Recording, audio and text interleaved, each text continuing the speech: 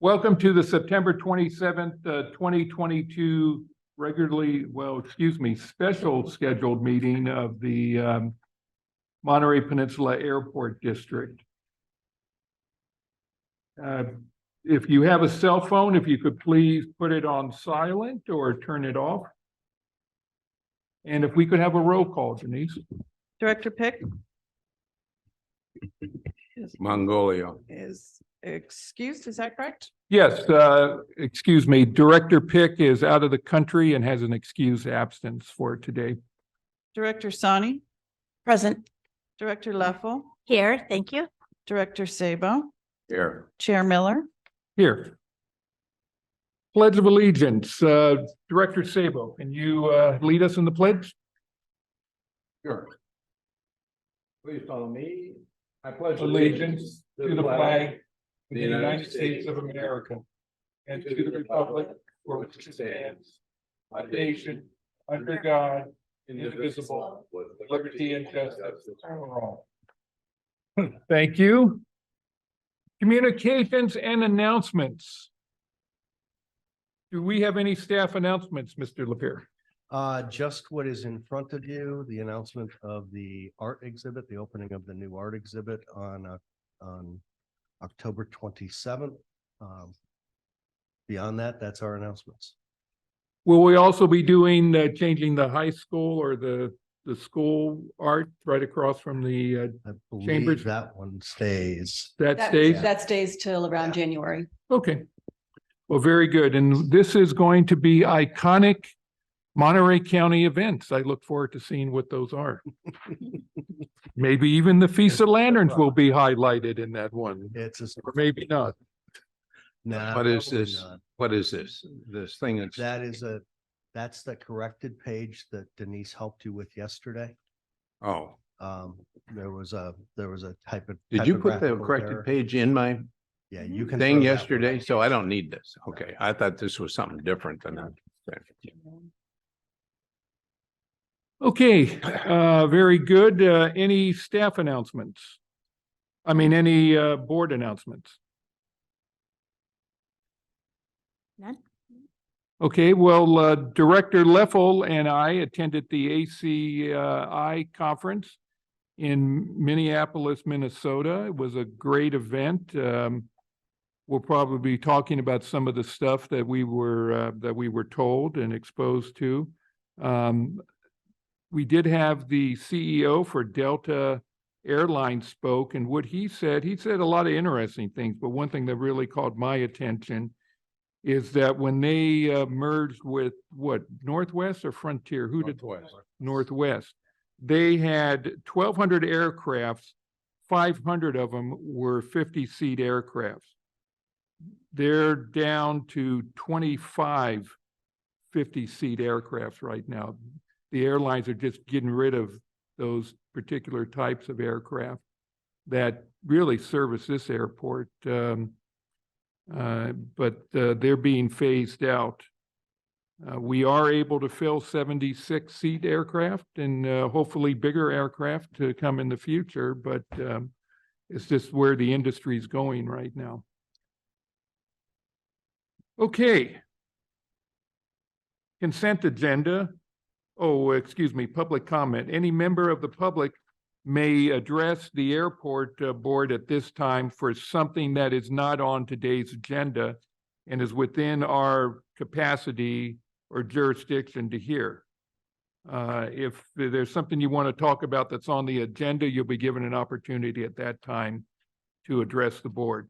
Does any member of the public wish to address the board at this time? Okay.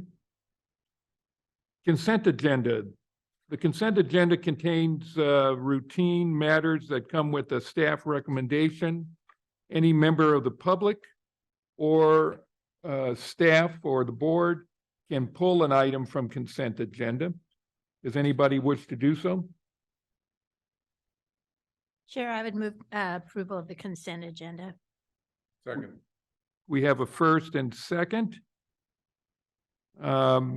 Because we are still remote, can we do this by motion or do we have to do a roll call? When does that roll call requirement end? Well, the roll call requirement is generally in place always for consent calendar, for the consent agenda items. Okay, The roll call requirement, if you have an officer that is attending remotely with Right. a board member who's attending remotely, then you do have to do the roll call. And that's not related to any of the COVID measures. If you have someone that's attending remotely, then you always have to do a roll call. Mm. If you don't have someone attending remotely, then you don't have to do a roll call vote. We did under COVID, but we've since That- left that requirement. Under the, as long as you pass the resolution related to AB 361, which is the item number 6 on the consent calendar. As long as you continue to utilize that resolution under AB 361, you'll need to do roll call votes. Okay.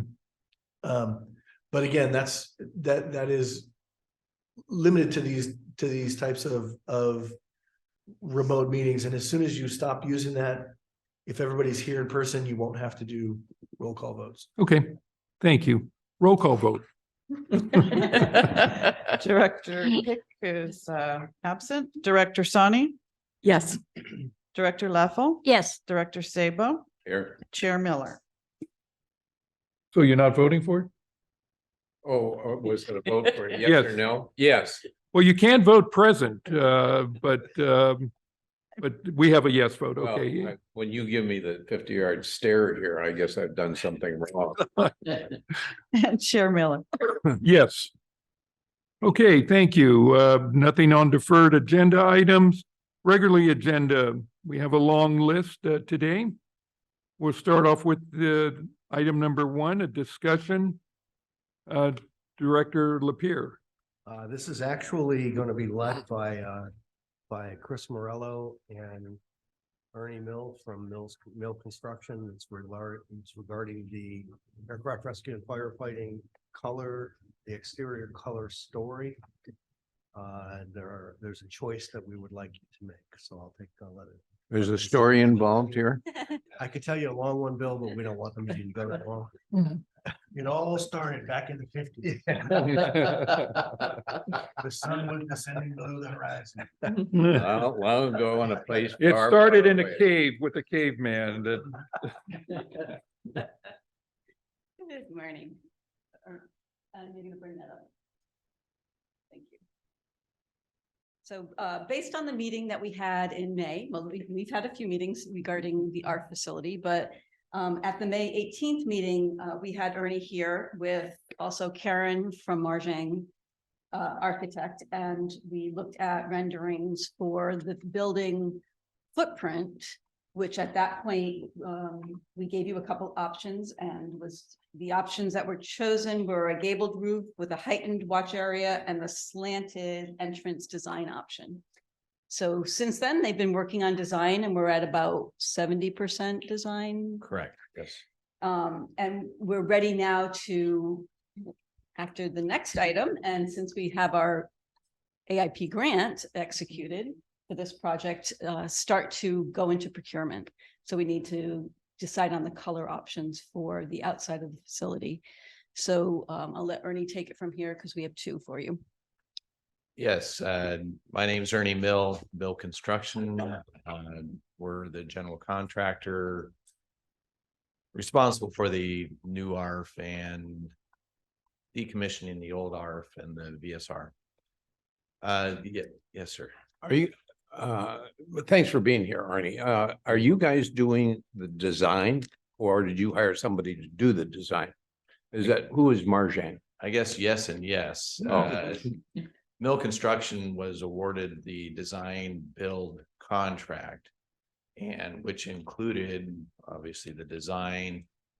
Underneath our contract is the architect, which is the Marjang, also the geotech and the structural and the electrical, plumbing, mechanical engineers that develop the entire package. So I guess it's a yes to your question. So Marjang is basically continuing to do the design work. Is that it or? Correct. Marjang is doing the architectural, so Okay. they do all of. You the- probably said that earlier. I just forgot. It's all right. Yeah. You don't look like an architect. No, no. So yes, this is the color presentation to the shape that was determined back in our first board meeting. The options that you see there and are in front of you are the insulated panel colors, which is the entire shell of this building is an insulated panel product that deals with the thermal properties that are required by Title 24. And then obviously the doors are painted to match in these cases. But really they're all LEED approved colors to get our LEED silver accreditation for this project. So it doesn't, to somebody that's used to understanding a dark building wouldn't typically be a thermally correct thing, being that it's absorbing the heat. These are all color products that are designed to reflect the heat, and they are all LEED approved, just to answer that question. So really it's up to you guys what you're comfortable with on the couple different options there. So you'll see on option A, where the larger portion of the front of the facade is the darker color. The smaller portion to the east, and both of them will have the wood entrance looks around the doors on all of the door entrances, but is the lighter color, and that lighter color then transitions to the side and the back. That's option A. Option B has the lighter color on the facade of the larger portion, but the doors are remaining dark there. So it's in contrast with the doors, where on the first option, the doors and the building on the large side were all one color. And then that darker color transitions to the east, the side, and then the back. So either of these, as Ernie said, do meet LEED certification. Although we're told by the architects that the darker one does have a little bit more what's called SRI, solar reflectance index. So it's a slightly better. And I would assume. Are you talking about B? A B, yeah, the Okay. darker color.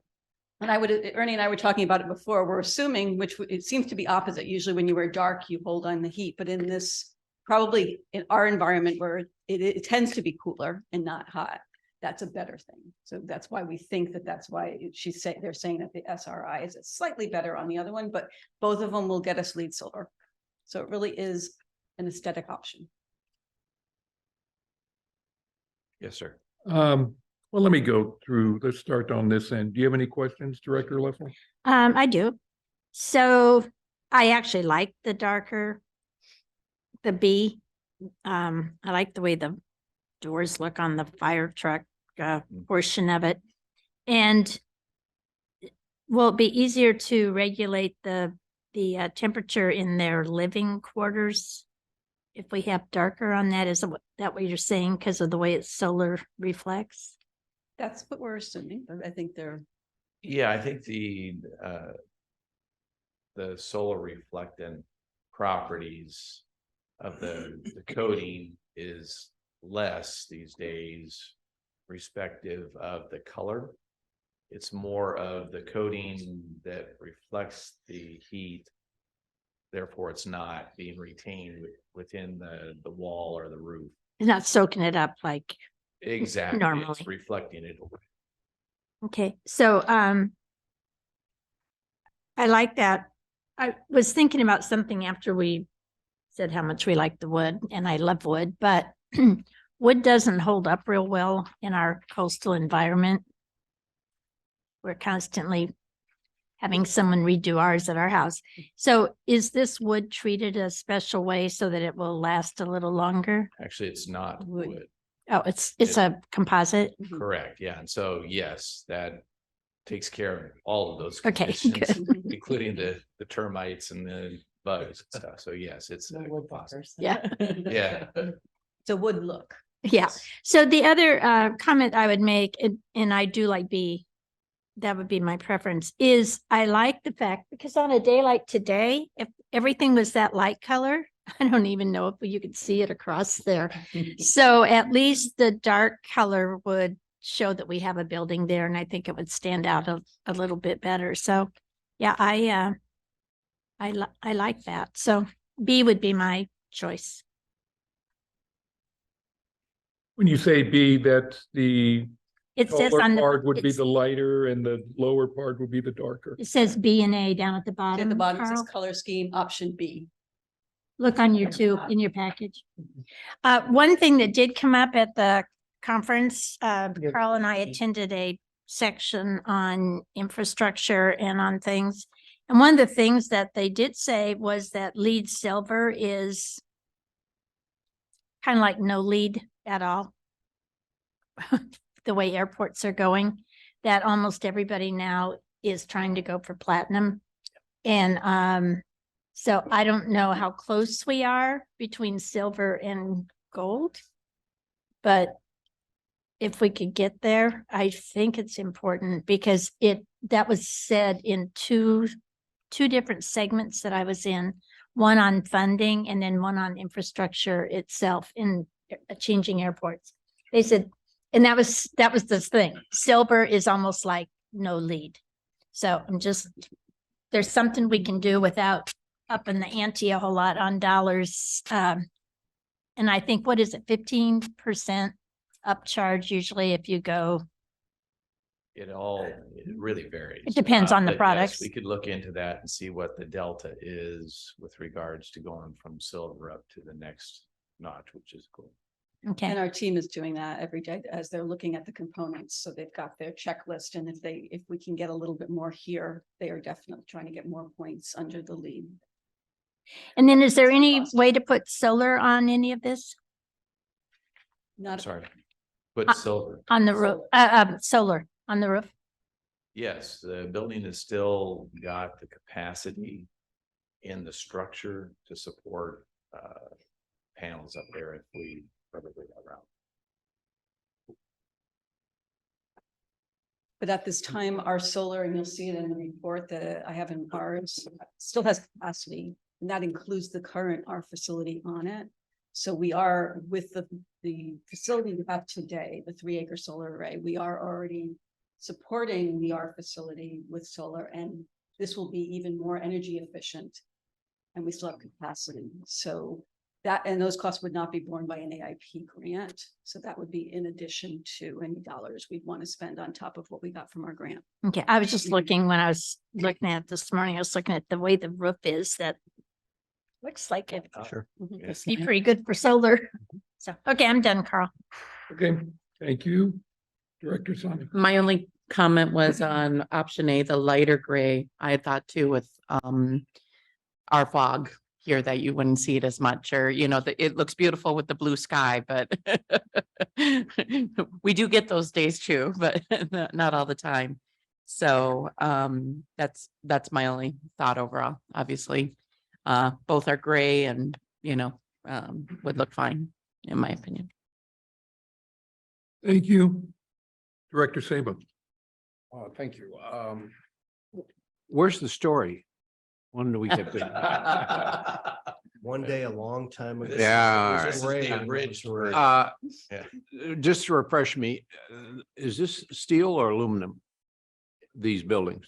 I mean, It's, the the exterior. building is a steel structure. The panel skins are a galvalume, they call it. It's a composite of less corrosive materials, i.e. galvanized steel and aluminum. And then they're coated with these coatings. So And they're coated with what? with the special paints that deal with the solar reflectance issues. Okay. Just a couple questions I have. I've always stayed away from buying black cars, and white cars because they show the dirt, very easily. Do you have any sense for the dirt factor here, over with the firehouse we have right now, it's kind of beigey and you don't notice dirt on it, but is this gonna show that I kind of like B, I like that dark color, but is that gonna show the dirt and make it look like we're not maintaining the building properly? No, it shouldn't. Regardless whether it's a lighter color or a darker color, basically that these buildings are very wash and ready, if you will, unlike concrete structures or painted buildings. You could get there with a pressure washer and wash it down and it's like brand new. So no, I think the darker colors in this environment would not show really much of the dirt. And if you get to the point after 5 or 6 years of stuff that you're seeing streaks or something, just a nice quick pressure wash and it's back to new again. So Okay, so it's basically getting somebody to get out there with the hose and hose it down, That's all to it would clean do. clean it off. Okay. yes, sir.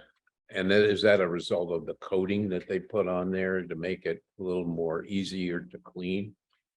Yes, a lot of times you hear the product elastomeric paints to deal with the moisture issue on stucco homes or buildings.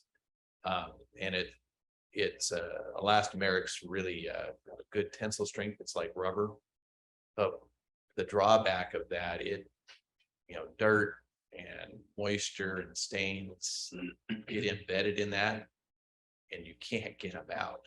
Yeah, And so, yes, the coatings on this are a hard Kynar finish that does not allow anything to get absorbed into it. And so it's very easy to wash, unlike normal painted surfaces. do you have any experience with this coating and in terms of how long it lasts before it kind of deteriorates and you lose the effectiveness of the coating? I'm not giving a quiz here. I was just kind of curious. Yeah, the coil coater companies provide, they call it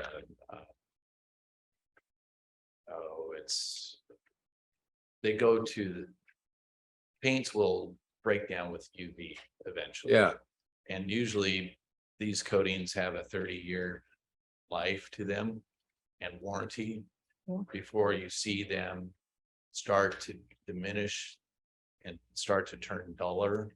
oh, So, and they still have the corrosive protectant properties, but what you first see is the sheen and the colors start to chalk or fade, and that's warranted for 30 years. So, they're much better than most paints. okay, that's good.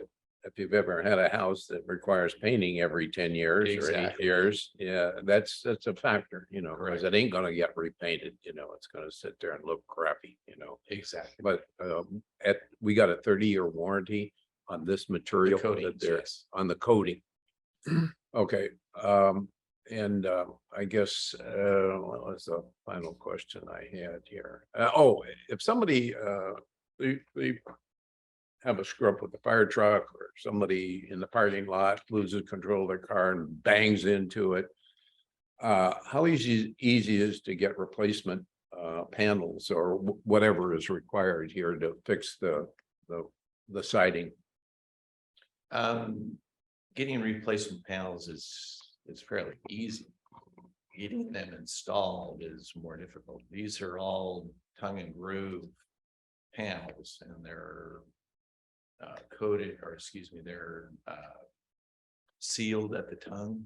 So again, there's no way of any kind of air or moisture to get through those tongue and groove joints. To replace a panel, you've got several options.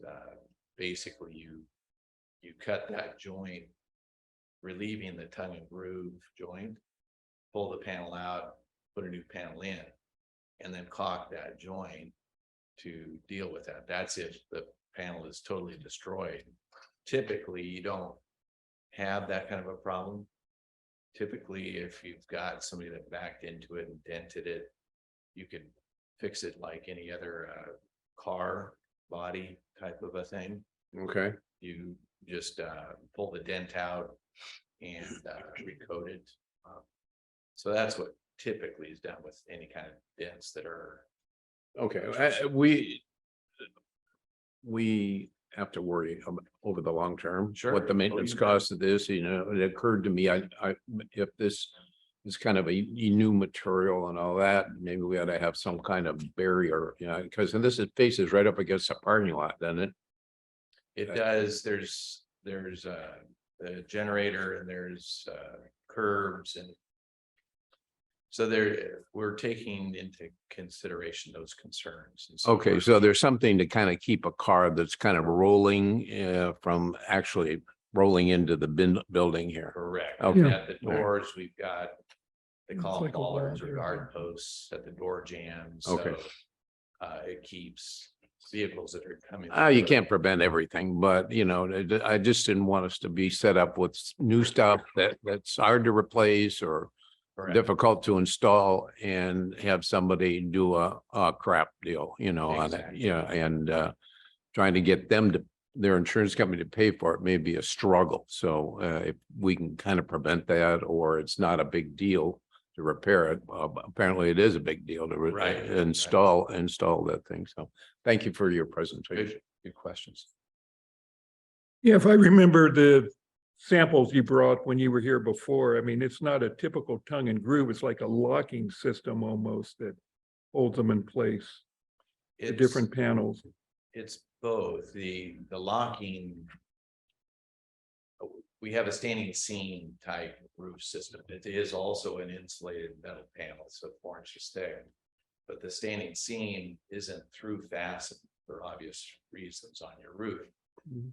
So it's a clip system. So the structural fastening of that roof system to the structure is through a clip that then is interlocked into that roof, and then they seam it, they crimp that top edge. And so then that clip has some expansion contraction properties. So when the panel expands and contracts with the heat cold, it just moves the clip portion that is designed to Mhm. slip. The structural connection is still there and isn't. But so that is locked in. The wall system it's like a typical tongue and groove. It will have 2 tongues and grooves that interlock. But the one panel is installed and face screwed through the tongue into the structure. The next panel locks in and then screws the tongue, 3.5 feet away. And so in sense, it's locked in structurally by the screws, but the tongue and groove really creates that diaphragm. Well, I don't have strong feelings either way on this. I mean, either one would work. So whatever the will of the board is.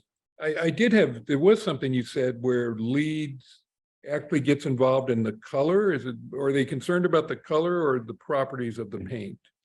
The properties of the paint, and that's where that solar reflectant property of the paint is based on the sheen, not the color anymore.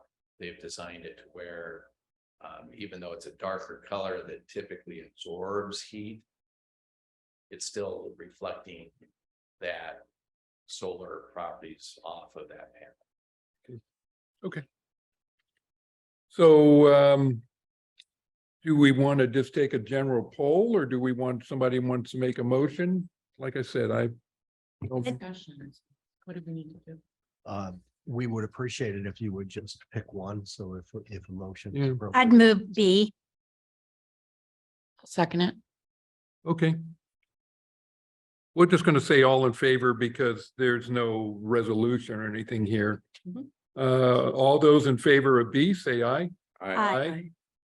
Anybody want to abstain or doesn't look like it? Okay, You have your color. Super, thank you. I can't help but notice it kind of matches the outfit you're wearing today too. That's Was the- that that's the intentional second or? part of the story. The next chapter. That's right, that's right. Thank you. Thank you. Okay. That was fun. Let's move on to item G2, resolution 1829. Mike? Last week, we had the pleasure of receiving a grant from the FAA, which you read about in the newspaper, and I had primed you previously that that was coming. Chris signed that in my absence, so we are ready to ask you to execute a contract with Mill Construction and Blue Scope Construction for the construction of the new ARF facility. I'll let Chris walk you through that. Thank you. And follow on part 2 of the story.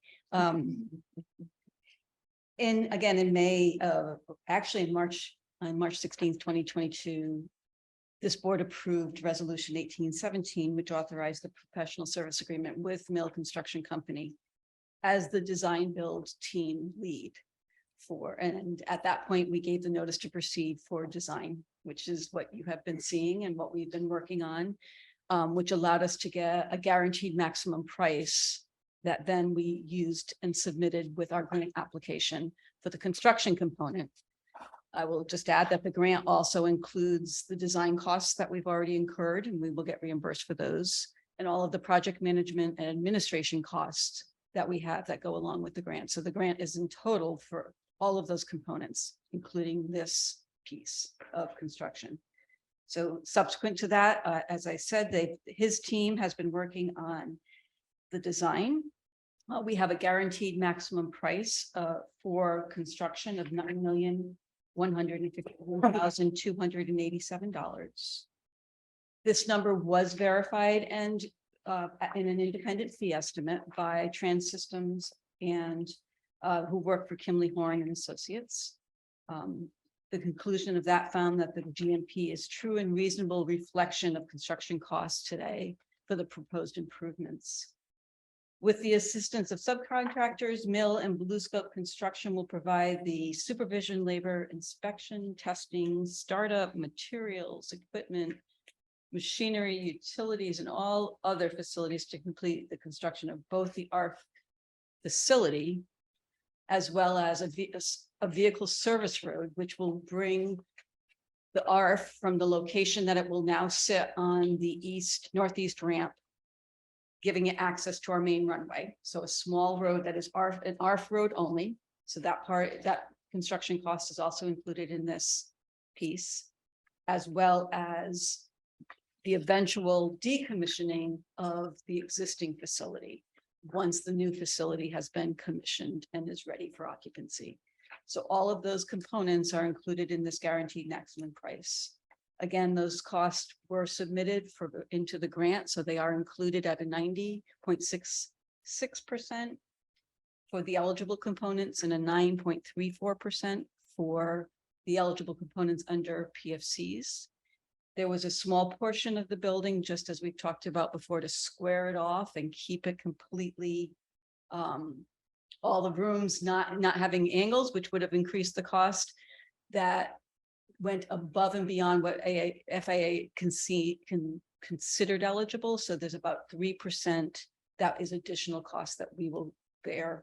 And that was included in our estimates in our CIP for the budget for this project this fiscal year. So we knew that there's the possibility of a little bit not being eligible for AIP funding. So with that, we would recommend that you adopt resolution 1829, approving the design build construction contract with Mill Construction Company and Blue Scope Construction Company for the replacement ARF facility. And we'll take any questions. Okay, I'm sure we have some. Director Sabo. Thank you, Mr. Chairman. Thank you for that presentation, and I want to thank you for in including that independent fee estimate comment as we requested in the finance committee. I guess when you mentioned the 3% because of the angles or something like that, so that's, I did math in my head, I may be wrong, but that looks to me like about $270,000. And so that's gonna come out of district funds, you know, or how are we paying for that? That would be an additional PFC match. More PFC money?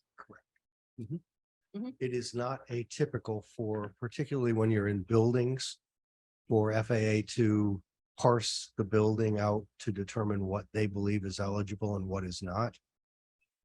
We spent about 2.5, almost 3 months debating eligibility.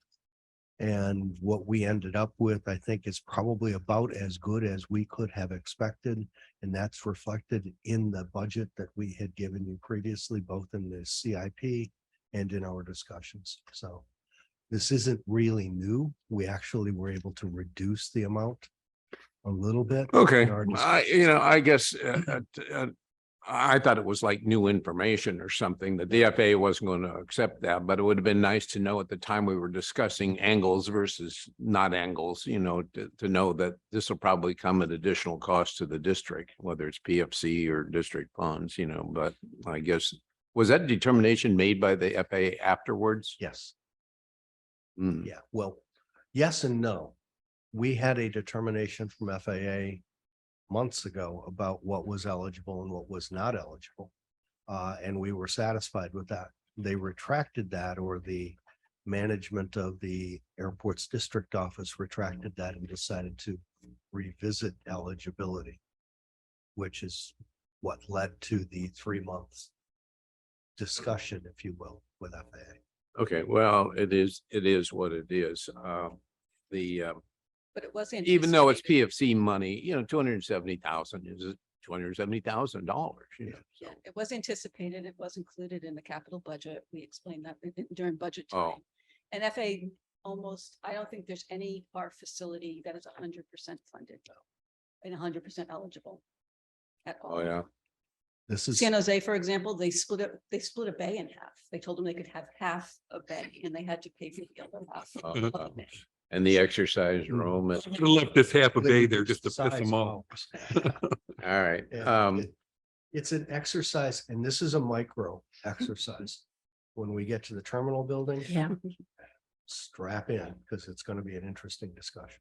Well, that's kind of what was occurring to me, that this is something that I guess I wasn't paying attention during the budget discussions, that there may be some ineligible portions of the fire station or anything else that are listed in the capital budget. So if it was there, I apologize for not paying greater attention, but that kind of slid by me, That's okay. Typically, if you can get 80% of your building to be eligible, you're doing quite well.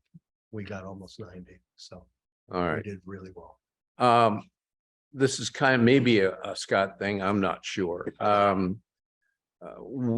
We did identify when the term of the contract ends, which is now, we corrected that, kind of referring to another document out there. So it's supposed to end on, the construction is supposed to end on July 30th of next year, and then demolition done by September 13th of 23.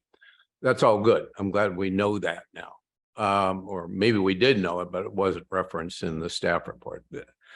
I guess the question I have is, if we don't complete on time, July comes and goes, and now it's October and we still haven't finished over there. Is there some kind of penalty involved here for not completing on time? I'm sure that Mr. Mills will complete everything way ahead of his schedule, but My recollection is that there is a liquidated damages clause that I'd have to look at specifically, but again, I'm going from memory here. Because it's a big, thick contract, and if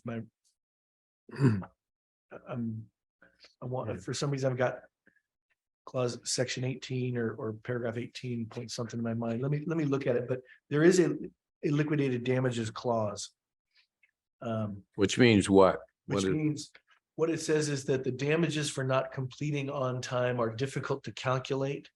And therefore, we're not required to calculate, and we just set a fine per day, X number of dollars per day. And I can't tell, and again, let me find it and I'll tell you what the number Okay, is. just, I wanted to address that, and I guess the other question I have while you're looking this up, and maybe Mr. Mills is, we can allow him to speak to it. We have a fixed price contract here, and we're all aware of the inflation things going on in materials and all that. If the inflation continues and this inflates the cost of all the materials that go in here and your labor and all that, which is an extraordinary thing. I don't know whether that was a factor when you made your bid, but what if the cost of these materials continues to explode? Are you going to be able to absorb all that? Or are there some provisions for coming back and saying, inflation did this to us, we need more money? Very good question.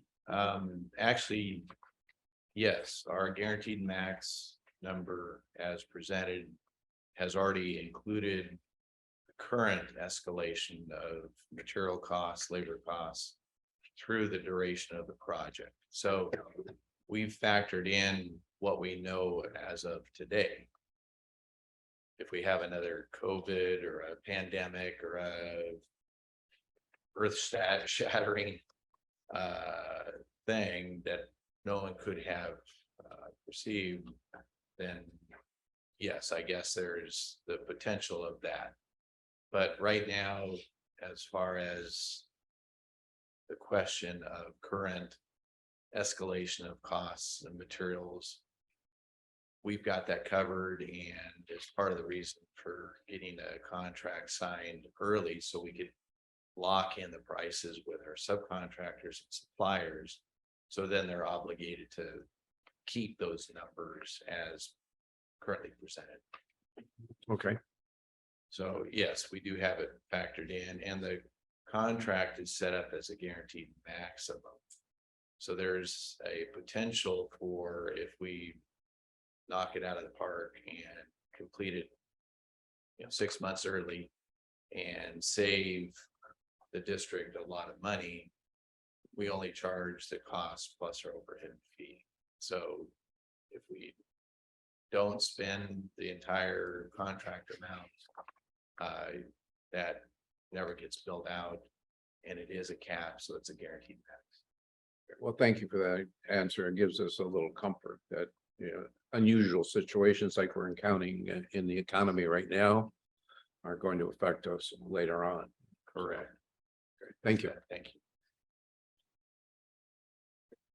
Anything else? No, Scott, did you come up with an answer to that question about what happens if? Well, I'm close.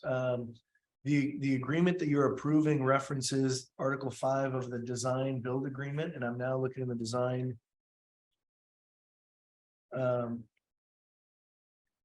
Here we go, liquidated damages, Article 5 of the original agreement. Okay, well, that was the only question that I had pending, Mr. Chairman. If you Okay. want to move on, maybe he's still looking. You have something to add? I do. Liquidated damages are the district's ability to control the project if in fact there is a problem with completing on time. You also have at your fingertips the ability to prevent the ultimate miss the deadline throughout the entire project. And Pierce, McKinley Horn, project manager, along with Chris and Daniel, will obviously be monitoring our progress from day one through completion, and we will have a project schedule that'll say we're going to do this within this duration, and each piece to the puzzle as we're completing it, if they're hitting those deadlines, the risk of this date being extended is very minimal. And so if our first deadline is missed by 2 weeks, the district has the ability to say, hey, Mill Construction, what's going on here? you need to bump it up and stop missing these deadlines. And so there's language in the contract to incrementally protect your interests so we don't ever get here. And including forcing us to work premium time, adding more crews, there's other opportunities from essentially day one. So you don't have to worry about the LD issue at the very end, which is a lot more difficult to deal with after the fact. Again, you could monitor and keep progress happening as planned. And if it's not as planned, make decisions, importantly, decisions to make sure that you are hitting those deadlines. So it's another piece of the puzzle that is. Okay, also- well, that's a comforting factor out here. And I'm only speaking as one board member here with concerns for, we're stewards of this, of the FAA's money here. We're responsible for the construction and all that. And if things go bad, well, then we have to kind of deal with all that, and we have our reputation at stake with the FAA, yada, yada, yada, all that sort of thing. So I was interested in what the incentive really is for Mills Construction to complete on time. I know you have a reputation to protect yourself, but if it doesn't happen and we are down at the end, and like this incremental thing is a good thing, I'm sure Kimley Horn will, be biting you, actually asking what now. But if it isn't done, it isn't done, so, and I've built enough stuff myself to know that after the fact, well, it was who shot John, and not my fault, and that's kind of where I was, when I'm asking the question. I'm okay with whatever we want to go with in the contract. As long as if you had to go to court, would you recover any money? Yes, Okay.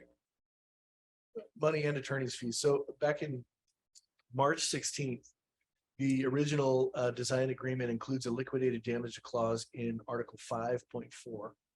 Liquidated damages are at $10,000. And then you also have the ability for consequential damages, meaning as a consequence of the delay, you can add in things like you have to work overtime up to and including, I would suggest, you have to work 24 hours a day. Now that may not be palatable to the community, right? So you may not want to enforce that, but you do have the ability to enforce overtime, extra time, work on weekends, holidays, what have you, to get something done.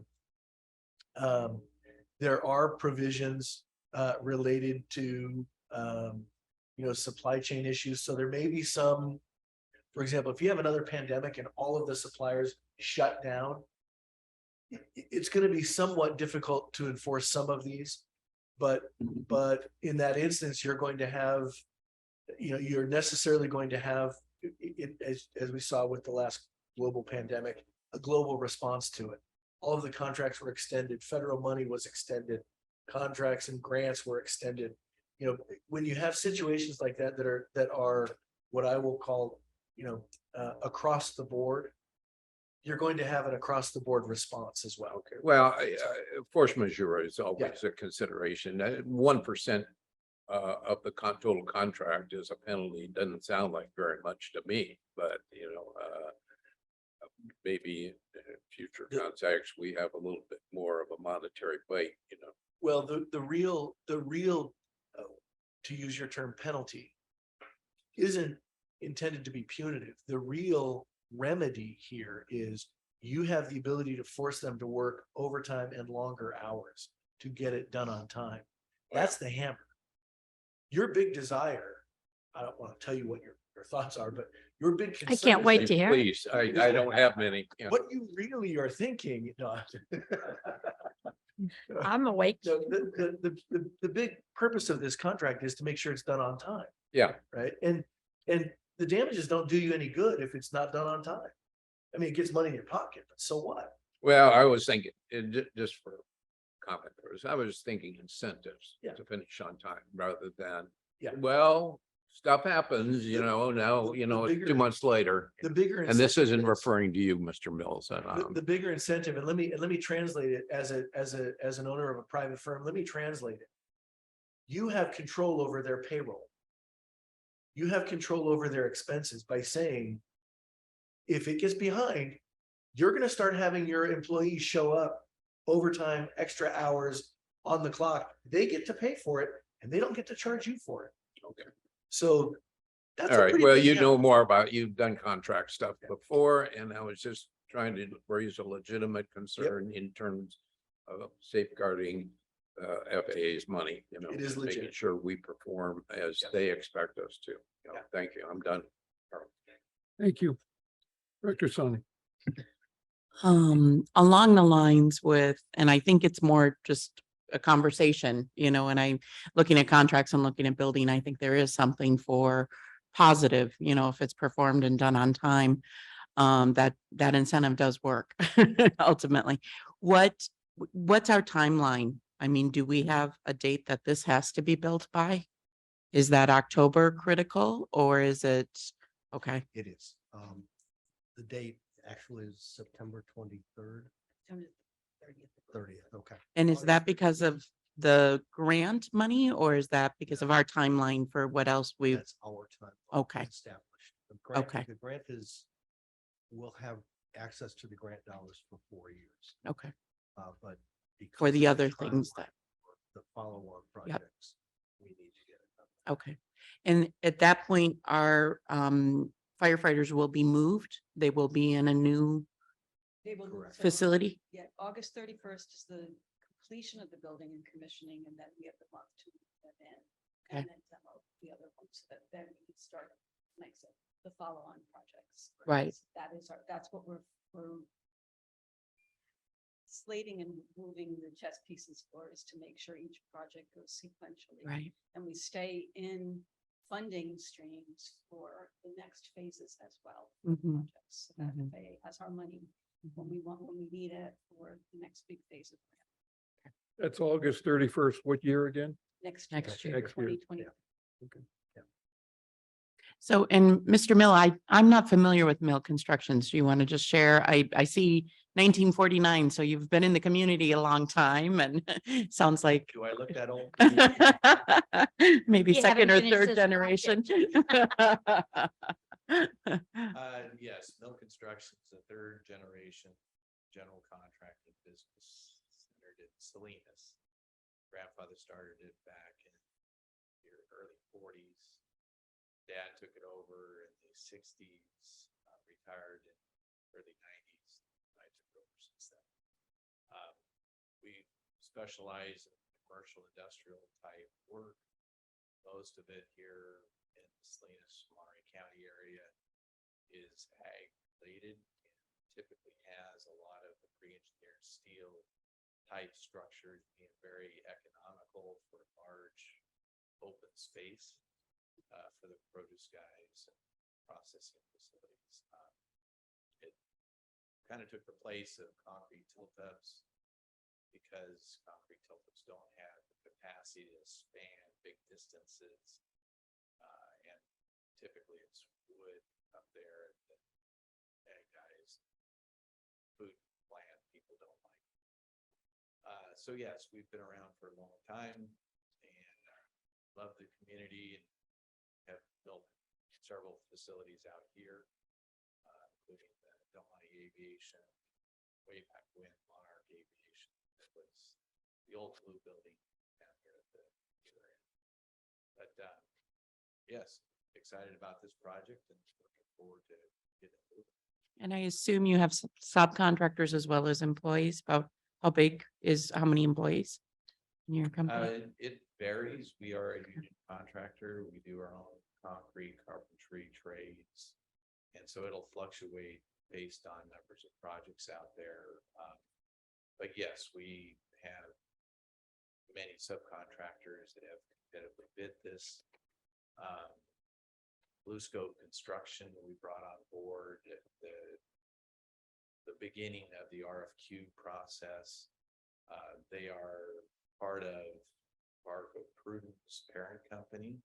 Parker Pruden is the pre-engineered steel manufacturer that's gonna manufacture the iron to basically get the quickest, most cost-effective package for you guys. Is why we brought them in. So they will be basically the head GC general contractor. They'll be partnered up with them, and they'll basically provide all of the on-site field labor, and we've got the relationships with all the local contractors.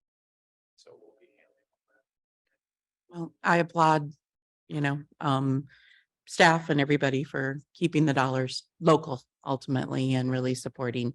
And I know that that's something that we talk about, that we are providing, economic opportunities to the community and continue, and, the funding certainly too, from the congressman's office all the way down. It's great to see.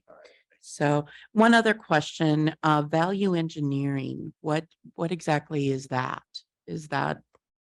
That's where we'll work with Ernie, or Pierce Melvin from Kimberly Horn will work with Ernie throughout the construction process. And there may be places where Ernie has an idea of how we can save a little money, or Kimberly Horn may have an idea. We'll sit down and work with Mill and with Bluescope to determine whether that's a viable option or one that we want to take.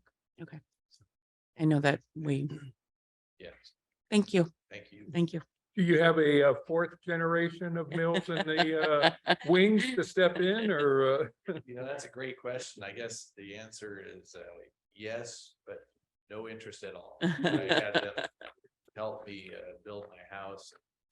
They saw that there was a little bit of manual labor involved and working long hours. So they said, no, I'd rather fly airplanes, which my son is now a commercial pilot for SkyWest. And my daughter is actually a commercial dog walker in San Francisco. So they had no interest in construction at all. Well, it's never too late to. That's true. And I'm sure some may hear this and think, are you looking to adopt? Thank you. Director Leffel. When House started, it was Leffel and Son spent one summer, decided the Navy looked good. So there you go. Couple things. I have known Ernie and his dad for, 35 years. So long time, and they have an excellent reputation, particularly in the Salinas Valley, where they kept real busy for years. I looked up Bluescope and I was really impressed with their website and with the way they do business. And I think it will help, if I'm reading everything that they do, that they can really control the supply chain and the delivery of things. And it looks like it really, bringing them on board really helps fit the Buy American piece of what FAA is looking at, because it looks like everything is pretty much manufactured in the US and delivered in the US. So I think that was a really good choice, and the product looks good. Who's going to do the demo? Because I know that's like.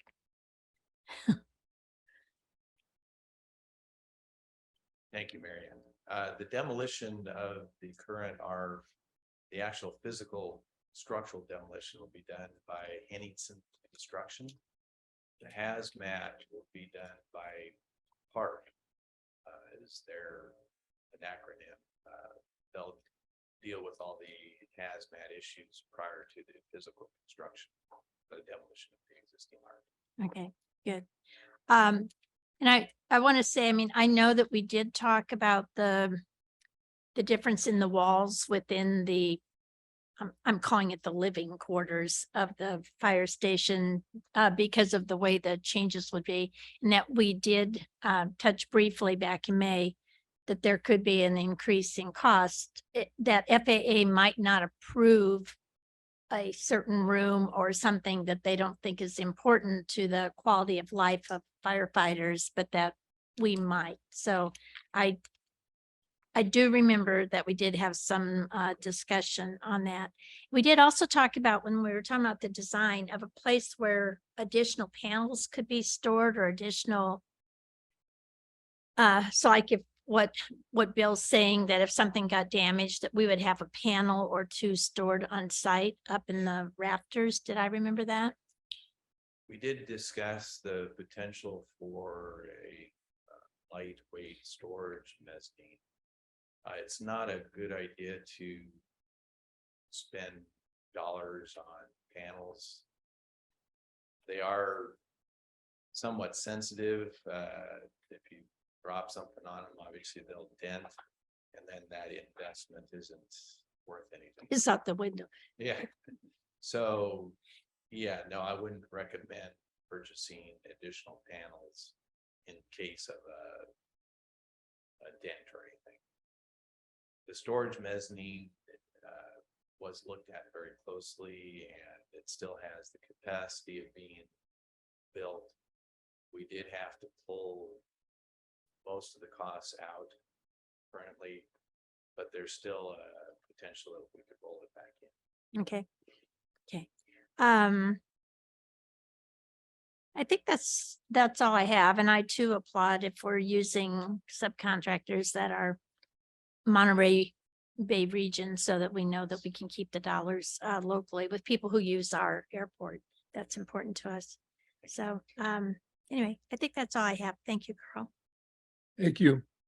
Couple quick questions. Says you don't have to get up, but you've been hopping up and down. What size of the crew do you envision out there? Okay. Yeah, then hop up again. I need my exercise. It all depends on what What phase you're at? Yeah. correct. And most of the crew size is going to be sub-driven. The physical work that we'll be doing, the foundation is pouring concrete. During that time, we'll probably have no more than 6 or 7 out here of our crew. But there will be the site contractor will have probably equal number. They'll have the plumbing, mechanical, all the underground folks. So that any given time, there's probably going to be at the most maybe 25, 30 individuals out here. And this is all going to be during regular business hours. It's not going to be, sometimes when we like work on the runway, we have to do it at night when there's no aircraft coming and going. That's good.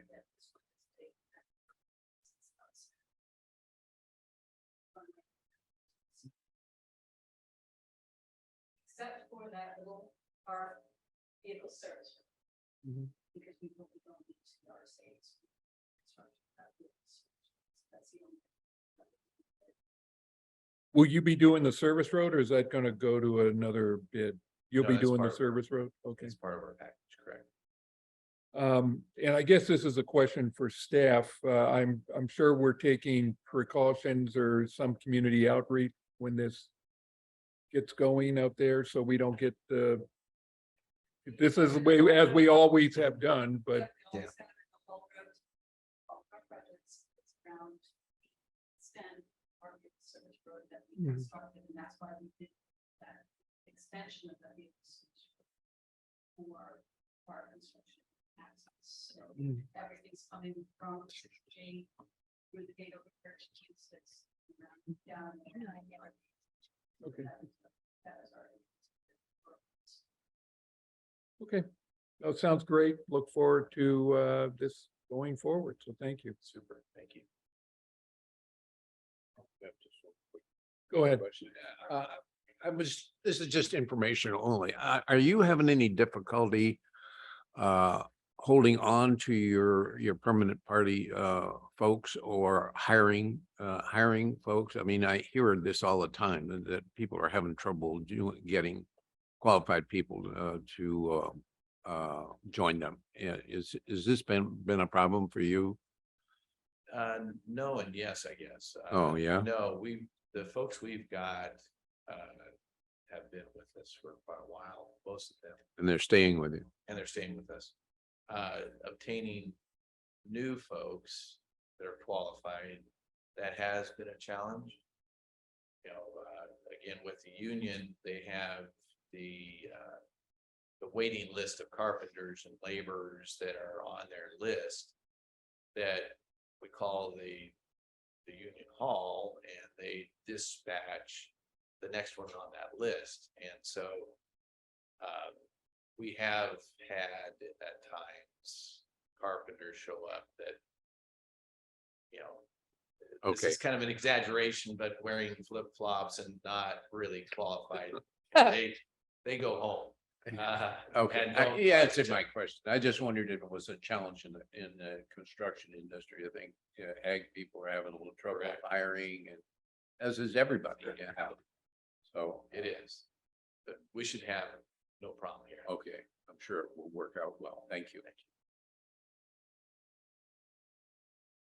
Okay, we have to adopt this contract, so I will take a motion. So moved. Do we have a second? Second, Okay, first motion to approve by Director Leffel, second by Director Sani. We have a roll call, please. Director Sani, yes. Director Level, Yes. Director Sabo, Yes, just interrupt. Did you ask for public comment? I did not. But we don't have any members of the public, but I still, oh, we do, We do. okay. So any member of the public wishing to address this before we finish taking, we haven't decided yet, technically, we're almost there, but any member of the public, if you want to talk, please raise your hand in Zoom land. Yeah. Okay, seeing none, continue with the roll call. We'll, Yes. yes. Okay, thank you so much. Item G3. Happy building. Yes, thank you. Item Like, why are G3. you still here? Thank you. Hi, Ernie. Item G3, amendment with the professional service agreement with Kimberly Horn. Mike? Now that you've hired Mill Construction to build your new ARF building, we need some help from Kimley Horn to make sure that they do a good job and to manage the project for us. So item 3 is an amendment to the professional services agreement with Kimley Horn so that they can work project management services with Chris's team as we've done in the past on phase C, which is the aircraft rescue and firefighting facility construction observation. Chris can give you any of the gory details or answer any of the questions regarding the contract. Pierce Melvin from Kimley Horn is also in Zoom land, should you desire to have conversation with him as well.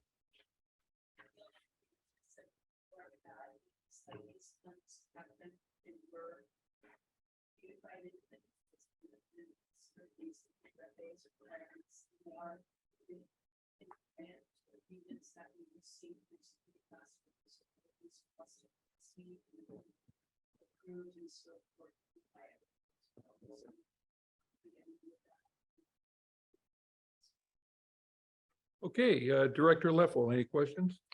I do not, and we talked about this in finance, and I'm very comfortable with Kimley Horn. They have never failed us in the 14 years that I've been here. And I appreciate that. I really believe that they look out for our best interest here at the airport and do a really good job. So I am in support of this. I apologize. I have to leave for a few minutes and I will be back. Give me the, Okay, We've been watching the clock here. I know, my ring told me. No, it's. Where's your wheelchair?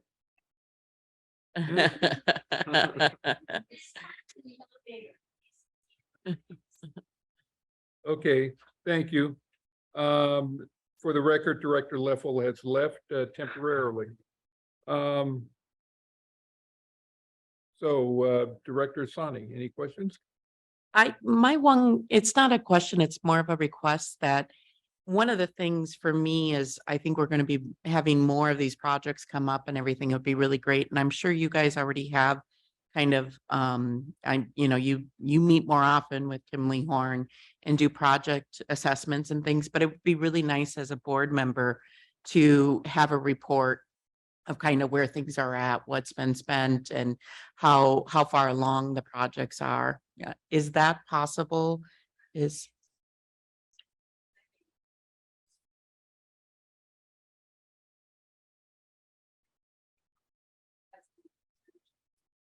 okay. That spreadsheet, that, okay. Okay.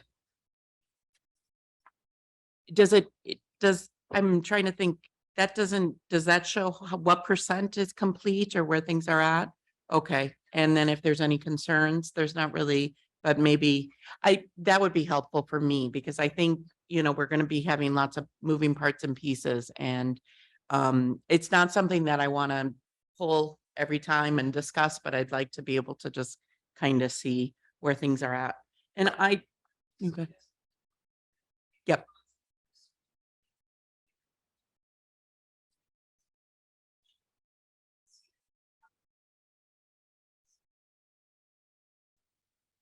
That is the information spot.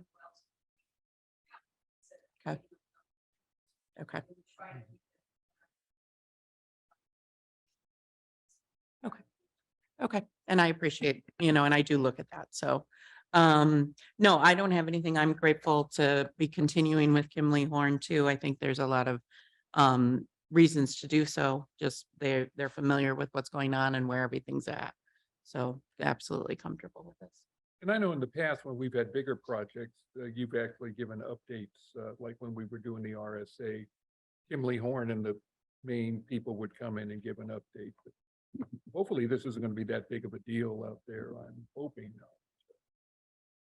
Keep fingers crossed. It's a primer for what's to come. Right? Yes. Make sure we can Handle this. We can't handle grease this. the We're in skids, huh? Go ahead, Bill. Yeah, I'm supportive of approving the contract as written here. But following up on Director Sawhney's comments, as one director, I guess I'd like to know if there are issues associated with construction, any construction that we have here that Kimley Horn is overseeing on our behalf.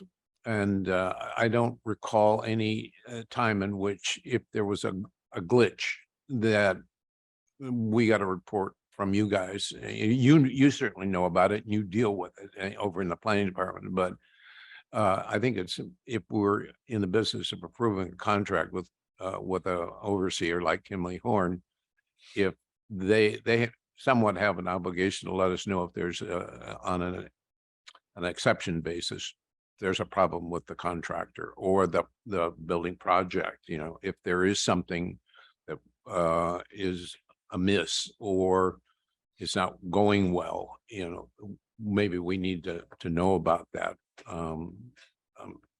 That's just my thought, not full-blown reports all the time about the progress, but rather if there's an exception, would it be your department's protocol to bring it to the board?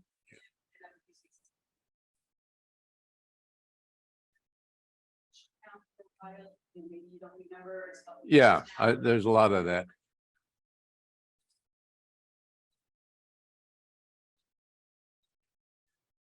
Okay.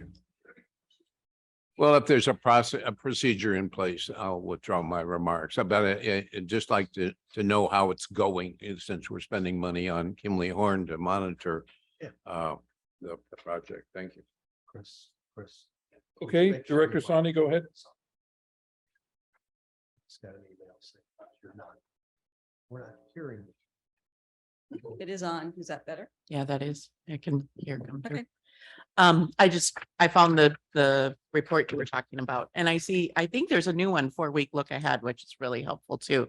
So that kind of lets us know what's next in the step and things of that nature, Yep. as well as the current status. So, Correct. And that yeah. would be the best place to look. I think and we do update that every month. Mhm. And this dollars are accurate to the month of what we've spent, right. what invoices we've processed. So Wonderful. Yeah. I appreciate it. And I appreciate the 4-week look ahead. I think that's helpful too.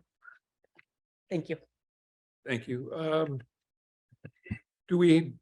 Has Kimberly Horn assigned a project manager to this yet? well, Pierce is our project manager. Can we let-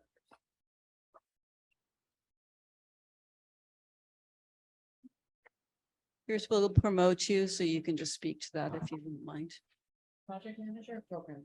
He's our, program manager, but also, they will assign, for the project. Oh, he's with Kimberly Horn? Pierce? Yes. Yes. Yes.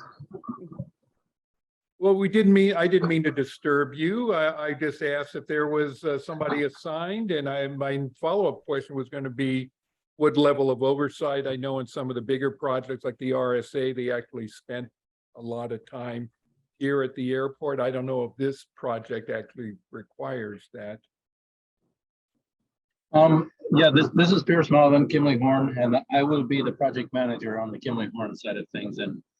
And like Ernie said, as the project goes through the various different phases, so our on-site support will do the same thing and oversight. So we anticipate at the start, it might not be full-time, but as they get really into construction, it will transition into a full-time person out there during the construction. And then towards the end, it probably wind down a little bit as well. Okay, thank you. That's all I have. I'm ready to, if there's no public, if any member of the public wish to comment? Okay, I move the question. okay, we have a second? I'll second it. Okay, motion to vote by Director Sabo, seconded by Director Sani. Roll call, please. Director Song, Yes. Director Is gone. Sabo, Yes. Chairman. Yes. Okay, thank you. Why don't we take a 5-minute break? Let's make it 10 minutes. 10-minute break. Give Director Leffel time to return. 10:30. Okay. Okay, welcome back. We have adjourned, re-adjourned for the September 26th General Board Meeting. It is 10:33. And we are at item G4. Approve operating agreement with Turo Incorporated. Peer-to-peer vehicle sharing concession. Is Mr. Huber walking us through this one, Mike? We or- certainly can let Mr. We Huber do hope that. so, He's huh? the author of the document, so why not? Well, as any attorney does, you usually, when I was in school, plagiarism was a bad thing. And it's only when you become an attorney that you realize that plagiarism is not only a good thing, but it's embraced in the world. This is an operating agreement that is very similar to many others that have been approved by other public agencies, including all of the protections for government agencies related to peer-to-peer vehicle sharing. This started some time ago. Turo is they like to brand themselves as a disruptor in the vehicle rental market, although I think there's some dispute about the actual disruption.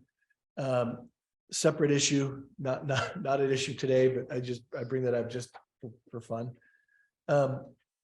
Turo is a peer-to-peer vehicle sharing company. Individuals who wish to quote rent their vehicles, although they don't like to use word rent, it's to share their vehicles for a fee with others, may do so.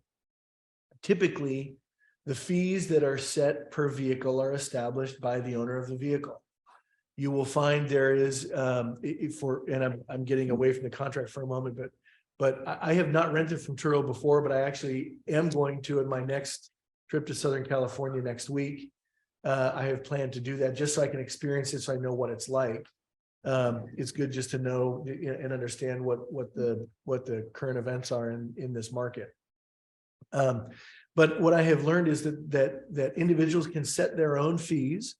You may have two identical vehicles from two separate owners. One may have a delivery fee and a pickup fee, and the other one may not.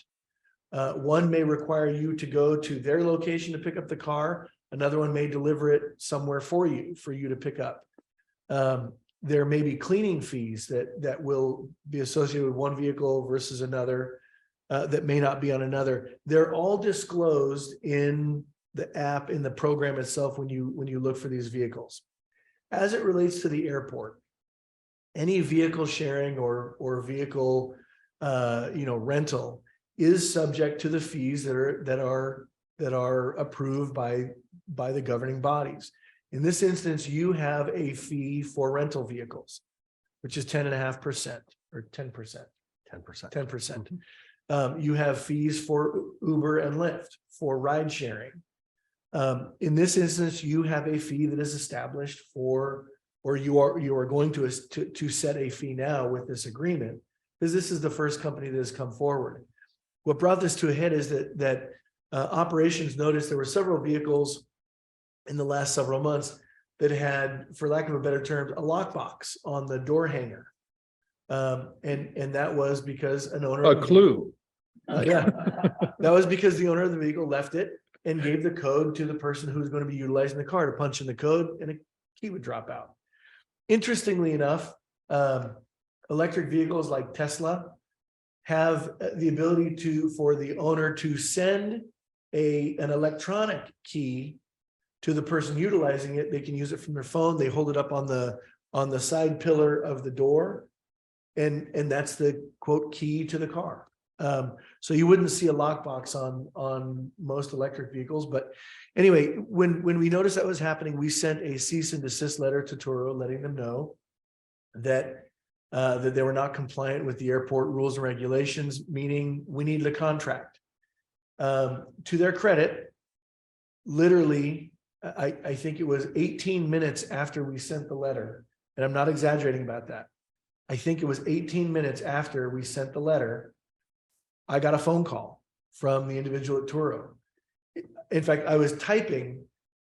I sent the letter to Turo, the cease and desist letter. And then I took that email and I was forwarding it to Mike and staff here. And I was typing what what the letter said. And I was typing the email to Mike when my phone rang. It was so fast, I didn't even get the email out to the executive director, letting him know that the email went, that the letter went to Turo. And I had a response from them.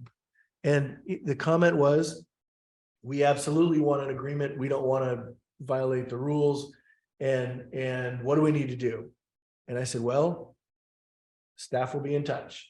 So I changed my email to staff, said, hey, I just got a phone call from Turo, and operations made contact, and that resulted in the document you have before you that I did prepare. I did freely admit I plagiarized from several other airports. I picked and chose from the best terms among all of them, put it together, and you have the agreement that's in front of you. This does, there are two options that Turo has. One option has a 6.5% fee. It is 6.5, right? Correct. Yeah, I don't know why I'm questioning my numbers this morning. It's Usually okay. I'm spot on with those. A 6.5% fee if you allow them to utilize short-term and long-term parking. The fee increases to 10.5% if you allow them to use curbside transfer of the vehicle. So in other words, you'd have an individual who waits at baggage claim, person comes out, they transfer the car at baggage claim. Given the constraints we have with the curbside and with the amount of curbside available at next to baggage claim, staff thought that it would be best to have them utilize only the short-term and long-term lots. and to not allow transfer at baggage claim. So this includes a 6.5% fee for all rentals or all, cars that are utilized under this agreement.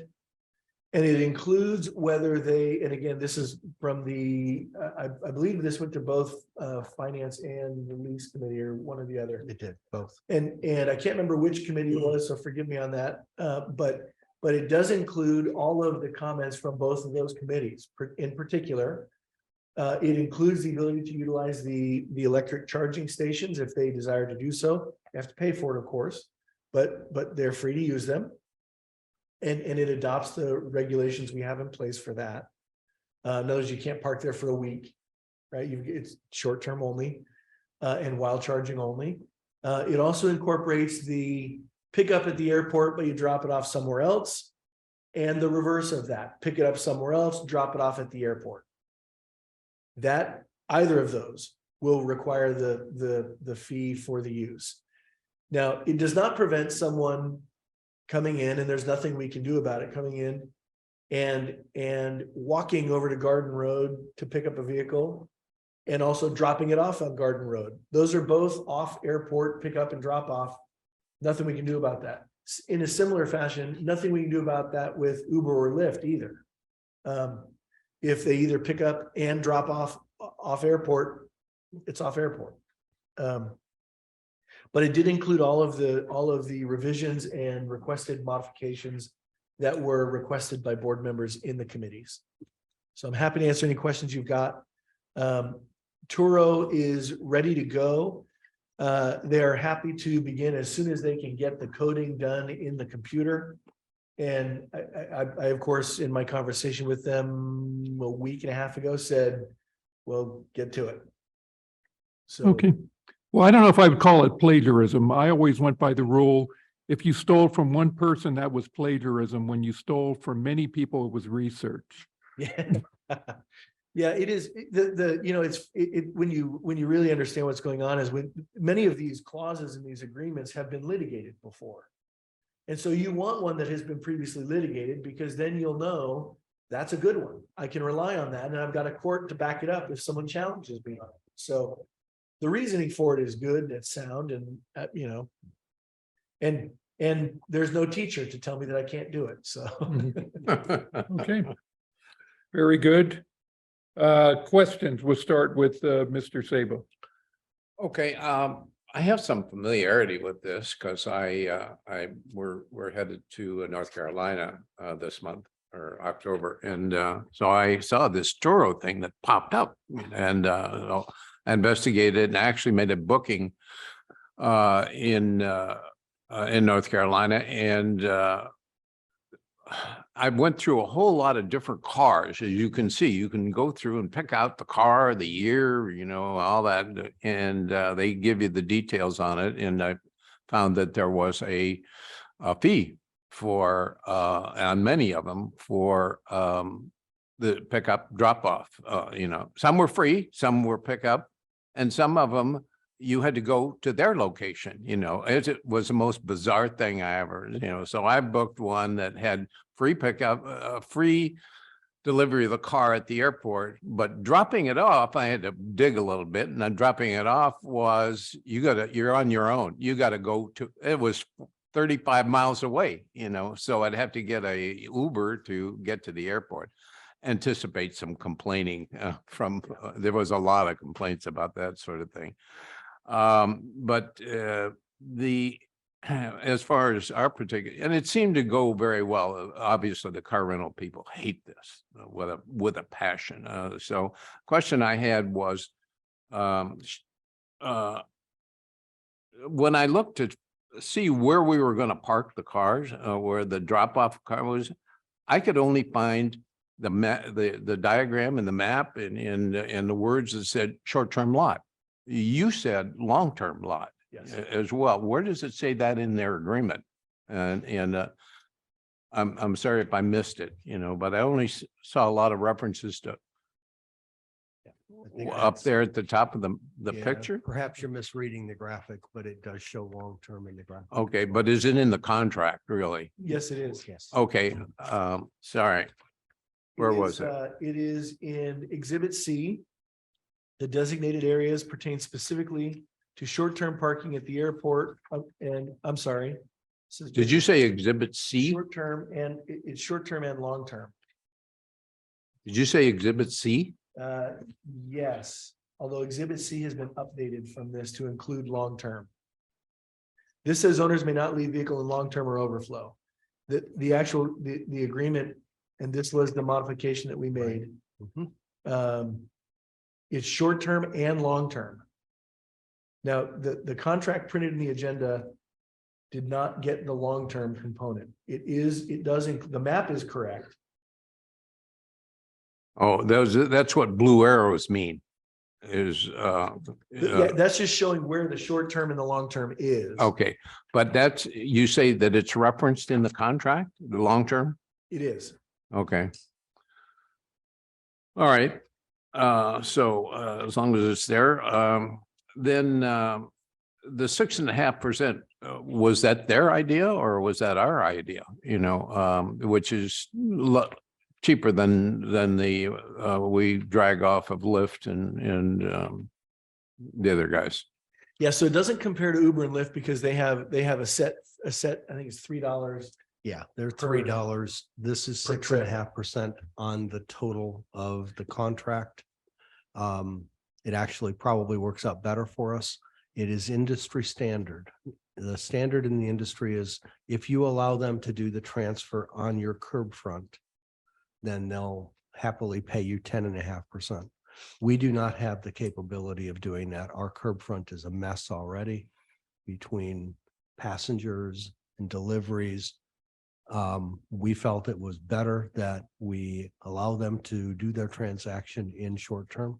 Well, I understand those logistics. I just wondered if it was their idea to develop an industry standard of 6.5% versus us saying No, when 6.5%. When you look at the other airports that have done this, 6.5% and 10.5% are Yeah, common. to answer the question, Turo initially, I went and I dug into this a little bit. Turo initially wanted a lower fee for both of them. The larger airports have said, absolutely not. Here's our fee. And if you don't like it, you don't have to operate here. That's okay. Okay, And so now to use the term, it is industry standard. It is industry standard. And once some of the larger airports have glommed onto this, the only option for airports the size of Monterey Airport is to say, yes, we like it, go ahead and do it, or no, we don't, get off the airport. You really don't have the ability to adjust once the larger ones have picked that number. okay, all right. So how will we monitor this whole thing? Will they have a sticker on their cars that say Turo, or I mean, Yeah. if it's dropped off in the lot or whatever, and they're not even playing according to the rules, how will we know what we're dealing with here? It's actually done by the application itself that they utilize. They have an internal application and we do have the ability to audit, just like with Uber and Lyft. Yeah, If the pickup or the drop off, they're able to do a little geofencing around the airport. If the pickup or the drop off happens at the airport, you will get a fee for that. If the pickup or drop off happens outside of that geofencing in their software, then you won't. Now, again, we do have the ability to audit that. So if we think that there's something going on, we'll have an ability to go to have them, to get their books and their numbers. And quite frankly, we would have the ability to test it. If for example, if we happen to think, hey, well, they're doing pickup and drop off, at curbside and we're not getting money for it. Now, for a moment, forget the violation of the curbside item. But if we thought that was happening, or if we saw people getting in and we thought, hey, we're not getting paid for these, if suddenly they have a report that says, oh, there were no rentals this month, we would be able to audit that. And we could also test it as well. Okay, so there is a geofencing aspect to this whole Yes. thing, you know, that's important because what it first occurred to me was, and I actually talked to the people I was gonna rent the car from in North Carolina. They said, you know, we won't charge it for, you know, we'll just, you know, come by and drop you off or pick you up at the airport. And I said, that's for free? Yeah, it's for free. And Asheville Airport has an agreement with these guys. Okay, so they were trying to defeat the system. And I don't know whether how that was going to work here. If in fact they don't charge, the only way we get revenue is off of their app. Yeah. You know, using the app and whatever they charge the customer, we get a drag off of that. So if they slide into the curb and pick you up with a telephone agreement between the picker upper and the being picked up, we don't get any money, you know, so. Yeah, I questioned the individual about it who, when we were, you know, from Turo, when we were talking, they do have the geofencing Good. A capability and B, that's really the only thing. I mean, that's, it's not like that's an optional thing. That's how they do it. Okay. I mean, and to be candid with you, that's what is going to take them a little bit of time to get this set up and into the system, because they have to tell their computers, hey, in this area, pick up or drop off in this area means we pay a fee to the airport.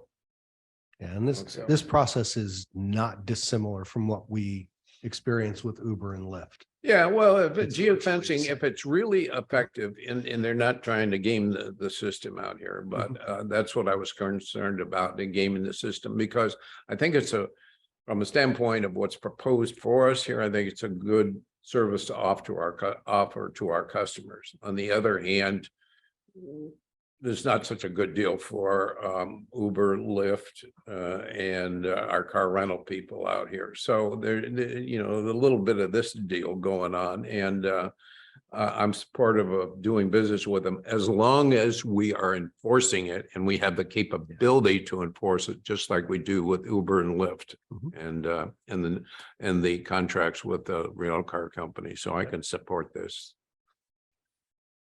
Okay, thank you, Director Sani. I don't have any questions. We discussed it in lease and I'm comfortable with it. I think it may provide some solutions for our rental cars overall. And, you know, it certainly is something that's used by a lot of people. So it's great to have the option and another choice.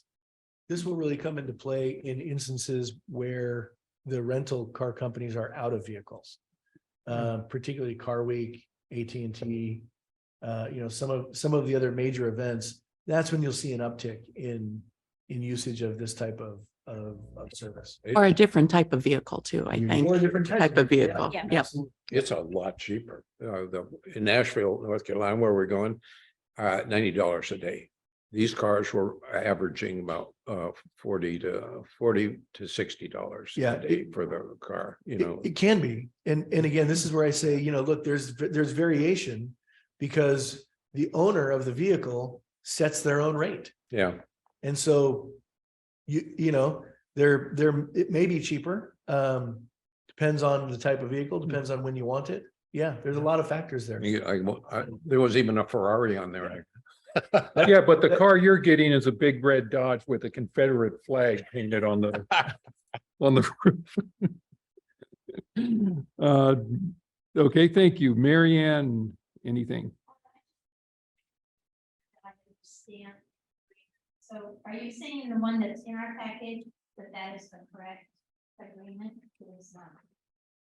The one that is, I had a telephone conversation with Matt Nelson and with the gentleman from Turo. And we included long-term parking, but not overflow parking. And when I went to Exhibit C with the question from Director Sabo, long-term parking is included, but the one that's in the packet doesn't include that. It's on the map where it's got the blue Yep. arrows, but it's Yeah. not in the right. That's Yeah. correct. Because I read it. Article 2 definition. So F says on airport property, but it does define there. And then if you go further in it, designated areas. So do we need to fix that? Well, I think it's fixed. Yeah, I think it's fixed. We just included the incorrect less than final version in the packet. Our apologies. In designated areas, in Exhibit A, it talks about what the designated areas are, and then that's in, I'm sorry, Exhibit C is where the designated areas are. Right. It has been fixed. I've reviewed it, and it's the final version is it does include both short and long-term parking. So you're talking about Article 302 designated area that it's fixed?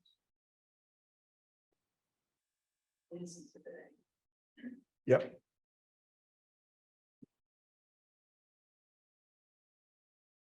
Yes.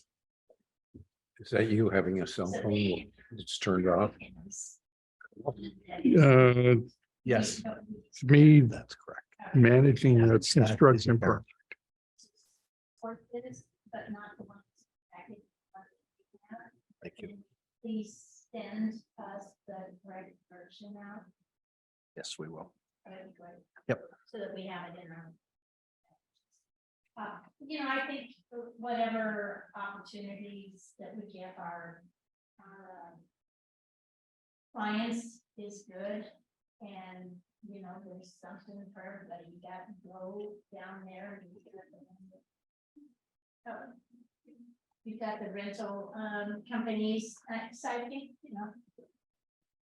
We're good. I'm interested to see do you have any idea, Chris or Mike, how many people were using it before, as you became aware of it?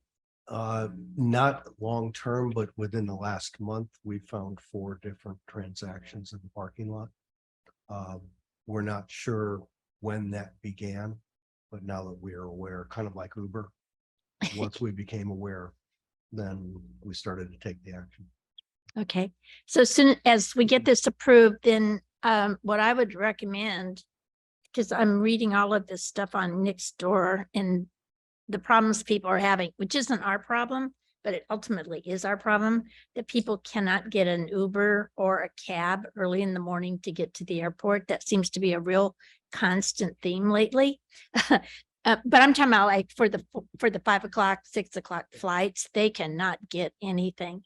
And so I would just suggest that maybe on our social media and webpage that we put a whole section on how to get to the airport and how you get vehicles and things, just to kind of parse it out for people, because there's a lot of confusion, and anything we can do to get people here and to get them to use our airport would be good. So anyway, I'm in favor of it. I just wanted to make sure that I was voting on what I thought I was voting on. yeah, I don't have a problem with this. I'm surprised the rental companies aren't more concerned about this. You look at the cab industry that has been ruined by Uber and Lyft. At one time, you'd have to spend hundreds and hundreds of thousands of dollars to get a medallion in New York, and now they're almost worthless. They've ruined themselves, Carl. They have, but this too has the potential. Are there any competitions besides or other companies besides Toro involved in this? There are. This is an emerging market, and Turo seems to be the leader of the pack. Just like when Uber came out, Lyft was, closely behind, then you have Wings and you have a bunch of others. Turo is the leader right now. I'm going to make a sort of a pejorative statement, and I'll say this. I don't mean this to be negative about Turo at all, but I would use Turo typically if I were on vacation or somewhere where I didn't have to be at a specific place at a specific time. But as a business person, if I have a 9 o'clock meeting, I don't want to have to deal with, maybe the car will be there, maybe it won't. If I go down to the rental car counter and that car isn't there, like, for example, I've rented here many times, to drive. I've flown in here and then, driven home. And I can't tell you how many times they haven't had my vehicle, but they've had a vehicle. And they said, would you mind if we upgraded you to, for example, one time I got a Mustang, I rented a mid-sized, small, little nothing car. And they said, well, gee, we don't have that. Would you mind a Mustang convertible? Heavens no, I wouldn't mind a Mustang convertible. Yeah, but it's gonna cost you.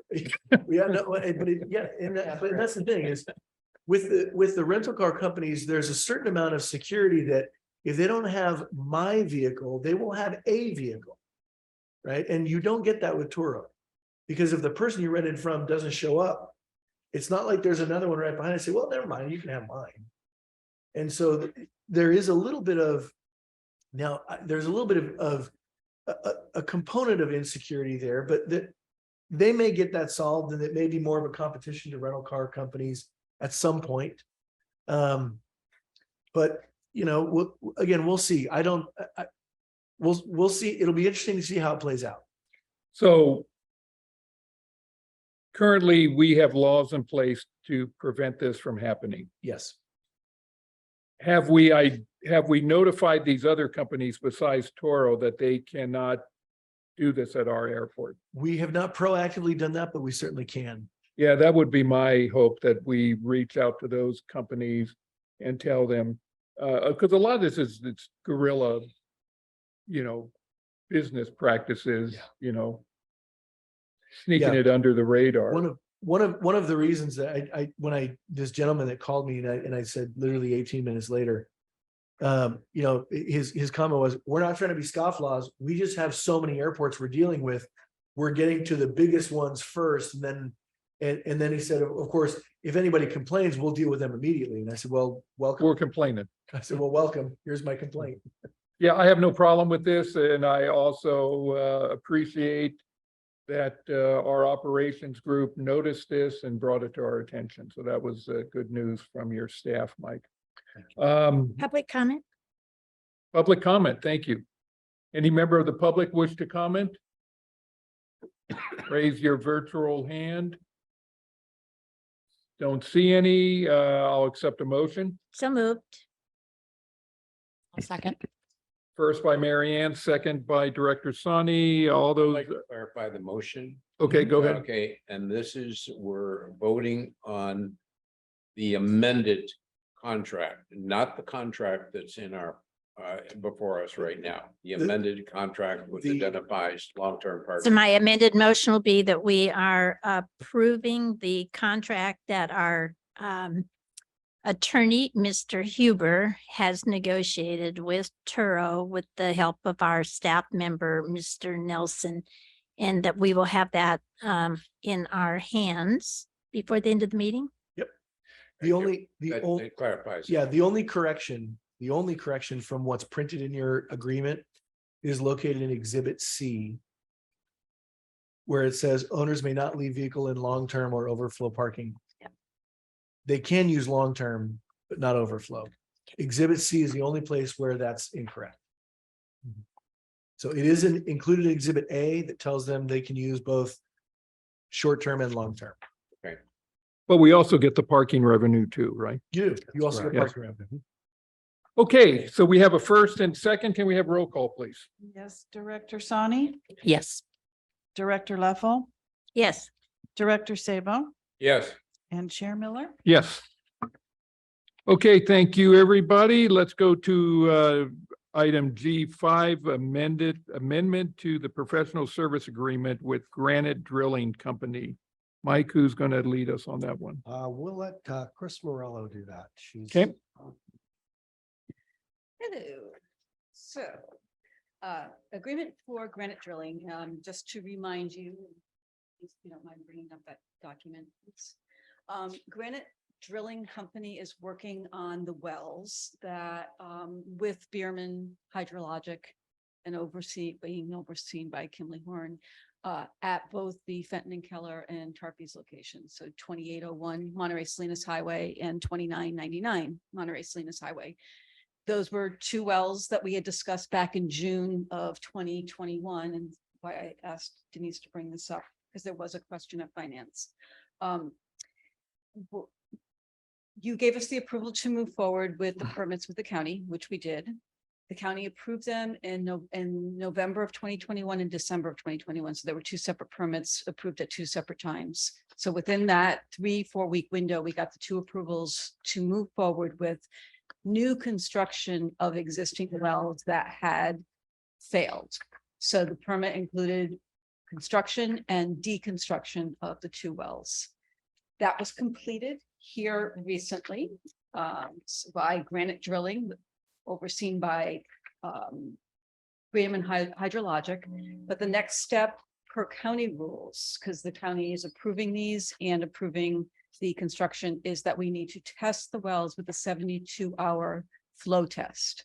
So we have to run those wells, the water from those wells, for over a period continuous of 72 hours to determine what the capacity will be and what we'll be able to use on the back end. At the same time, Bierman Hydrologic will be out there doing testing of the water quality too.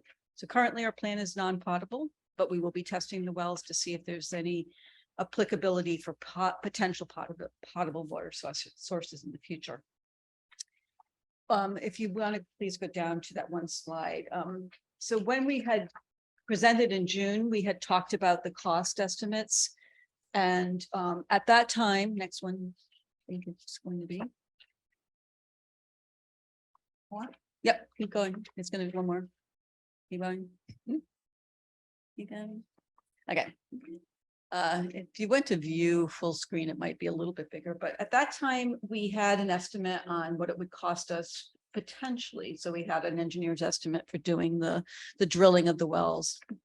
And under Fenton and Keller, it says a new pump. So there was an estimate for a new pump of $30,000 at the Fenton and Keller site, and an estimate of the pump test of $25,000. So for that location, we estimated this activity would be about $55,000. Fenton and Keller.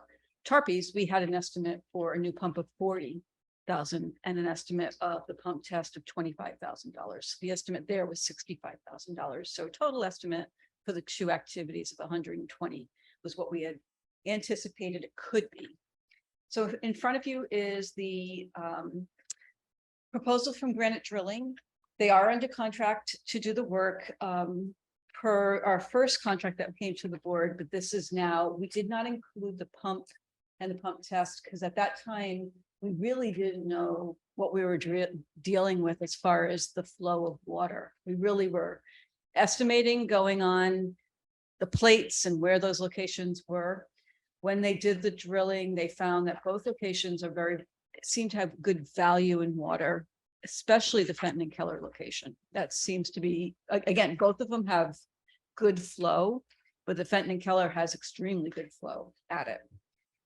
As well, Fenton and Keller had been an active well recently, so it has power associated at that location because it had been an active well, where the Tarpey's was an old well that hasn't been active for 15 years or more.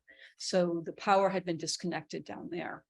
So this estimate is to install the permanent pump at Fenton and Keller because they know what the capacity is going to, based on the drill where they hit water and how much they had, as well as to connect that up with the existing electricity and that's for a total of almost $49,000. So again, that estimate has been revised. So that is within the estimate that we thought. At the Fenton and Keller at the Target's location, the estimate is just to do the pump test right now. Temporary pump, those bringing in the pump that has they use at other locations because we don't have the power there yet. So it's going to be using the generator for it. And we're not really sure on that capacity yet. And what will we need for pump size? That's critical too. So, and more information for 2801, a little less for 2999 current. So that estimate to that component is 15,200. And again, we estimated just the pump test for $25,000. So these are both within the estimates of what we thought would be, or lower than, but also will give us more information. Now we will have estimated 72 hours of running water, how many monitoring this.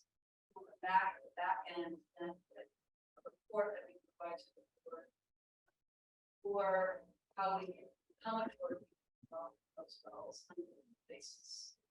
And we will bring back a proposal to just sort of work to design and distribution system. That was done in design yet, but the distribution system is based on capacity that we can see. The holding technology, understand the patients and the great capacity, et cetera. So all of those things that we get have a future date. But currently, right now, we just need to do step 2. It's step 1, we drill the wells and we destroy the wells. That way we test the wells for requirements and then back. That we absolutely would be that 2 granite drillings.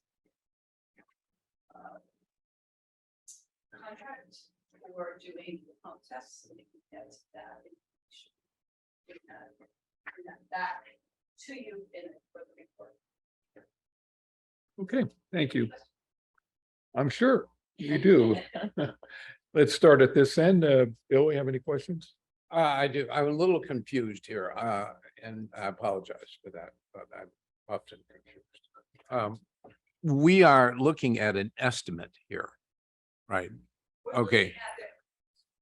Their proposal, which is an estimate, is it going to turn into a contract? And you may have covered this. Pardon? We already have the contract. Work is work, but not this amendment. Right.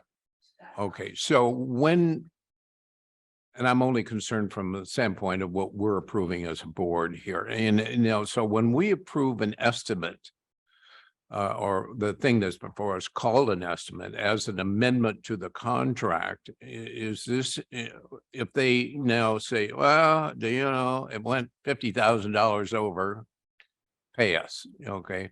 Do we have any leg to stand on to say, "Well, that was your estimate"? Yeah, it was just an estimate. It wasn't a contractual agreement that we made because we didn't know everything at the time. I'm caught in this middle place, which maybe you can help with.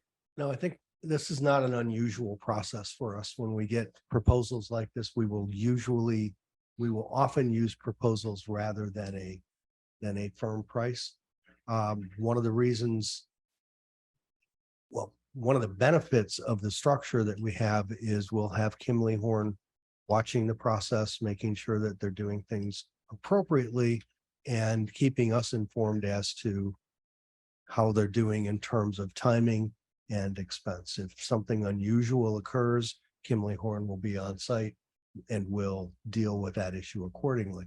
If it's beyond the scope, beyond the proposal, then that will require approval. And depending on the amount of that, that may or may not have to come back to the board. But this is the process we typically use. Well, For this kind of work. I'm all in favor of typically used, but in this particular presentation, it says an estimate, and that estimate is going to be amended to our existing contract. Are they bound to live within this thing? Kimley Horn is not monitoring this project, are they? No, they are. Oh, they are? Yes, they are. Okay, Yes. Yeah. Yeah. I So understand. Okay. no, I just there is don't no- want to this is see not a something guaranteed come back maximum and price. say, and I don't distrust these guys, Grant's a reputable firm, but you know, Yeah. it's say, oh, it was $50,000 more, pay us, you know, and that's, I've had personal experiences with estimates and I vowed I would never do them again, you know, because estimates are exactly that. And unless they identify potential contingencies and live by those contingencies, we're on the hook. And this is our money. This is our district money here. This is not a PFC project or anything like that. So I want assurances as a board member that we're not going to have a golly gee whiz moment here where we have to pay more money. yeah, let me just correct one thing. This is CFC funding. So we're using, Well, it's, CFCs. yeah, That it's can the only- other people's money out here. yeah, you know. that, but that cannot be used for regular operations. I It know. has to be used for capital associated with car rentals, which is ultimately what we're trying to do is get the QTA off of potable water, CalAm water. That was the intent behind it. So we're using the CFCs to do that. That being said, proposals are common for this kind of thing. Particularly, we're very comfortable with this since we are aware that Kimley Horn will be there working with Granite. They have a good working relationship and they established that during the initial testing phase. We also have Bierman Hydrologic that will be involved. And they've done presentation to you. We're comfortable with the team that we've built. We do not have a guaranteed maximum price. I don't think you would want one on this project. Okay, so if in fact Kimley Horn is monitoring this project and they see something that has the potential to increase the price of what we have to pay, and then we're just stewards of the money, the CFC money. It's not like a separate Right. thing. If Kimley Horn sees something, are they obliged to tell you Absolutely. that this is going to increase the price? Absolutely. And at some point, if it's going to be rather significant, are we going to know about it as a board? First, answer your first question, are they obliged? Absolutely. That's part of their scope. That's part of their process as program manager or as project manager.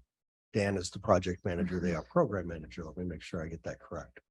But yes, they are obliged to be our eyes and ears on the project and keep us informed as to the process and as to the cost and any difficulties that may occur. Depending upon, we're talking almost a change order at this point, depending upon the value of that change order, it may or may not have to come back to the board. If it's beyond my scope, what you've allowed me to have for spending authority, then it needs to come back to you. So if we miss it by $30,000, it's certainly going to come back to you.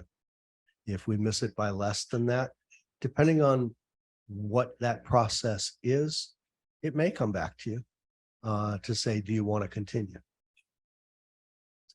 Well, that answers the question. I feel more comfortable as one director but I strongly encourage if it's like more than pocket change, they come back and at least advise the board that what we thought we were kind of agreeing to in this estimate and the amendment to the contract is going to be substantially more because, for this, and this, and at least we know what's going on, so I can support the motion. Okay. Director Sonny, thank you. Well, we all were yesterday at the chamber event where we talked about water and housing needs. And I want to applaud that we've got potential more water here. It's definitely the gold of the area. So I remember when we were doing the drilling, it was questionable what we would get. Do they know how much that will come with the $50,000 spend? They don't know how much water they'll get yet.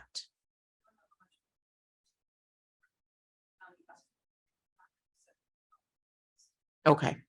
So we'll see how it's flowing essentially or whatever at that point. And that would be for both of them. And then at that point, the powers that be make the decision. And this is gray water essentially.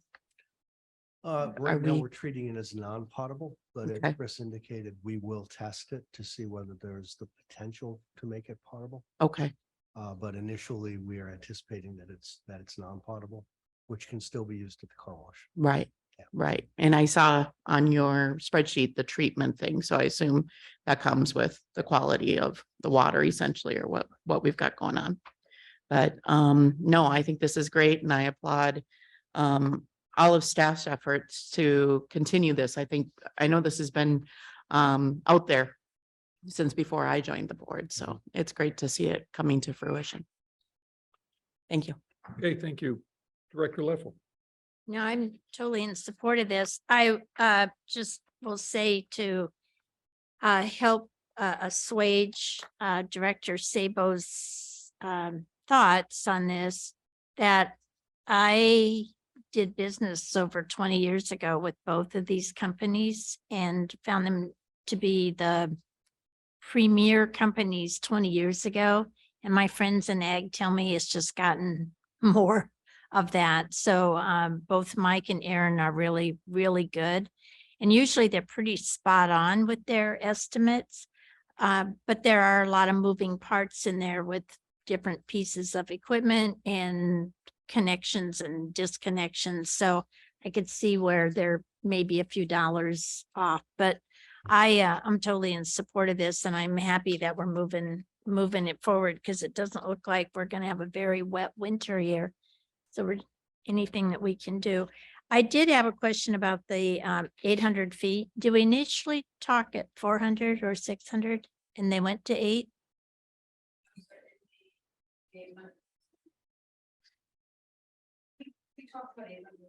From the beginning? Okay. I couldn't remember how many feet we were talking about, and it's not gray water, it's groundwater, so there is a difference, pretty big difference, so just. In a good way or bad way? How Huh? we're gonna use it. In a good way or bad No, way? groundwater is good, it's just, Groundwater is Yeah. better than gray water. Yeah. well, Gray water is typically what you refer to as coming out of your pipes following, flushing of a toilet or laundry. or laundry or what have, well, not flushing a toilet, laundry, some of those. Yeah. Dishwasher, yeah. Yeah. So I just wanted to, so we're not using gray water. Yeah. So So, might find iron in it. Huh? Depends where, right? Yeah. Certain- but I think this That's- is great, and I think if we can reduce our usage of Cal-Am water for car washing, that is remarkable. So, thank you. And Thank- our car rental company should be very grateful. Well, I think it's great that we're using CFCs. These are very difficult monies to access. And if we don't have a project, then we got to stop collecting, right? CFCs. That is correct. We have to have a designated, well, we can collect, but before we spend, it has to be a designated project, and it has to be specific to certain uses for those funds. And they have to be revolving around car rental activities. But the hope is we'll have extra water to do other things with besides That's this. And I know we don't know the exact amounts, but if I remember correctly, it looked pretty good with their initial tap on the well, that this is Yeah, this is even better than expected. the early money looked really good at Benton and Keller, a little less so at Tarpey's. So, but we'll know after we do the testing exactly what kind of volumes we'll be able to use. 'Cause county does have restrictions. We can't use 100% of it. Capacity at maximum capacity. County has some regulations. So there are other wells just outside our boundaries. One is on 68 at the old church site. They have a drill. Are they accessing the same water that we're trying to access, or is it a different aquifer? You don't know, huh? Yeah. And I remember some movie where they were drilling oil and they went with a slant that took somebody else's oil. So I hope, yeah, we better use it before somebody else comes and takes it from us. Slant will apparently get you in a lot of trouble. Yeah. Let's ask Cal-Am about that. Getting back to Tarpey's, isn't there some sort of hope that he can share in the water? Should, He has the ability in his agreement to do that, but he would have, there would be an investment on his part to access it okay, because of the location and the fact that you can't commingle Cal-Am water and well water. It has to be a separate delivery system. So his choice, if he does that, then yes, he would have to be a partner of ours. okay. It is.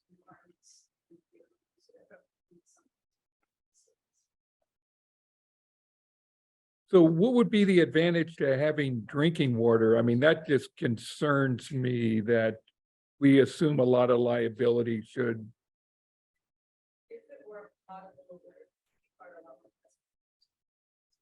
Mhm.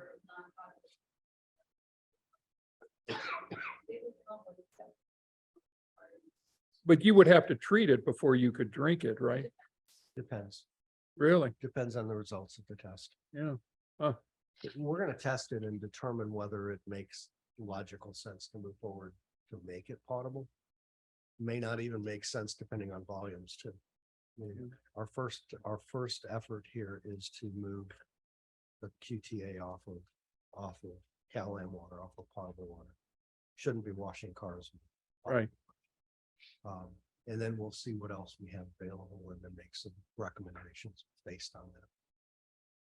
No, it sounds like a great plan. I know we've been anxious to do this, so I'm ready to move forward. Any member of the public wishing to comment on this item? And do we have anybody up there? I think we warn everybody out. Yeah, There's a- I knew we could do it.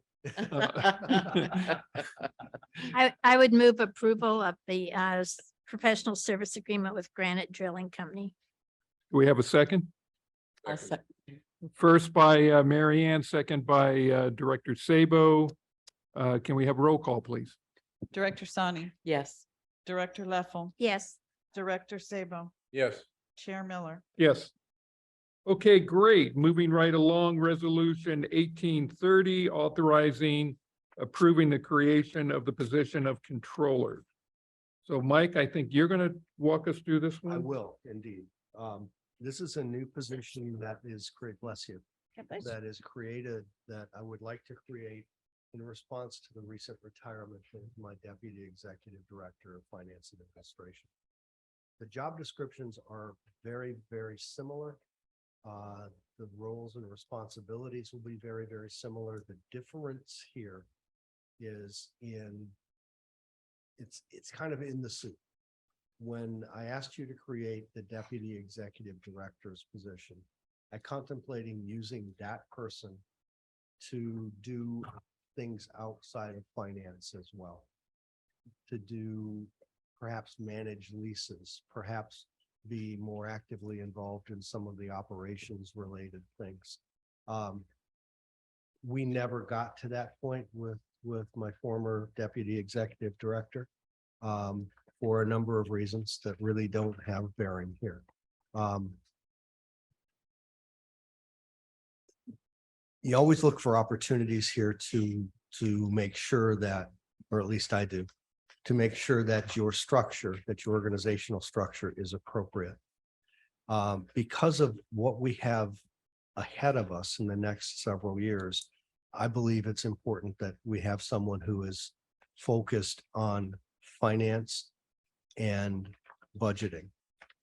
So I've created the position, the job description, to create the position of controller, which will have that focus. It will cover HR responsibilities. So this position would be responsible to supervise and manage the contract with BBSI, should you approve that in 2 items from now. So some of what my former employee was doing will be done by this person. All of it will be done by this person, with the exception of some of the add-ons that we never got to.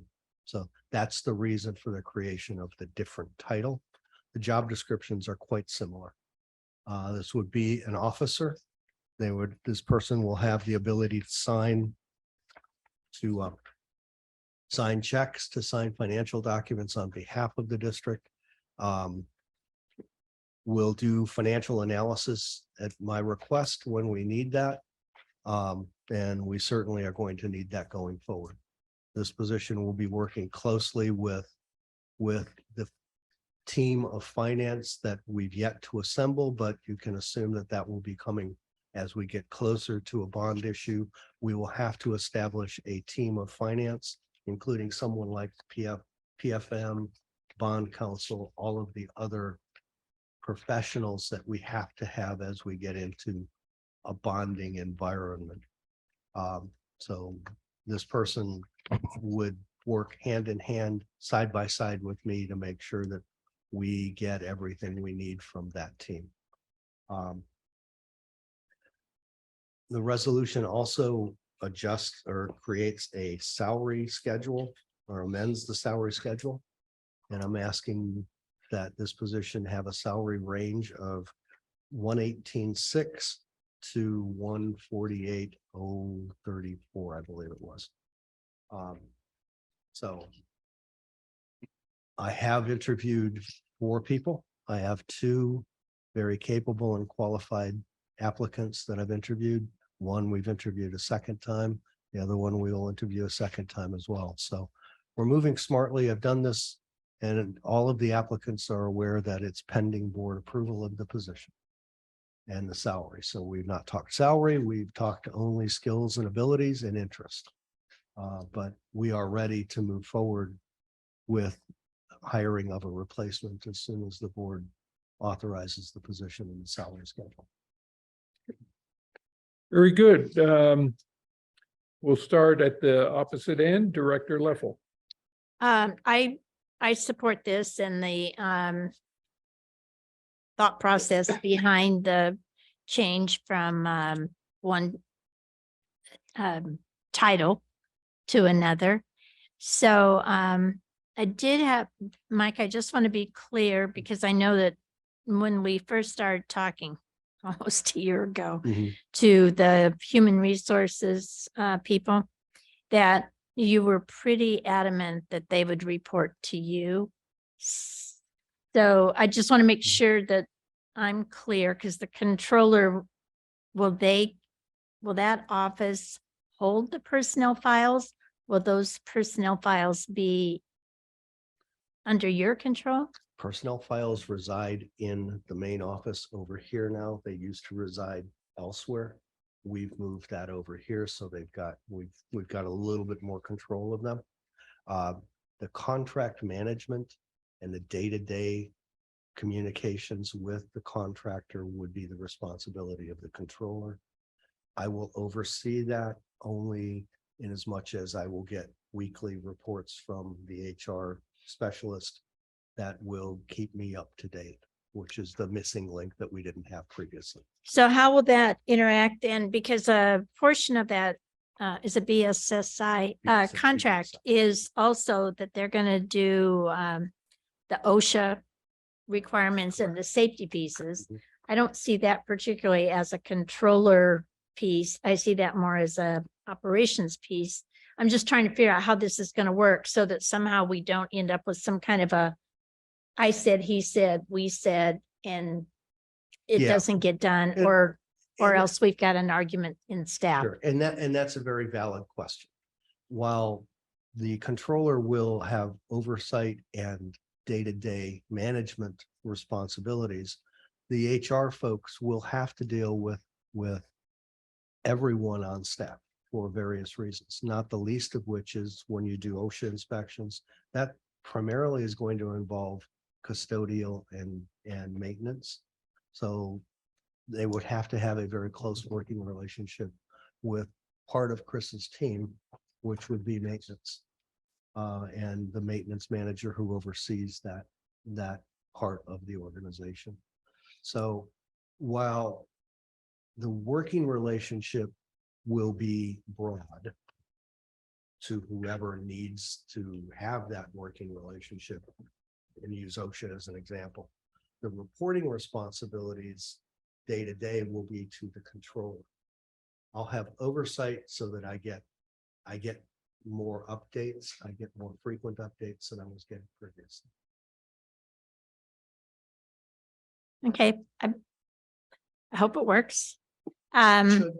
So I think because it is a controller and because what you verbally said, that you want someone who is responsible for the budget and for the financial, that I just want to make sure that we don't overload them with HR things. I understand keeping the records as part of their job, but not a lot of the things that come with HR. And I'll be blunt and honest. The reason that we migrated this way is previously when we had a contract with RGS, they were supposed to manage the records and they did an abysmal job of that.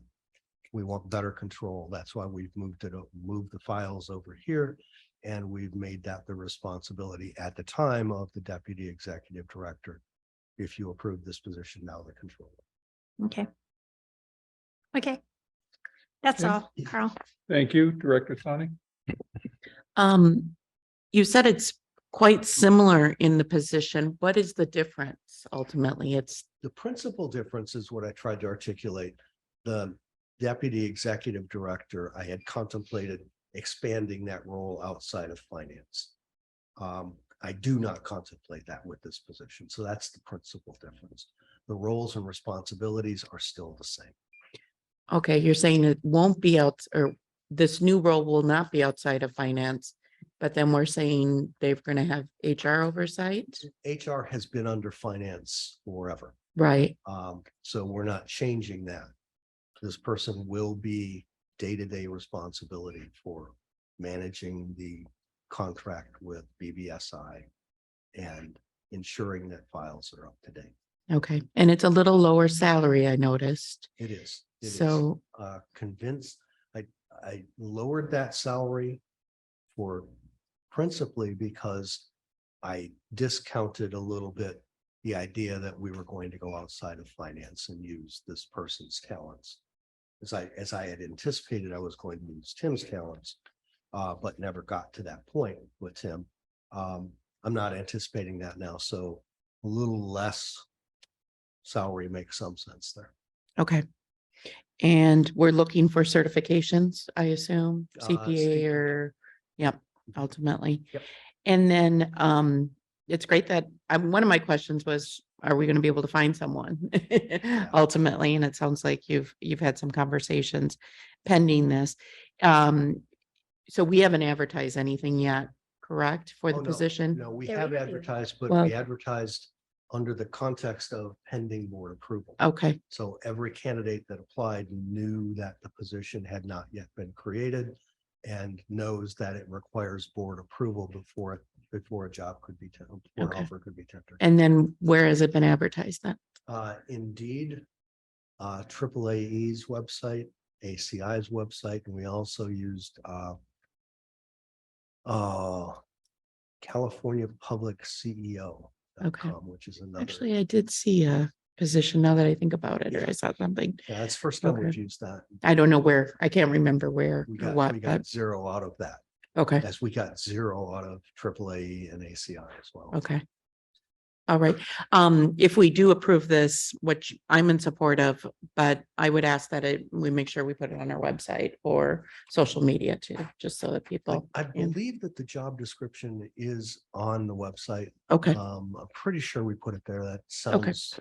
I think I like saw it we there. would do that. I've seen it somewhere. I don't know where, but I know we have okay. a spot for open positions, but I haven't looked at the Pretty website sure in it's some there. time. But I'll make sure of that. Thank you. Okay, thank you, Director Sabo.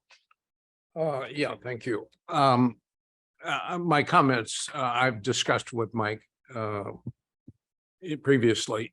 I'm very opposed to this classification of our accounting function and finance function. I'm opposed to the duties and responsibilities as identified here, and I'm also very concerned about the job qualifications that come forward, and here's why. Because we are unlike where we were when our Tim was hired. We are facing a whole new future going forward. That future may involve rather substantial borrowing in one form or another, either bank or bonds or a variety of sources out here. That represents a real challenge. And in your staff report, I think it was your staff report, Mike, you indicated that you anticipated that you and PFM would be handling that function, and if I misunderstood that or I'm misspeaking, I apologize, but I'm not, as one director here, I'm not willing to take the financial function as a differentiated from the accounting function. I hand the financial function over to an outside party that has no skin in the game.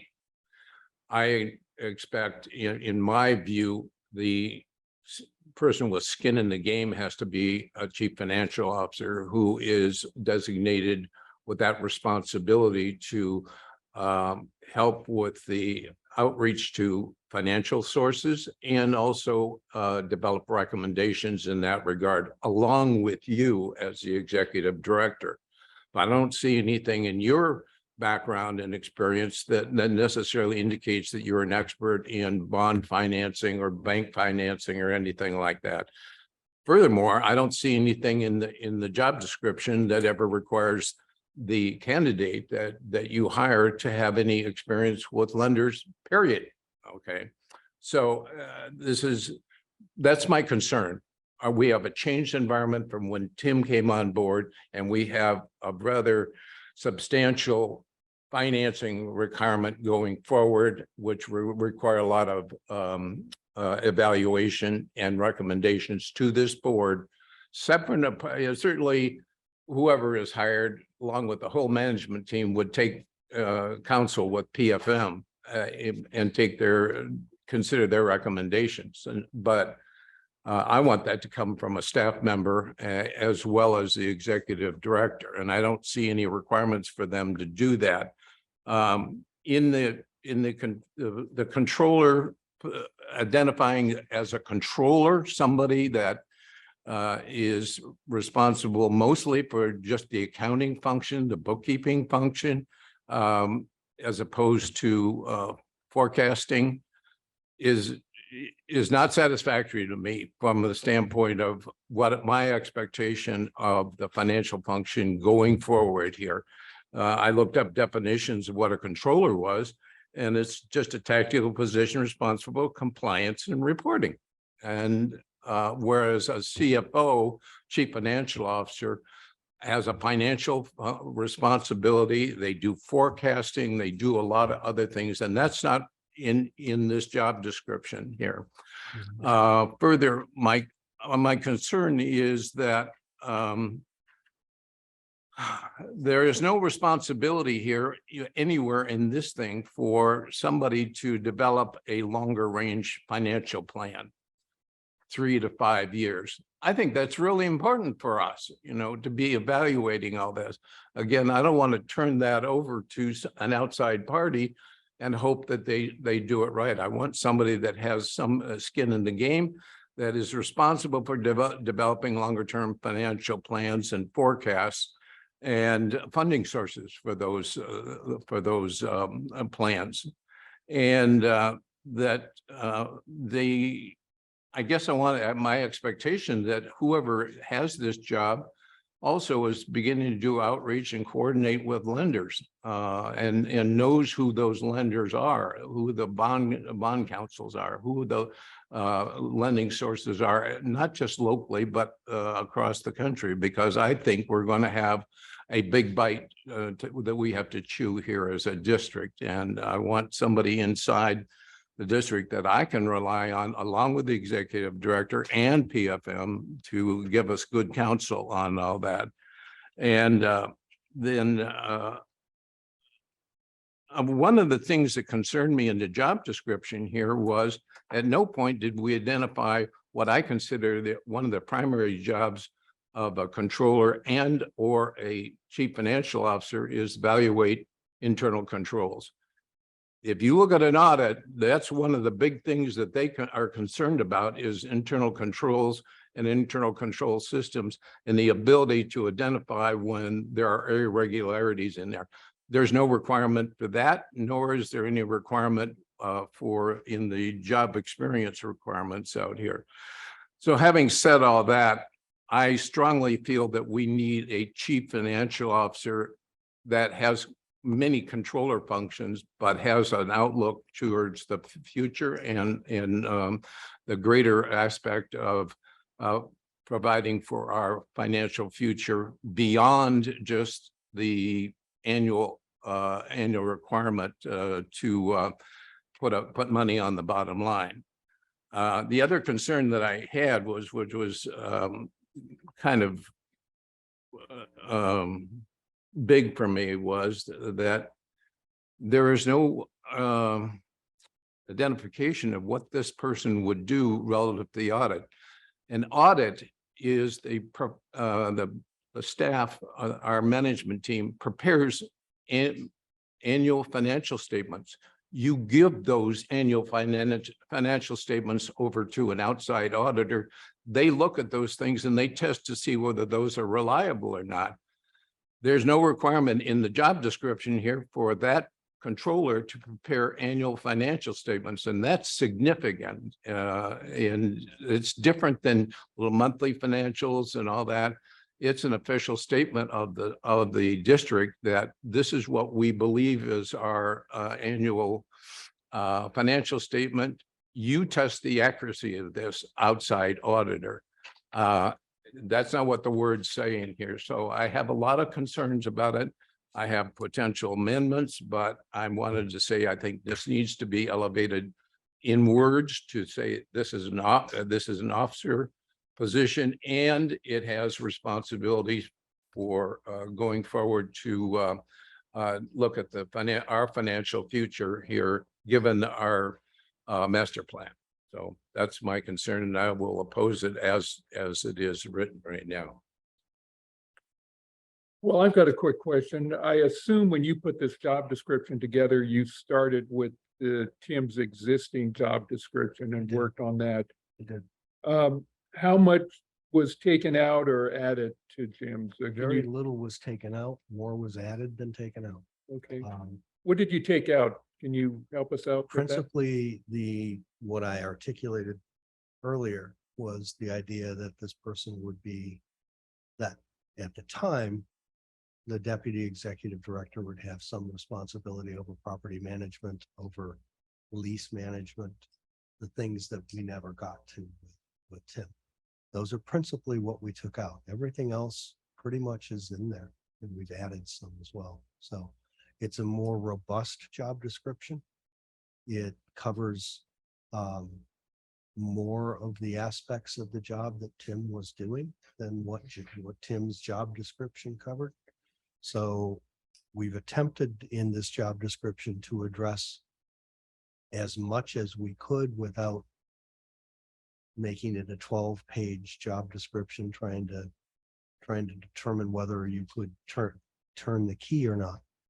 The intent behind this is to do exactly what Director Sabo just articulated. And that is to work with me, work with our plan of our team of finance as we move forward with a bond issue. They will always be front and center with the audit firm. And if you read part of the job description, I believe we say you have to have audit experience. So Preferred. It says preferred. well, they will have experience. So I think we've covered everything that, and in the analysis side, which was a concern that Director Sabo articulated at finance. It does cover financial analysis. So what financial analysis will need to have done will be done by this person in the lead. I do not do financial analysis very often, and it is not my role to do that. I've never articulated that I held myself out to be an expert at that either. I think, and then in terms of being an officer, two things. One, that Tim's job description never said he was an officer. Chris's doesn't, mine doesn't. It is the position that makes you an officer. And if you read the governance manual from 2016, it articulates a controller and specifies that as an officer. So this person would be an officer of the district. So I think we've covered everything. I think it's an interpretive thing. It is fully my intent to rely on this person as we go forward for financial advice and working closely with the team of finance. Scott, help us out with what is the difference between an employee and an officer?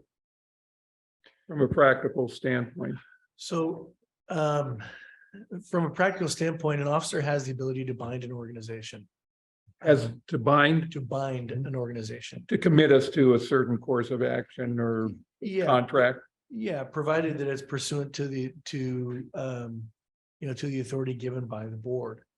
In this instance, the authority that this airport operates under is the Enabling Act. The Enabling Act outlines officers of, what officers by position. To be clear, you can name additional officers. You have that authority. You don't have authority to remove that which the Enabling Act provides. But to be candid, it's a little bit of what I will call an esoteric argument, because an officer really, in most instances, has obligations and duties that are outlined in some official document.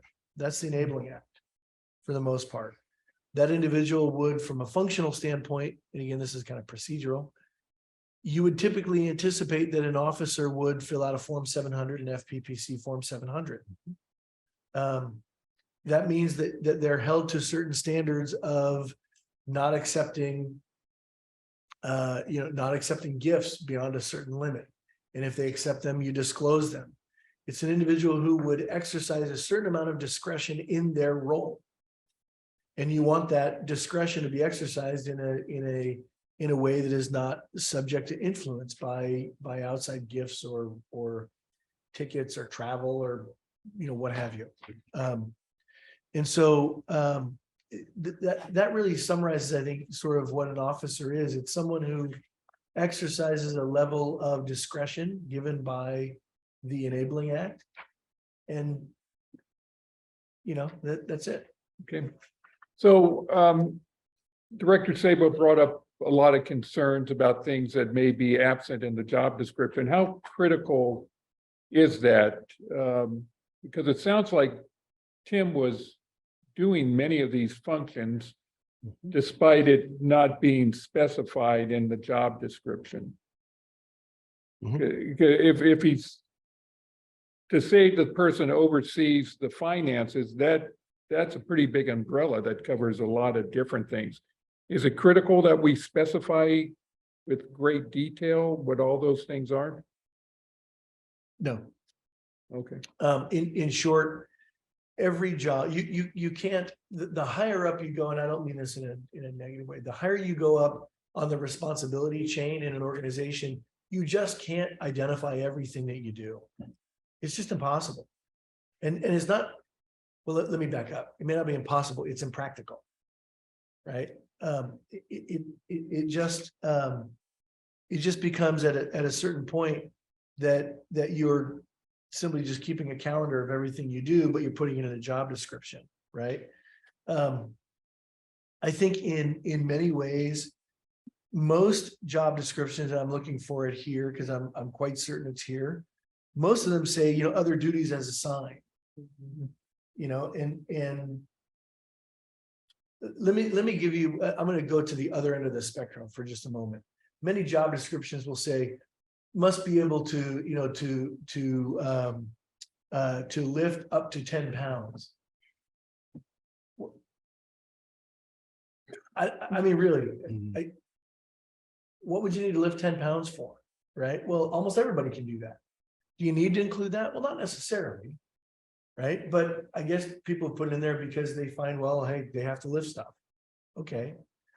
At a certain point, adding in items doesn't really get you any more description of the job description. The intent of the job description is to give a general assignment list to someone.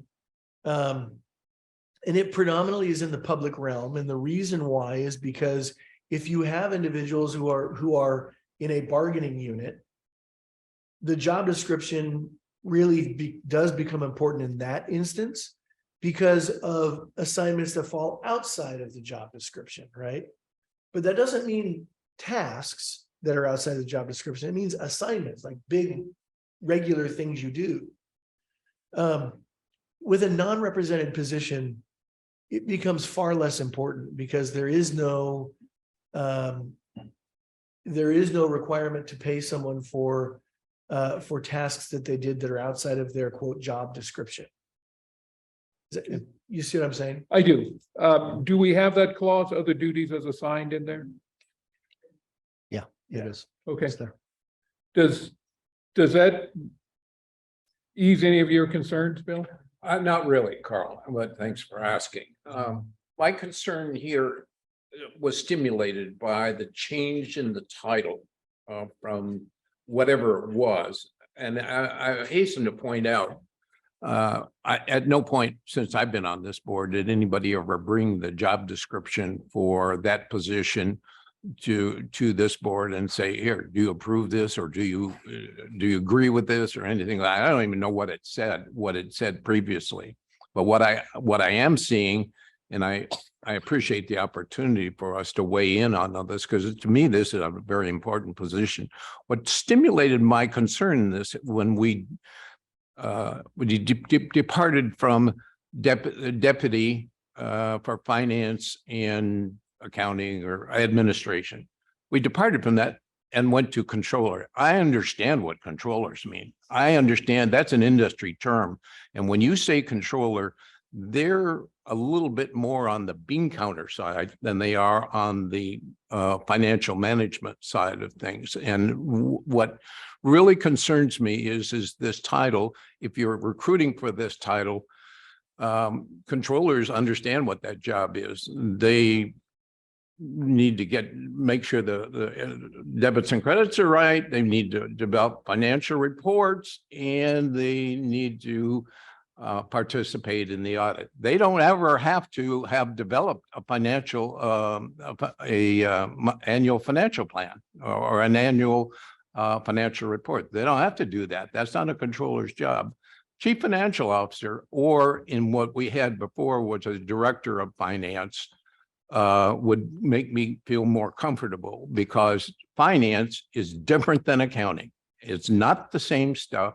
And if we had director of finance and a responsibility to be responsible for the audit and also responsible for financial forecasting and deliverance of that information to the board, as the executive director and the board, I'd feel more comfortable. But calling this position a controller moves them out of the officer category and down to a level that I find unacceptable.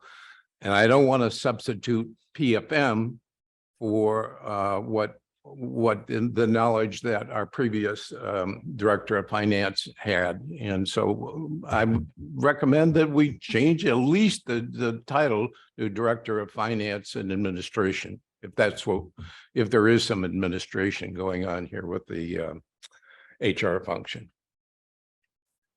I don't know why we have controllers, is what I'm saying. Yeah, I'm personally, as one director, I'm not too hung up on the title of controller.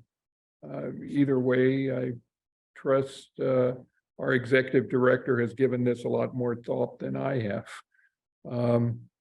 But I don't know, anybody's free to make a motion right now, and we see where this heads.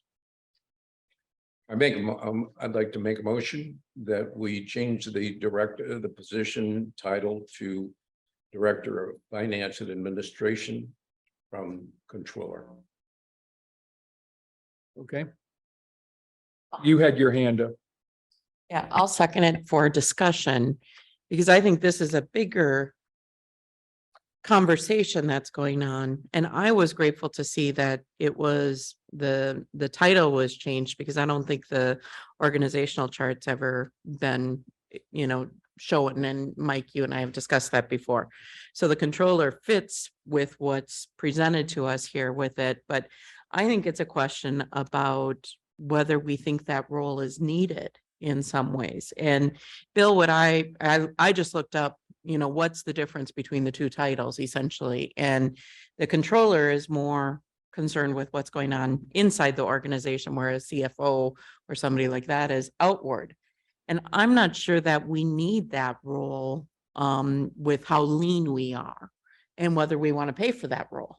Ultimately, I'm not sure that the salary that we paid before would even, we could get someone. I mean, I know a lot of CFOs that are making millions, so, you know, that kind of thing. So, and I certainly don't think that that's what we need, for, like, even as we're talking about this outside consulting firm, and I hear what you're saying, Bill, you don't want all of that responsibility to be going outside. And yet I don't see that. I think it's a unique talent that we're going to need for a very specific amount of time. I don't see us having a lot of that need going forward. So for myself, I'm actually comfortable hiring consultants because I think it's, you know, we're going to need that expertise for a specific endeavor and an amount of time, but not necessarily something that we need all the time in our talent pool to some extent. Can I comment? Yeah, go ahead. Yeah, I'd like to have a Yeah, discussion. thank I you don't for, want it to at be. least seconding for purposes of discussion here.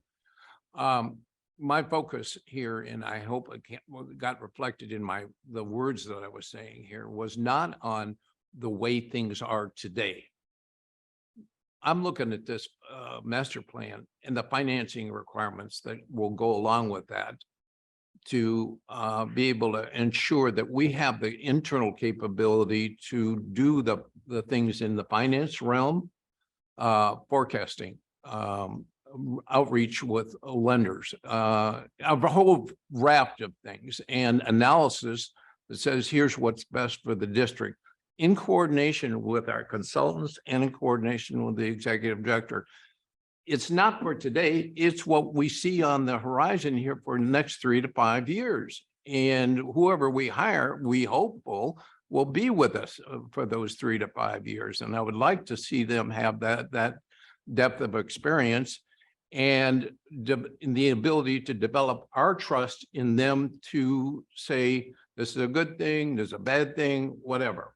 And number two, point that I'm trying to be concerned about here, whoever we have as a financial person here, along with the executive director, has to be believable to the airlines. As I've indicated before, in my previous work as a consultant in dealing in transportation matters, I've dealt with these guys that are in the business of deciding rates and whether rates and charges are okay, whether they ought to lease space or not at an airport. They place a lot of stock in the credibility of the management team, and particularly the financial officer that is feeding them information about what things will look like in the future if they rent space, or they're very concerned about their rates and charges. And I want that person to have credibility with them, along with the executive director. And I don't know that the way the job description is right now and the experience requirements even indicate that anybody has to have any prior airport experience, or that they have to have participated in an audit in the past, or that they have to have some experience with financial forecasting. So I am interested in more than just the way it looks today. If we were going to stay the way we are today for the next 5 years, no problem. All we're doing is counting beans on the thing. We have a big financial project going forward here, and I don't want to rely solely on outside consultants. I hope that answers your question. It's not, I'm willing to hire for the future, not just for today. So that's my argument. Marianne, I take it that this was discussed in finance and we had a split decision, or any Yes. comments? Yes, that would It's a be safe bet. correct. I believe that the change is valid. I believe that it has been well articulated. And I believe that when interviews are conducted, that questions will be asked. Has a person had experience with audits? Have they participated in audits? what is their experience with many things, that we will not be getting someone who is 24 years old who just got a CPA license. So in my mind, I think that we have a seasoned team to do the interviewing, and they know what they need. Mike is a controlling manager, so I believe that he will get the person that he feels has the talent and the expertise that he needs to fill out his management team. So I'm comfortable with the change. And I'd like to call for the question. Okay, I'd just like to make a statement too before we vote on this, that I don't hear anybody disagreeing with you on the things that you said you think are important. I think we all think those are important. And I do trust that we're not going to hire a 24-year-old fresh out of college with a CPA who's afraid of flying. But it's trusting our executive director to hire the right person, and I don't see this job description as preventing that from happening. So we do have a first and second, so we do have to take a roll call vote to refresh memories. You're just asking for a, Amendment to the title of the position. but that's all you're asking for. Well, that was my motion. Okay. Okay. Roll call, please. Sani, So this is to change the position The title, The correct? motion was to change the proposed job title from controller to director of finance and administration. Can I ask a clarifying question? Does that include approval of the position itself, what is before you? Or is that, No, okay, that's what I wanted to clarify. So it's just to change. Just the title. and not to approve it. right? The position that I see, or in the job description that I see, I think the name is correct for that. So I'm going to vote no. And I think to Director Sabo's thing, I think maybe when we have our strategy meeting, there's a bigger conversation about whether we think that role needs to be internal versus external to some extent, if there's an opportunity for something else. But the job description that is in our packet and that I've read through, I'm very comfortable with the term controller. So my vote is no. Director Leffel, No. Director Sabo, Yes. Chair Miller. No. Okay, All right, I would like to make a motion that we approve resolution number 1830, a resolution authorizing and approving the creation of the position of controller and amending the fiscal year 2023 salary schedule listing salary ranges for the Monterey Peninsula Airport District. I'll second that. okay. First by Mary Ann, second by directors, by Lisa. Roll call, please. Wait a Direct- second. I'm Public sure comment. I did public comment, but I can't guarantee that. No, you didn't. So any member of the public wants to jump in this? There are none. Okay. We have a first and second. Roll call, please. Director Sani, Yes. Director Leffel, Yes. Director Sabo, No, Chair Miller. Yes. Okay, well, Bill, thank you. I think you brought up some valid points. I don't think what we did here is going to prevent any of your concerns or will stop any of your concerns from being addressed. So I wish you the best of luck, knowing how hard it is to hire anybody here, but I do trust that you'll find the right person for your management team and for this airport. Appreciate that. Okay, let's move on to,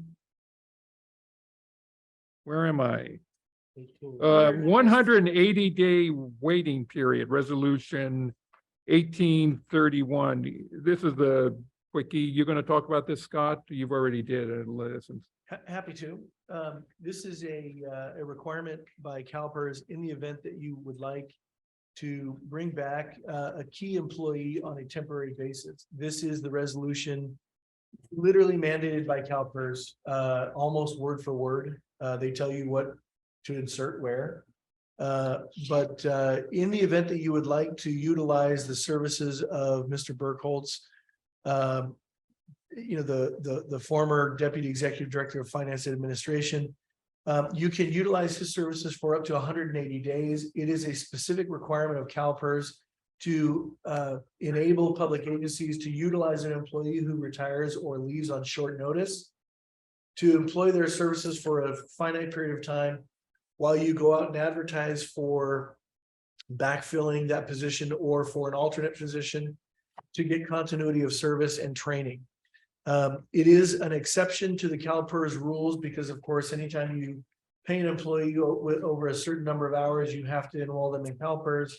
And in this instance, he would not be getting any of the medical, dental, health benefits or additional retirement benefits during the part-time service that he is working here.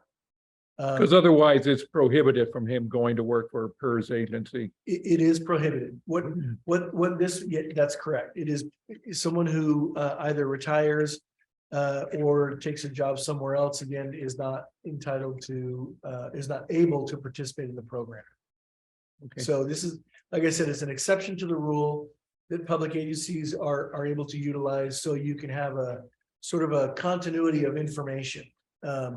You that way you have a key employee who leaves, you can still tap into their information and expertise without having to pay all the CalPERS benefits and everything associated with that. And I'm sorry, I thought this was something else. I apologize for that. Mike, is there anything you wanted to add to this? Do we have a plan to bring Tim back in some capacity? This is belt and suspenders. Yes, I want to bring Tim back for a period of time once I have a new hire in place, so the handover, so there is continuity, so that handoff is effective and can help us continue to do the good work that we've been doing with as limited downtime as possible.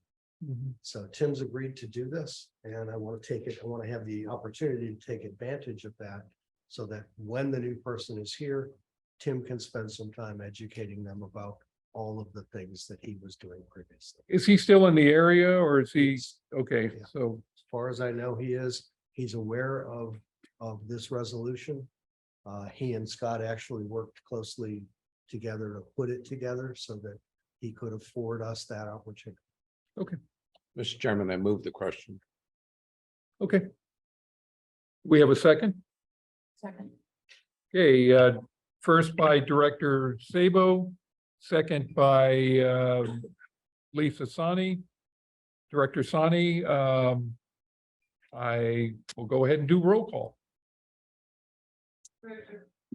Director Sani, Yes. Director Leffel, Yes, Director Sabo, Yes. Chair Miller. Yes. Okay, last item on our regular agenda, professional service agreement between Monterey Peninsula Airport District and Barrett Business Services Incorporated for Human Resource Services. Also known as BBSI. That's what I should have said.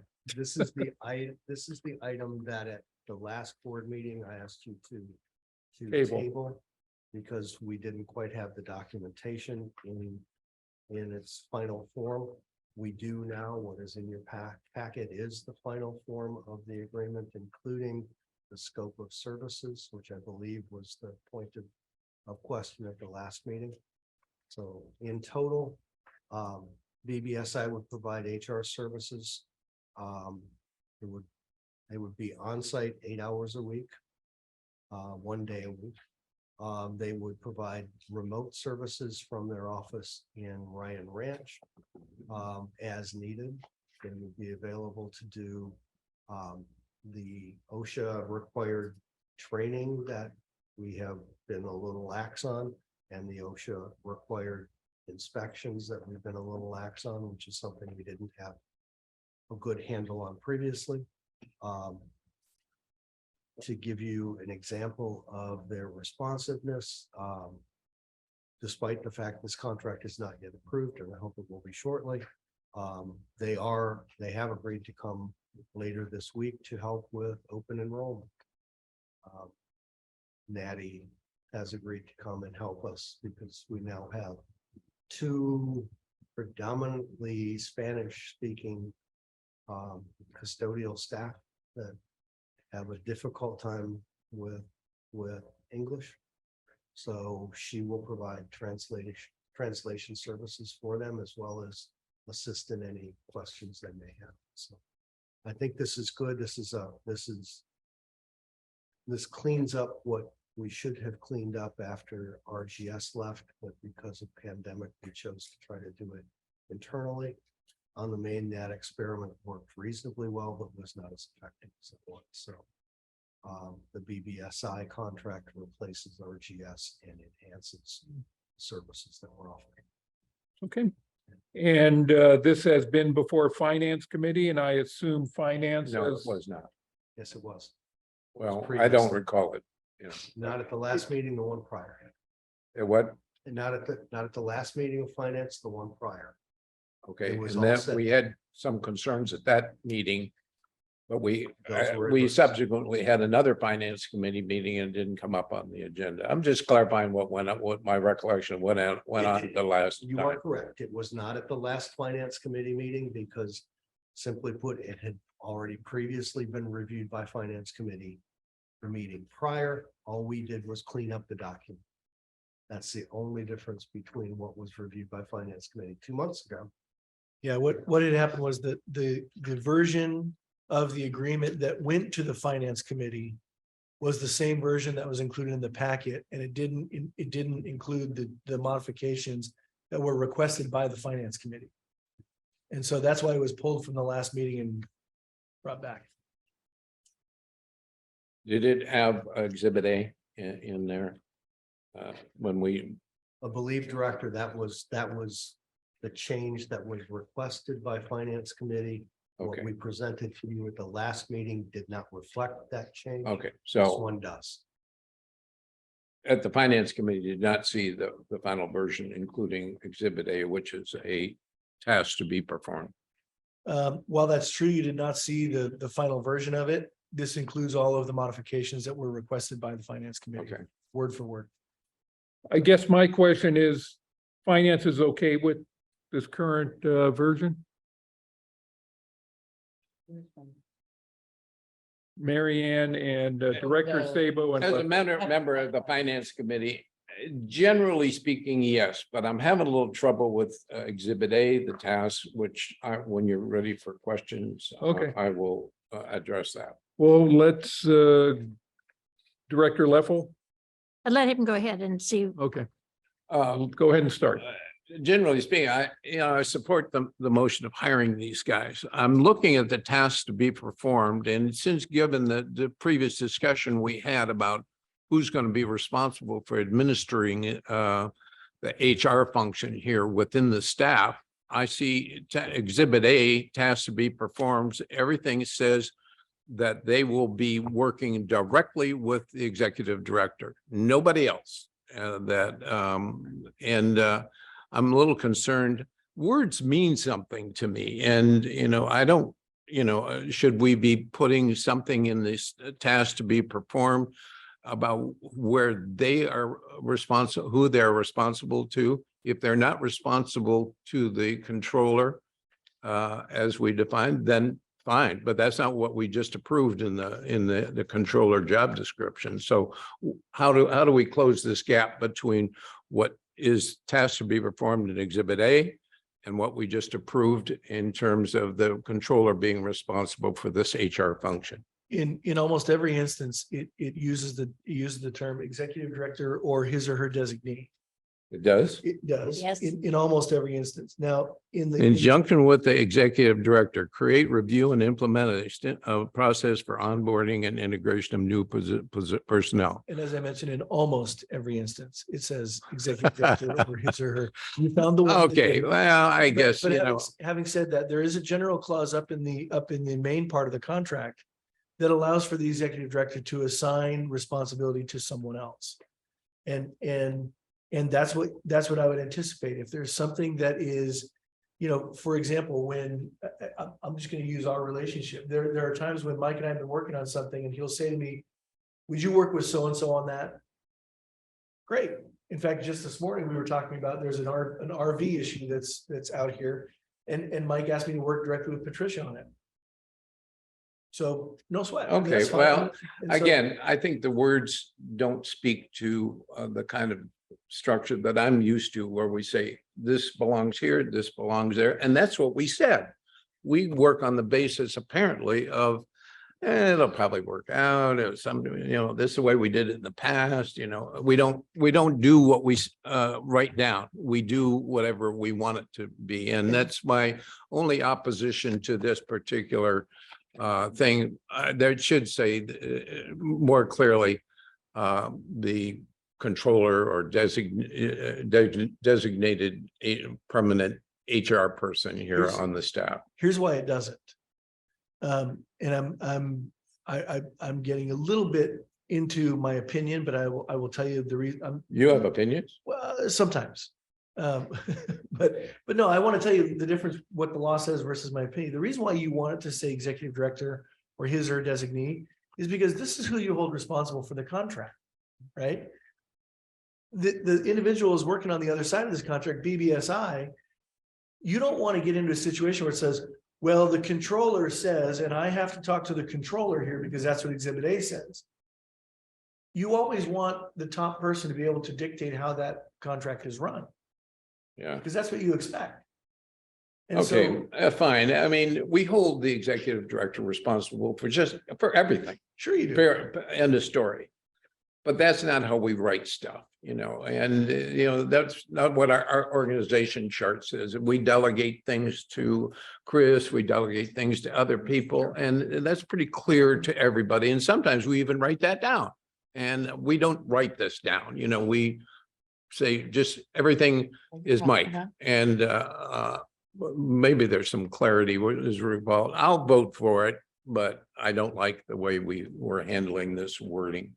Okay, thank you. Director Sonny.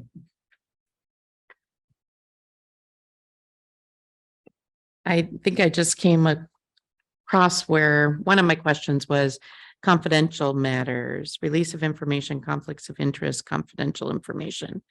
So this consultant is signing I mean, I know they're working with confidential information at some times. So just what provisions do we have that's articulated to them and protections for us ultimately? Well, in paragraph D, it talks about every party acknowledges that confidential information is confidential and that there is irreparable harm if it's been distributed. Page 6. Yeah. D, yeah. Yeah. Yep, I just came Yes. across that. Yep. And so, your page 6 is page 9. I page 6, but 9 is the task. Okay. Okay. So, you know, again, there is liability for an inappropriate release of confidential information there. Okay. I know Not to that was mention- something that we discussed as a board, I don't know, like a year ago, I think, Yeah. whether we wanted somebody, you know, really further away or more removed or whatever the pros and cons of that.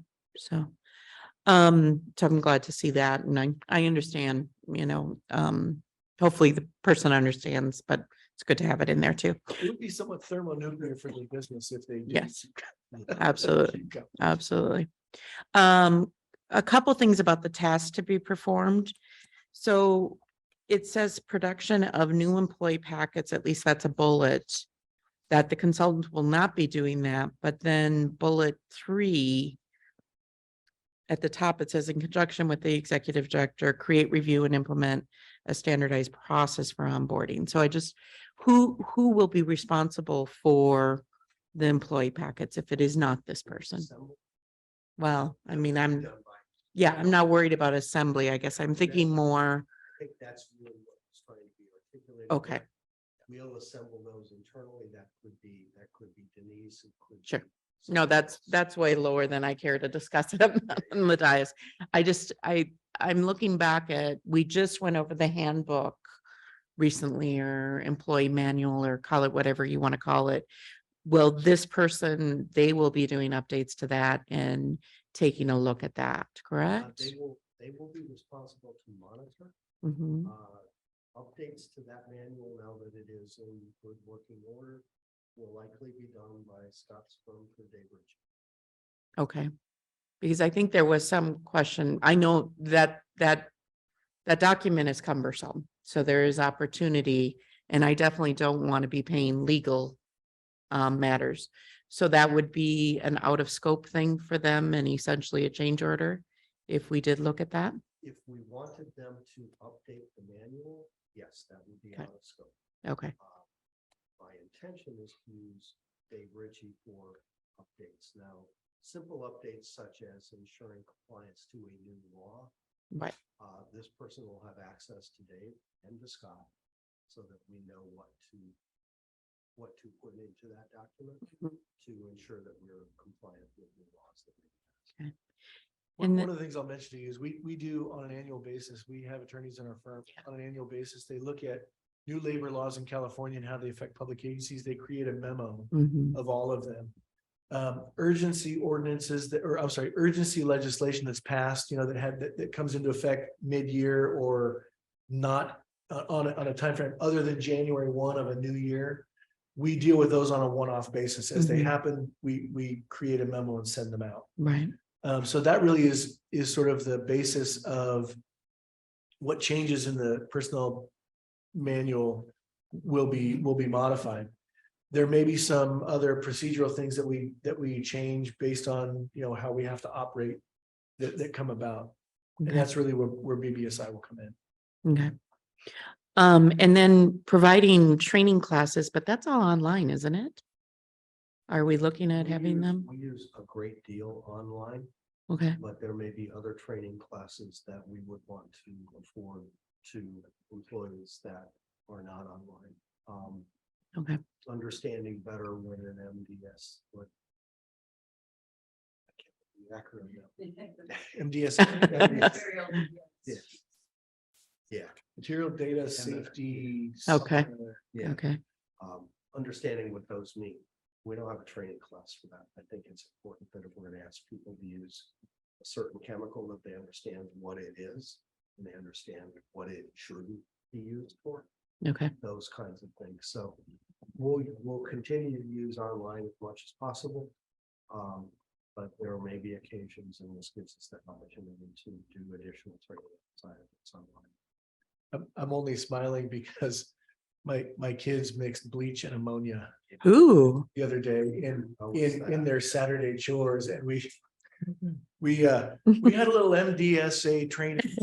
What is that, mustard gas? or, It is an incredibly noxious fume. And Yeah, for the and- record, it is MSDS. Material MSDS. Safety Data. Okay. Data sheet, yeah. If you were around, the Portola Hotel had to be evacuated when when presidential candidate Mitt Romney was here because the cleaning crew mixed two things at the Portola. Ooh. Remember that? They had to Wow. evacuate the entire hotel with the Secret Service and everybody. Oh, So wow. it happens. Who's doing the risk and safety for us right now? Okay. Okay. It was identified as something that was needed. To be something new for us, but. I Okay. appreciate that. Yep. Okay. No, and then the person that's coming on site, she speaks Spanish, it sounds like. Yes. Okay, that's not in the contract anywhere for Spanish speaking, No. we but do it not. is a nice to have, certainly. Yep. Okay, thank you. Just Thank as a you. side note, your general counsel is also fluent in Spanish. Yes. I lived in Wow. Peru for a couple Sí. years. Ah, bueno, muy bueno. Corrects ever necessary. Director Level. I have no comment and I would like to move that we approve the professional service agreement between Monterey Peninsula Airport District and BBSI for Human Resource Services. I'll second that. Glad to see this in place. We have a first and second. Did I open this one to the public? Nope. No. Okay, any member of the public wish to talk about this? Seeing none. Do a roll call, please. Director Sani, Yes. Director Leffel. Yes. Director Sabo, Yes. Chair Miller. Yes. Okay, that concludes the regular agenda. Is our food here? Well, we still have, yeah. We still have board committee reports coming up. So we will take a slight break. Mary Ann, do you have to take off or? Okay, you do? Okay. Bye-bye. Okay.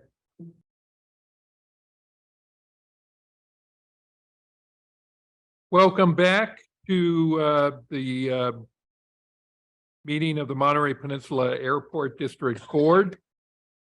It is 12:41. Director Leffel has stepped out for a minute. We'll note when she returns.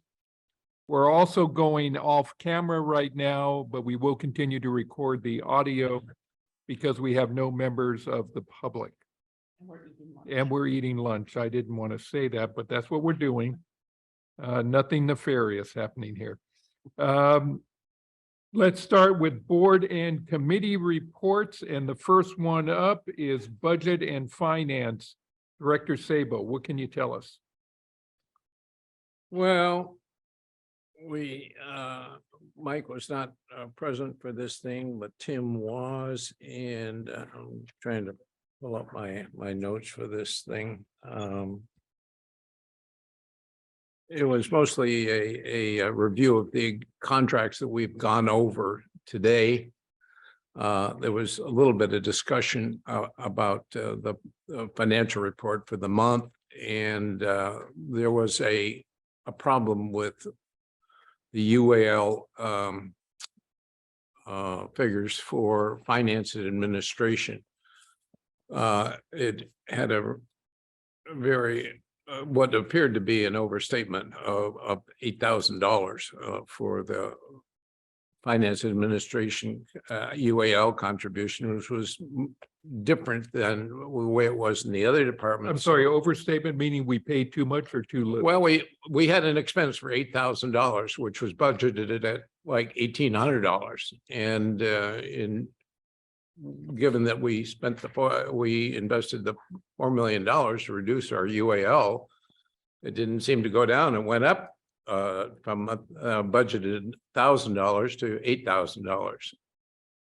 But Tim at that time, trying to remember what he said, he says it shouldn't be that way. There was an error in that whole thing. So apparently it hasn't been adjusted or corrected to your knowledge yet. Mike, but if it doesn't get corrected going forward, then it will be an overstatement of expenses by $8,000 or some figure, $6,000. But he said he was going to correct it, and all the rest of and we had some discussion about the accounts receivable for I think Envoy and one other. The Salinas taxi, and I guess according to Tim, they were in the process of dealing with those semi-delinquent accounts on the whole thing. Do you have other than the contracts? Do you have any other recollections, Mary Ann? Oh, she's not here. So anyhow, most of the meeting was reviewing what we have reviewed here in the board meeting, i.e. the controller position and the contracts. Okay, very good. Any questions? When was Tim's last day? 15th. And so now he can work again with our approval. I can bring him back on an occasional basis up to 180 days. Do you see doing that before hiring someone?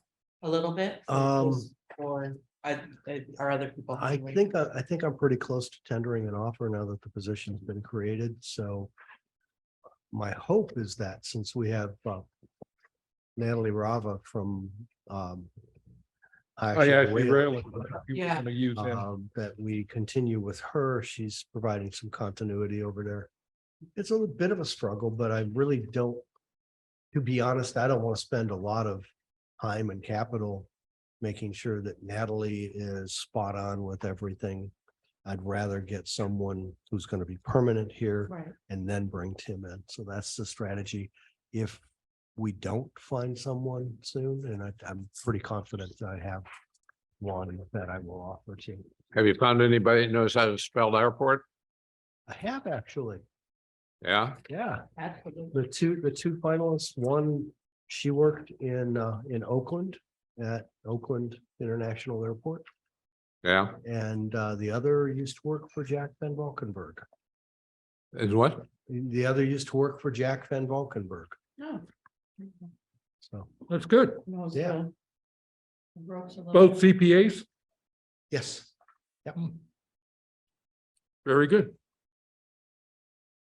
Okay. Air Service Marketing and Community Relations. We did not have a meeting. Did not. Commenting on some of the stuff in today's packet. A lot of cancellations for Las Vegas, I noticed. That seems to be a unlucky one. For what you don't want to be unlucky if you're going to Vegas. Maybe it's Yeah. divine Yeah. providence, Who knows? Las Vegas. There- was fine. I think- or is that delay? Thank you. Delay, I'm sorry. Yeah. You know, I had took that out because I was going to use it in my talk yesterday and I don't have it with me. But I do remember seeing one with a lot of red and my mistake. It's a lot of delays, but no, Yeah. which is Remember- part with the course. With You're the- easily right? confused It here. We is. realize. Remember, however, that there was the monsoon season that blew through Las Mhm. Vegas and they had some real significant weather go through there, which is unusual for Vegas, but so that caused some of the problems. I also added up the employments and we're just showing the current employments, not the other ones. I assume we're going to bring that back showing, or we're just going to stick. Did we miss something in the packet? Well, they just show the current employments, not prior years. See that? Right. See that circle up on top? Right. That's this year's. So as we get deeper into the year, you'll see it, that second line grow. So you'll have your comparable. So Oh, we dropped a couple years though, and those were our COVID years. Because we used to have like 3 Yeah, lines. that's true. You're right. You did. Okay. Mhm. And that was discussed. Mhm. Was it? It was just decided that it was better to drop them because they don't really give us a good representation. okay. Well, that's good to know. I did add up these numbers in reverse and we were at 250,000 employments, which not bad, No, you know, that's- not that's- bad. That's better than 2019 Mhm. by about 20,000. And right now, the early numbers we see, not the ones reported by the airlines in their remittance to us, the early numbers, we're running 20 to 21,000 passengers a month in planes right now and have been throughout the entire summer. Mhm. It looks like we'll exceed that number in September as well. Good. How are we doing in our recovery compared to other airports like San Luis Obispo, our size, and also San Jose? How are we doing in our recovery compared to those guys? Our capacity is down. So we don't have as many flights or as many seats available. Our enplanements are up. Or what? What is up? Employments. Are Oh, up. employment. Yeah. That's in seats. San Jose's enplanements, they haven't recovered fully from pandemic yet, so they're still negative. I don't know San Luis. Plus, they deal with a lot more business travelers than we do, which is Yeah. a down part of the industry right now. I will tell you that, and this is new news that I didn't have until a week ago. JSX is suspending service for the winter months. So from November till February, end of January, they'll not be in the market. They, the conversation with them was that was a slow period for them last year as well. So rather than fly sparsely populated flights, they're deciding to just suspend for a bit. What about during the golf tournament? That's usually beginning of February. Would they be back in the market then? They should be. The conversation I had with them is that they'll be back in the end of January. So, but no firm date yet. While I was at the conference, I did stop by the booth for Landon and Brown, and I asked to talk to Mike if he was there. They thought he would show up the next day. He didn't, but he did give me a call. Good. One thing he did say is because I asked him, I had some questions about the leakage report. He said he was using a 30-mile radius. Right. And when I put that on a map, I mean, we're talking most of San Benito County, getting into South Santa Clara County, which I think skews those numbers against us. I don't think we're viable in San Benito County because they're going to turn left in serpentine to all these roads to get to Monterey, as opposed to turning right and making a straight shot to San Jose. Yeah, that's That's even a closer airport. Yeah, that's a tough lift for us to get into San Benito, and even in some respects, Santa Cruz as well. And that's the other thing, because this isn't 30 miles of roads. This is 30 miles as the crow flies. And when you put a circle out there, you're covering almost all of Santa Cruz County. And so I think it's not realistic that they're not going to turn off on 17 and head over to Monterey, San Jose, because it's right there. Yeah. Part of the problem with leakage studies is you define by the study the area that you want to have an impact on. You can't in the data, you can't serpentine the area. Can you do it by zip codes? Because I did talk to somebody that says his program can do it by zip codes. Yeah, and I think in my report, I indicated that one of the things that we're looking at closely with CVB and Visit Carmel is cell phone data. I'm sorry? Cell phone data. Okay. These little things have GPS components in them. And there are companies that harvest that information, not your personal information, just your location. And then they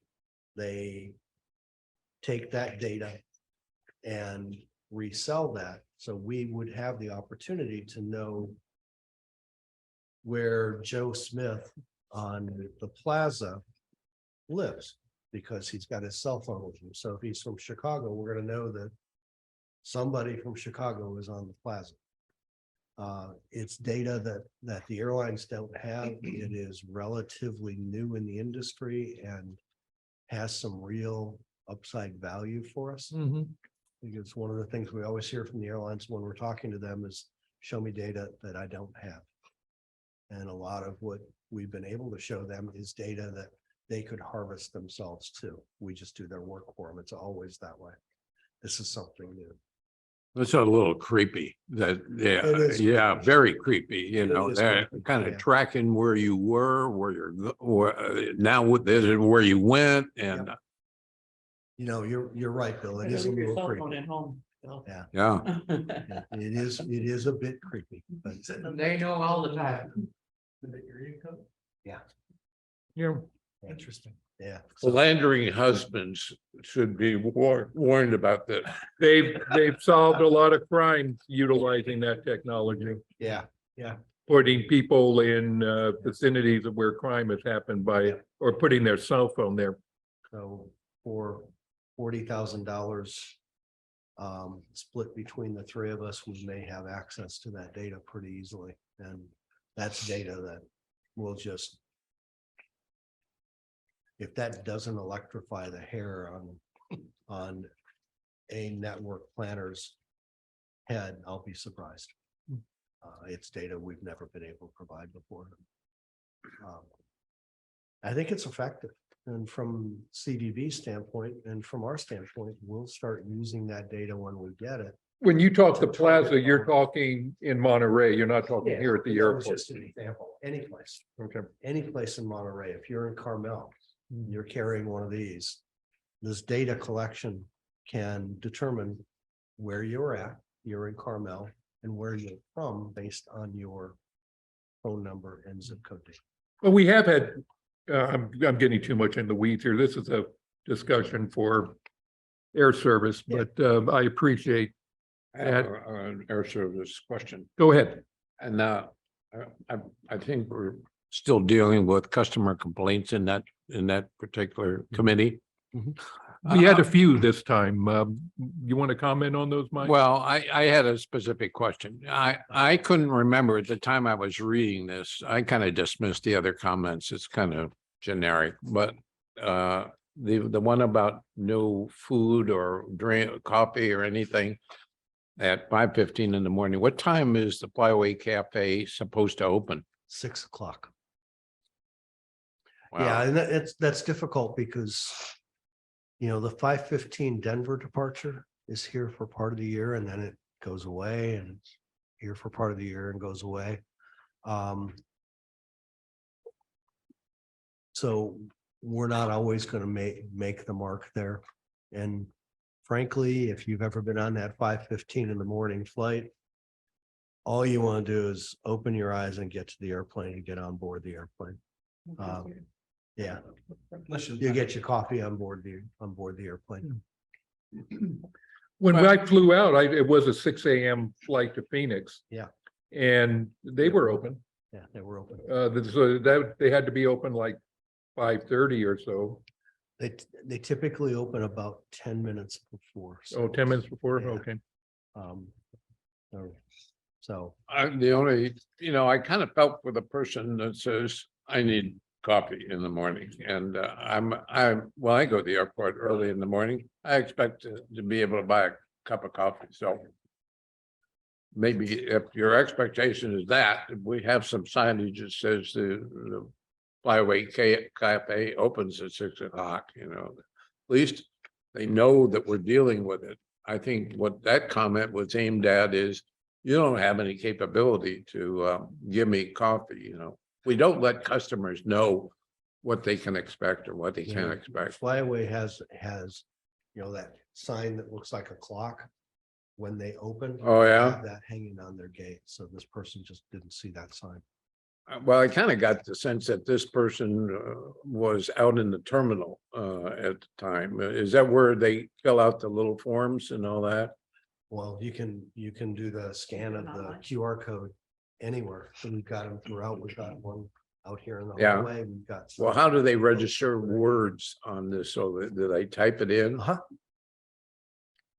Do we know where this came from? This concern came from? No. No, Okay. we didn't know that with the We have previous system. vending machines. on there, don't We do. Yeah. Yeah. I don't, Where's the vending machine? Left Thursday. gates 4 and 5. Do we put up a sign? There's coffee gate 4 or? We can only put it. Yeah. No, it's not. Yeah, Soda.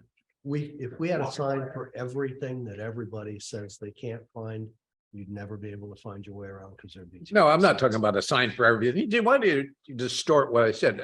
Just for people, these are our customers. We're trying to provide them with some customer service that makes them, being here at 5:15 in the morning is difficult enough, and if there's coffee available, then tell them that. If it's not going to be available to 6 o'clock, tell them that, it's not a sign for everything. So I'm just trying to, make suggestions that improve our customer service, not what makes good sense for us. All right. Okay. Got a question. Go ahead. The fire department?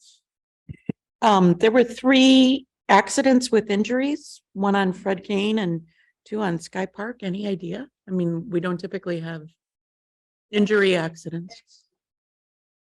Excluding, thank you. Okay. All right, that was the opposite, which is what is normally there. Okay, sorry about that.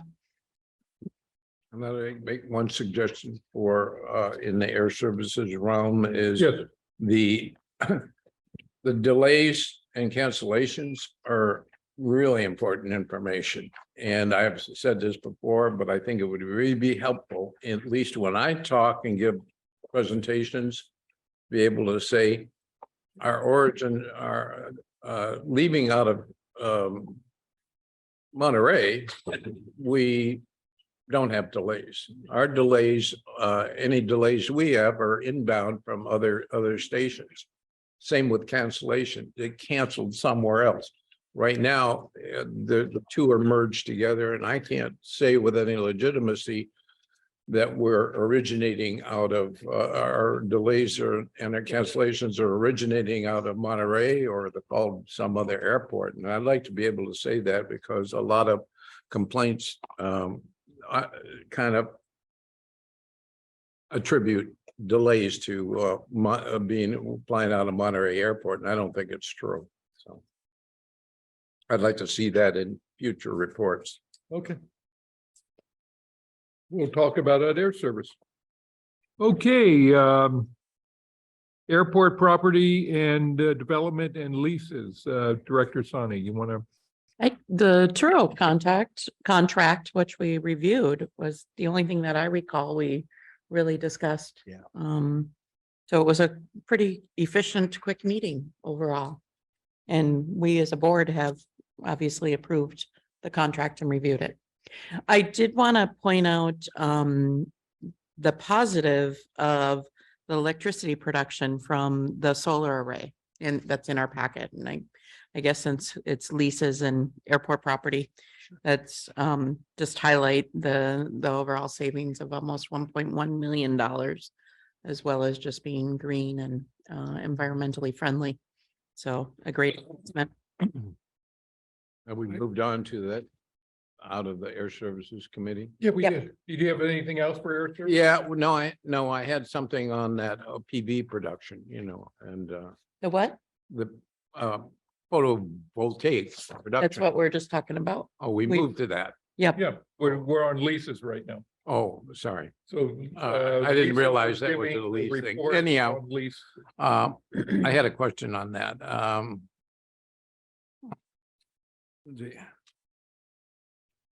How is that savings calculated compared to what? I'm calling it PV, which I think is photovoltaic or something. Yeah, how is that calculated?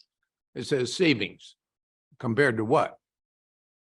Calculated by the cost per kilowatt hour. So if we produce, so for example, in August of 2021, 132,120 kilowatt hours of electricity from the solar array. Multiplied by whatever purchasing that power from, that's going to get used. So it's compared against PG&E's rates. The rates that we currently pay, we still pay rates, so it's compared to. Okay. And that's, these savings that we are, the charges that are the savings we made. No, I'm going back to how much the production that we made here, the kilowatt hour production. What percentage of our total usage, electrical usage is that? Is it like 10% or is it 50% or is it nearing 100% of our total usage? I would have to look at all of our bills. Right now, it's at least 95 or better of our total usage that we control. All of the meters that are on the airport. Wow, 95% of our total billings here, huh? Yeah, give you an idea. Before we had the solar array, our electricity bills were running in the $240 to $250,000 a month or year. Let me try that again. $240,000 to $250,000 a year. Right now, we're spending between $30,000 and $40,000 a year. Okay, that's, wow, It's pretty that's great. significant. This, It's pretty this thing is paying off. And obviously that's pretty other, so we are also Yeah. in the process of bringing more of our meters on. For example, so this was built almost 4 years ago. Yeah. So for example, we did one Benjamin Keller building at that time. So we brought on the Benjamin Keller building last year, or another one is this year we're bringing on. This is the electric vehicle parking station meter to our bills. So there are some, as soon as we put in a new meter, it isn't on the solar array. We have to ask for it to be done. We do it once a year at a payment stays at the same time. So we've added in addition to some of those positive. We're talking about pre-bringing some of these other things on because we, again, probably will bring that cost down a little bit more if we bring on more. So this is a true up with PG&E or? Yeah. Yeah. Yeah. Okay. Mhm. Let's see. I kind of get the sense that we're not able to use all of the PV that we're generating, you know, what's happening to that? Are we selling it back to PG&E or what? That's all we can do. We sell back what we make or what we generate. We dump that back onto the grid and then we buy from PG&E at a lower rate. What we need. We buy We it get at a lower credit. rate? We get credit for what we generate. Oh, yeah. And Even then- at night? Yeah. Yeah. Because I thought during peak billing periods, we may be responsible for the difference. And that's why we've got that $30,000 to $40,000 a year in the budget. There are periods where, you know, we We're don't paying more generate as than much as they're we should. buying it from us. Like, you know, in the winter months when we have extended fog or extended marine layer, we don't generate as much. So we still have to feed the beast, if you will. Mhm. So we have to buy commercial at that point. But it's minimum. If we had storage batteries, and someday we'll probably come to you with that concept. We probably could be completely independent of That would be something. PG&E. Well, it sounds like we're getting a pretty good return on investment here. Yeah. Doing well. And because we're covering our costs of the borrowings and Oh, we yeah. have money left over. Oh, yeah. And, Yeah. Good. Oh, I'm glad to hear that. I did have an interesting conversation with somebody during the conference. He used to work for FAA. Now he works for consulting services to these Adobe type upstarts. He said if you want to ensure having that service at your airport, the best thing you can offer them is reliable electrical service. Yep. A microgrid that if something goes out, that you'll be able to draw power, or storage batteries or something that they can charge their craft. Yeah. And he also said like Joby is partnered with JetBlue. A lot of the airlines are looking into this as a feeder to bring people to their air service. So Yeah, they've yet to really define what they're going to use those craft for, but they are starting to buy them. Yeah. So we're watching. And is United Airlines going to feed LAX with those? Probably not, but I bet what they do is have spots in downtown LA that they fly people to. Yeah. So you fly in on United, you go to a designated spot, you can fly to one of the other spots without ever touching traffic down there. And that's certainly their hope, but he said the biggest challenge is a lot of these companies don't understand the concept of airspace, and you just can't fly these into somebody's backyard and pick them up, you know, and then take them somewhere. Yeah, it's great that there are routes of Home Depots all around the country that could support it, but there are some airspace issues. Yeah, that there still have to be changes in law. Yeah. Okay, very good. If we can move on to local jurisdiction and liaison, and still we don't have anybody that wants to talk to us about anything, right? Nope. Okay. Local agency formation committee, Mary Ann, anything to report? We had a meeting Yes, yesterday. we met yesterday, and The court agreed and the Water Management District agreed that the CEQA part of the lawsuit against LAFCO has been dropped. So that's a good thing. There were 3 complaints in the lawsuit, so now one of them is gone. And we will go to court, I think, on December 9th to hear the other 2. So we did talk briefly about what's coming. So December, just a minute. December the 5th is the hearing for the annexation in Soledad, which will provide about 1,400 houses over a 20-year period. So that should increase our ability to provide transportation to a lot more people. So that's a good thing. It expands our market. Everything else was pretty just plain of what we had to do. We did just raise our fees and charges on items that are coming before us. So if you're coming before us for an annexation or whatever it might be, a district change, there is an increase now in staff time between $165 an hour, which was current, to $171 an hour. So we did not increase any of the costs that are inherent to the cost of rent or anything. That will probably come a little bit next year because we also approved a new lease with our landlord, which is still clearly under market in Salinas. So anyway, it was a pretty quick meeting. I think we were in and out. Well, I know we were in and out in under an hour to get it done. But December will be the Biggie. big one. Yeah, that'll be the hearing. Okay. Any questions? Regional Taxi Cab Authority, Did not meet. Transportation Agency, Monterey County, Bill.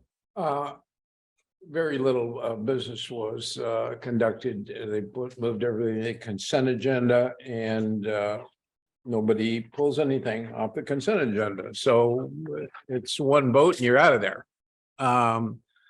I keep my eye open for things that have any implication for Highway 68 or the airport in general, but it not appearing. But there is one thing. They go through a lot of there was a report on Highway 156, that Castroville interchange over there. That's important, really important to a lot of people. And I guess it has implications for the toll road on Highway 156 eventually. It ran into a collision with the Coastal Commission. And some people objected to it being that interchange being too close to the coastline or something like that. So it's held up and it's not proceeding forward, which is making Judge Phillips crazy, and so it has implications here because there's apparently, I didn't realize how important this is to the people that live in Castroville, this interchange to be able to safely maneuver through that intersection. Anyhow, they do a lot of monitoring of legislation going on at the state level, as well as the federal, but state level. This one item kind of jumped up at me, and maybe Scott, I don't know how much you pay attention to these items regarding open and public meetings and the Zoom aspect of that whole thing, but they're supporting, TMC at least is supporting a bill, AB 1944 from by Representative Lee. And this bill would require the agenda, an entity like us, the agenda to identify any member of the legislative body that will participate in the meeting remotely. By a majority vote of the local body, members would not need to post their address if it's not a public place. but you have to vote on it every time, apparently. And the bill would require an updated agenda reflecting all members participating in the meeting remotely to be posted if a member of the legislative body elects to participate in the meeting after the agenda is posted. So this is I guess it's gone through Senate Governance, Finance, and failed there, but the TAMC is supporting this thing, which is beyond me. I think this restriction will be lifted altogether, but in any event, there is this legislation. Were you familiar, Scott, with that AB 1944? Yes. Okay. Yes, I am. And there was a little bit more to it than that. And I'm trying to actually look up what the most recent, my recollection was that it was that it did. Mine is a June 22nd status, so it may not be current. Yeah, I think it did not make it out of committee. Okay. It did not. All right. It did not make it out of committee, so. Well, I the would deadline- appreciate it as one board member, that you monitored and bring to our attention, anything that we should write a comment letter on to Laird or whoever's involved here, because I find it totally ridiculous that we have to post our locations and make it a public access Yes. if we're not going to attend the meeting in person. So please keep us advised as best you can on what you learn. I will do that. There are, just so you're aware, and I've got to check on it. At last count, there were about 6 or 7 of those types of bills that would make amendments. And my recollection is that all of them had been postponed to get the authors of them all to try and come together to get behind just one. Now, it's not going to happen before the end of this year, of course, because the legislative session is now over. We do have a brief comeback, I think, in December for a little bit, but it is going to be a project next year that they're working on. The silliest thing I have ever done in my life is to post the agenda in a hotel room, in a hotel lobby at Lake Tahoe, and Oh, you've done things more sillier than that. yeah, that's true. Can we But- vote? Oh, my God. I mean, it was just totally ridiculous. And it was so, and that wasn't even Zoom, I used to regularly attend remotely in my office for one of my public agency meetings. And I would routinely, the address was published, and I routinely would say, listen, for anybody that wants, this place is well air conditioned and I've got treats. Whenever. Oh, dear. I've got treats. You're welcome to come over. Don't ever. Yeah. do it.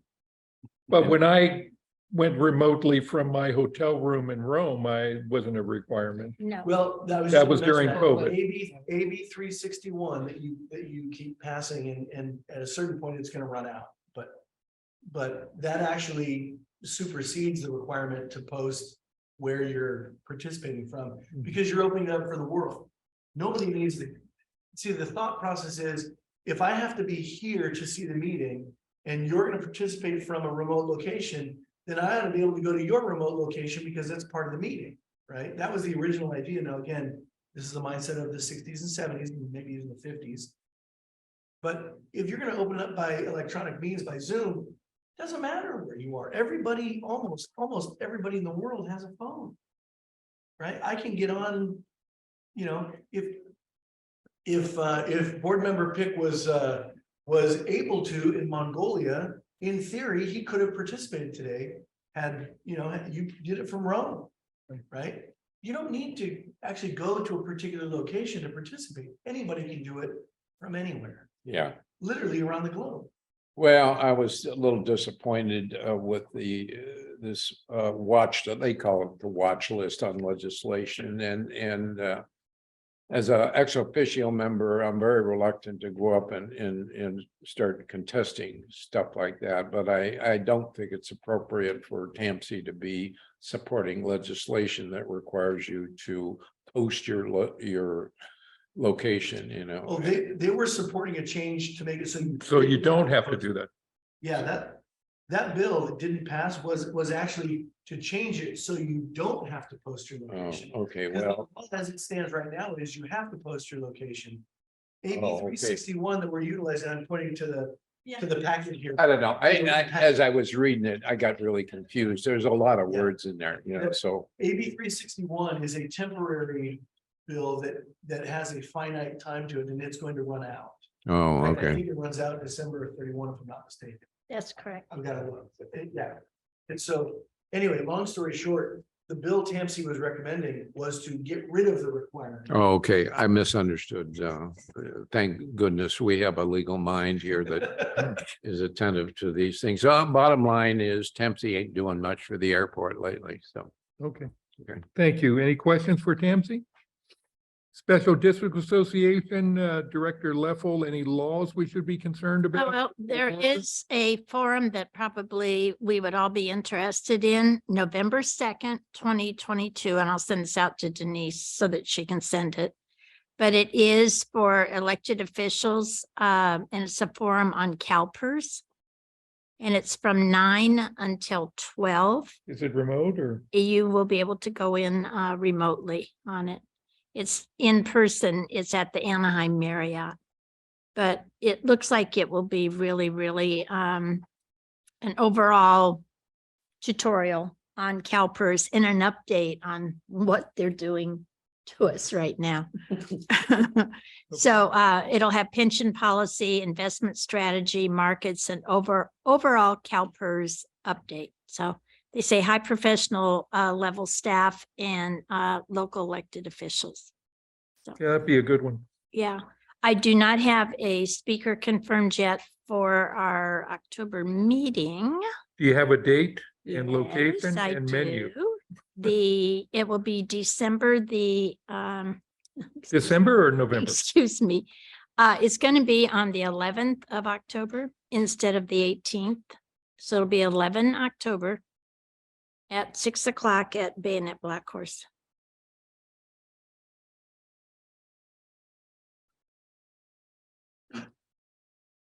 Okay. Any questions for special districts update?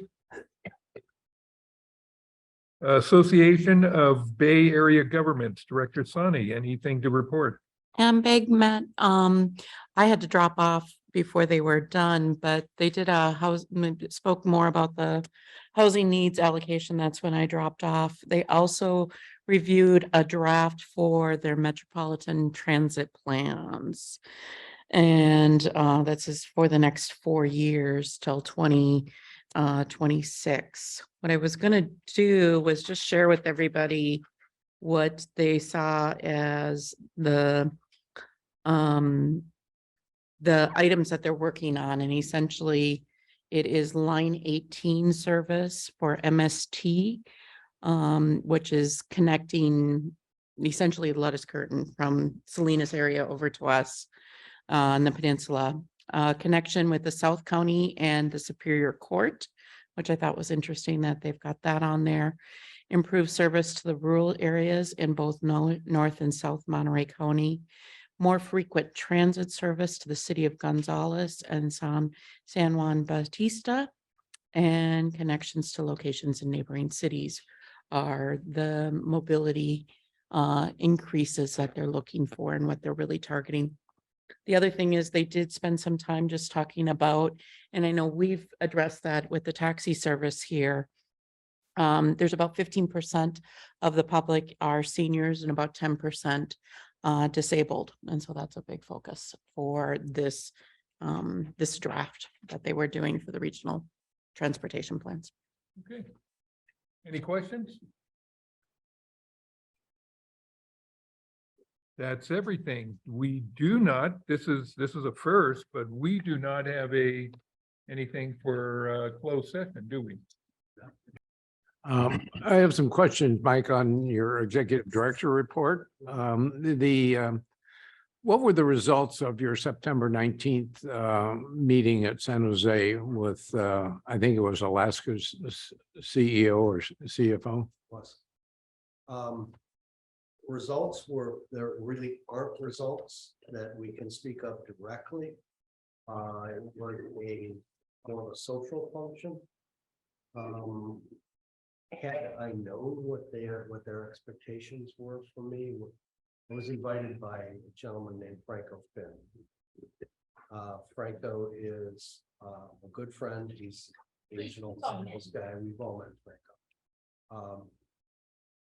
He just invited me via email. I took him up on that invitation. When I got there, he said, "Now I want you to pitch these guys. I'm coming to Monterey for their next quarterly leadership retreat."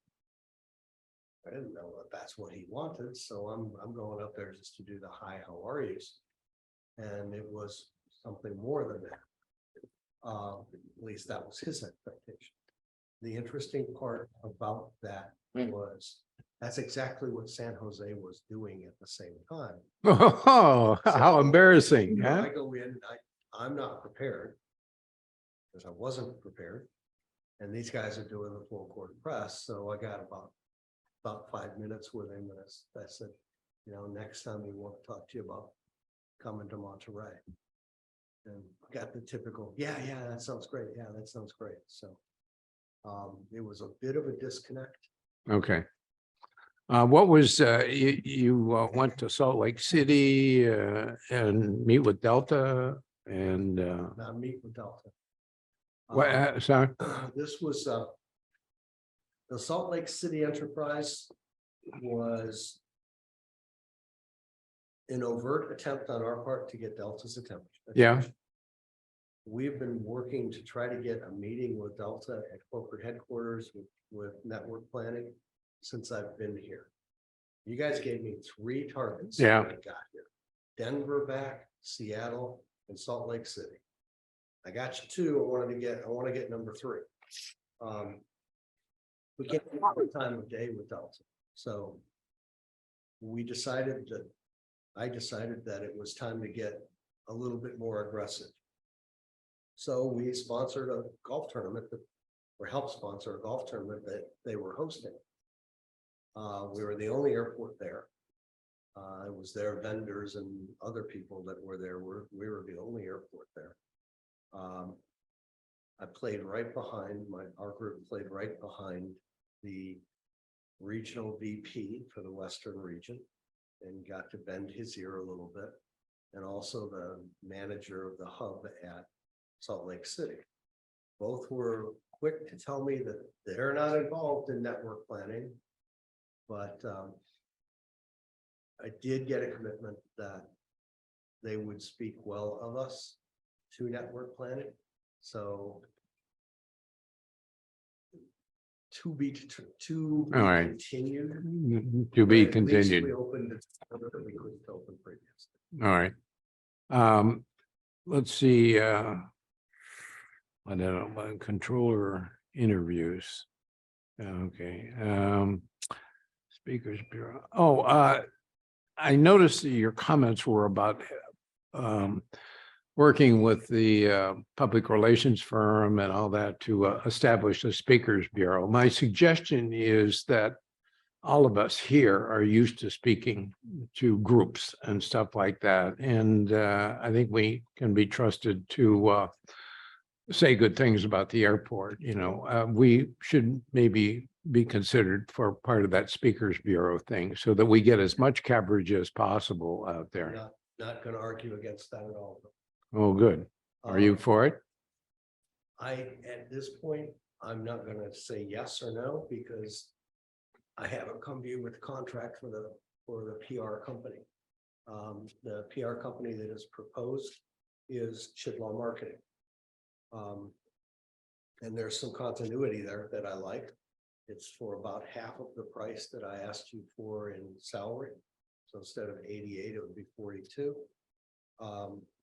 The downside of going that direction, I think I'm trying to address with the Speakers Bureau, which is can't necessarily expect Chris to be our spokesperson throughout the entire. Well, I kind of, you were alluding to the fact that whoever the PR professional is going to be is going to kind of set up speaking engagements. I'm just saying, I would consider the board here, board members, selected board members capable of handling some of those. The more coverage we get out in front of the public, the better. And it's not just limited to your staff, but it's everybody that's capable of speaking about the airport. Another question I had is talked about there would be a possible meeting with the city of Monterey regarding the fire contract. What could Monterey possibly offer, given where we're going to be putting the firehouse there? Do you have any sense for it?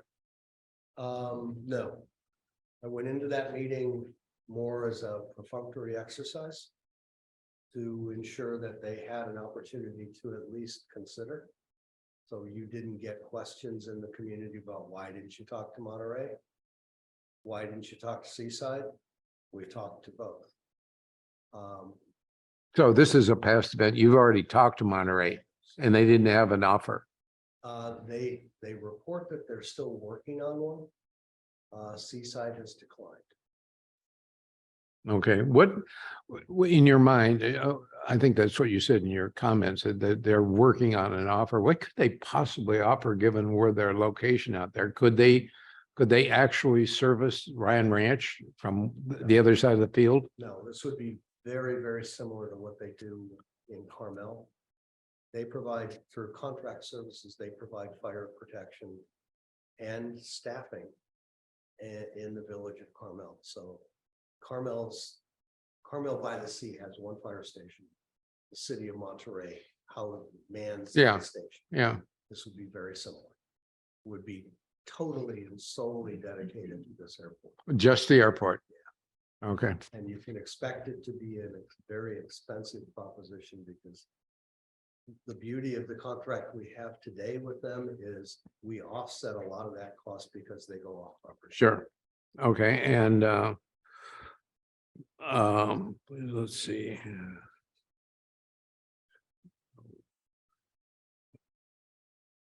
That's all the question. Oh, I had one question on analytics. How much are we spending on a monthly basis for all these Facebook hits, all those things? Because I noticed there's like 67 cents per hit or link or something like that. Do you have a grand total for all of our digital media expenses?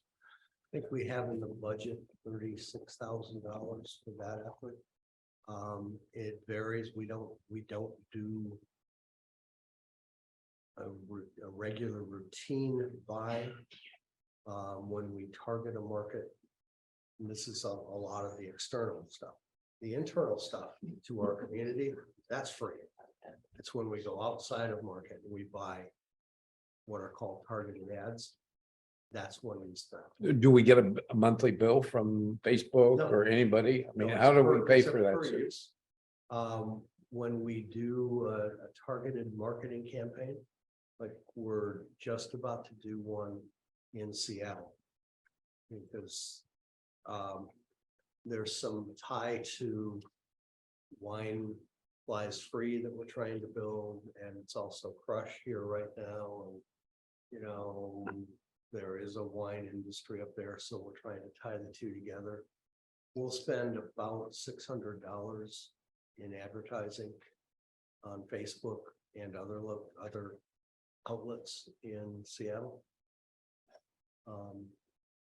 And we'll see what the analytics look like after that. All right. All the questions I had. Okay, thank you. So pending requests, we still have the update to the governance manual. You'll be working on that, Scott, when you think to report? Yes, actually, I do want to send an apology to, I anticipated bringing it to this meeting. I had an old friend who passed away and, took about a week off to help with the family kind of organize things, so my apologies for that. It will be up on the next meeting. Well, this was a busy agenda anyway, so It was. probably things happen for reasons, but not that your friend's death had to be a reason. I'm sorry for your loss. Okay, discussion for future agenda items.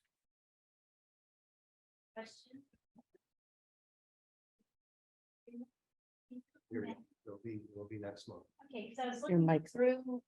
Your mic's off.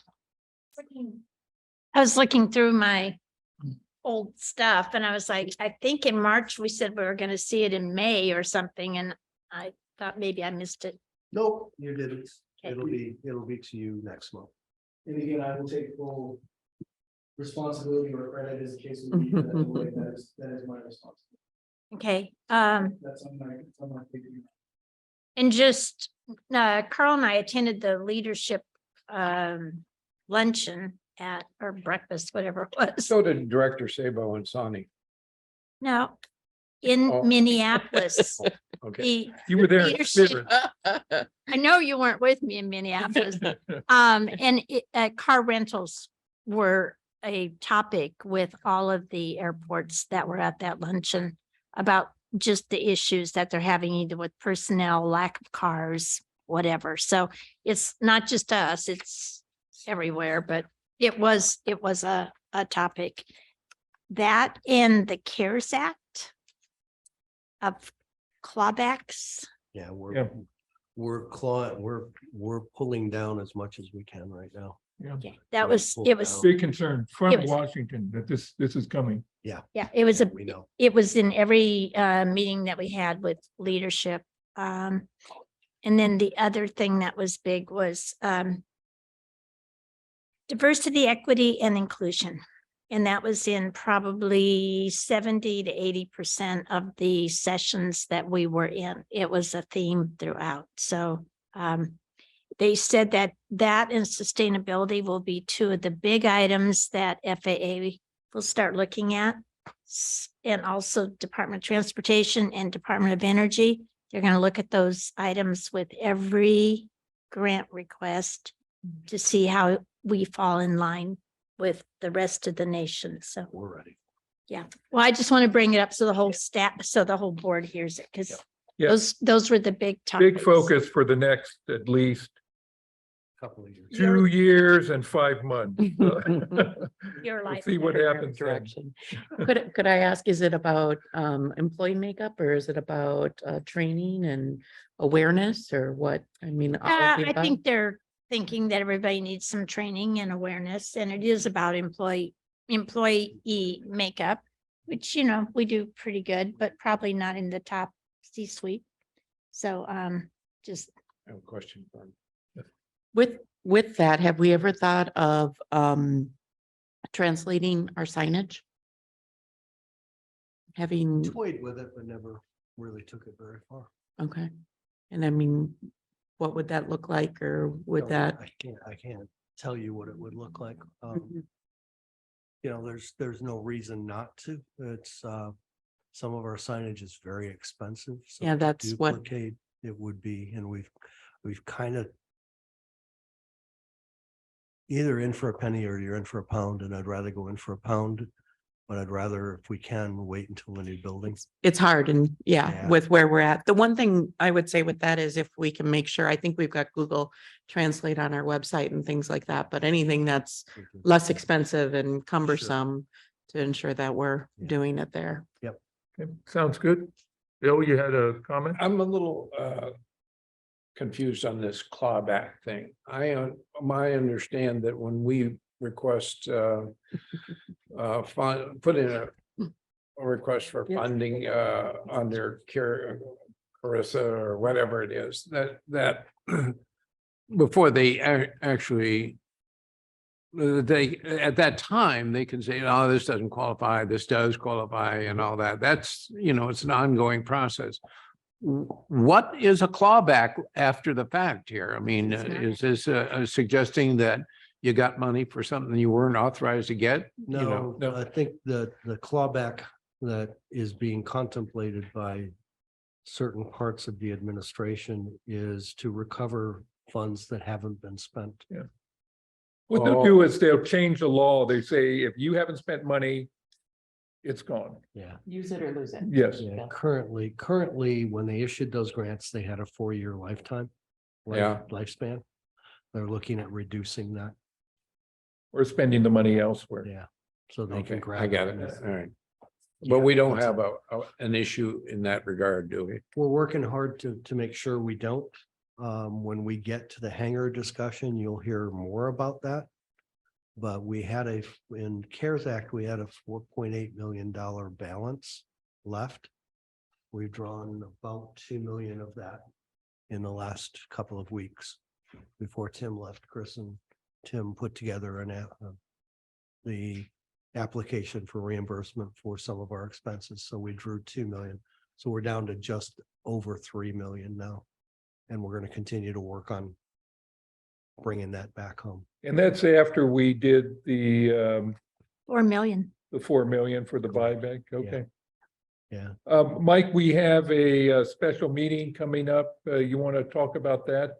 Sure. That's interviews of what we are going to propose to you are the 2 finalists for architectural services for the terminal building. So it's a little bit beyond pretty pictures. It is actually roll up your sleeves and get to know these folks and see if these are the ones that make sense for us. Will they bring concepts to us or? They'll bring, the way we structured it is we've asked them to bring 2 existing projects that they've completed that are representative to What we want to do what here? we might see. They're not going to be concepts targeted here. They're not going to be that, but you'll get a sense of the firm and their skill set and their ability and their creativity. A lot of it's going to be incumbent upon you, and we're going to prep you with some canned questions, if you will. You'll certainly have the ability to go off script, but we want to prep you with some canned questions so that you're asking what we think is appropriate, such as how would you find, to us, sense of place is going to be an important component for you to consider. It has to look like it belongs here. Question for the board to ask the architects is, how would you determine sense of place? And let them tell you. Do you understand heating and air conditioning? Yeah.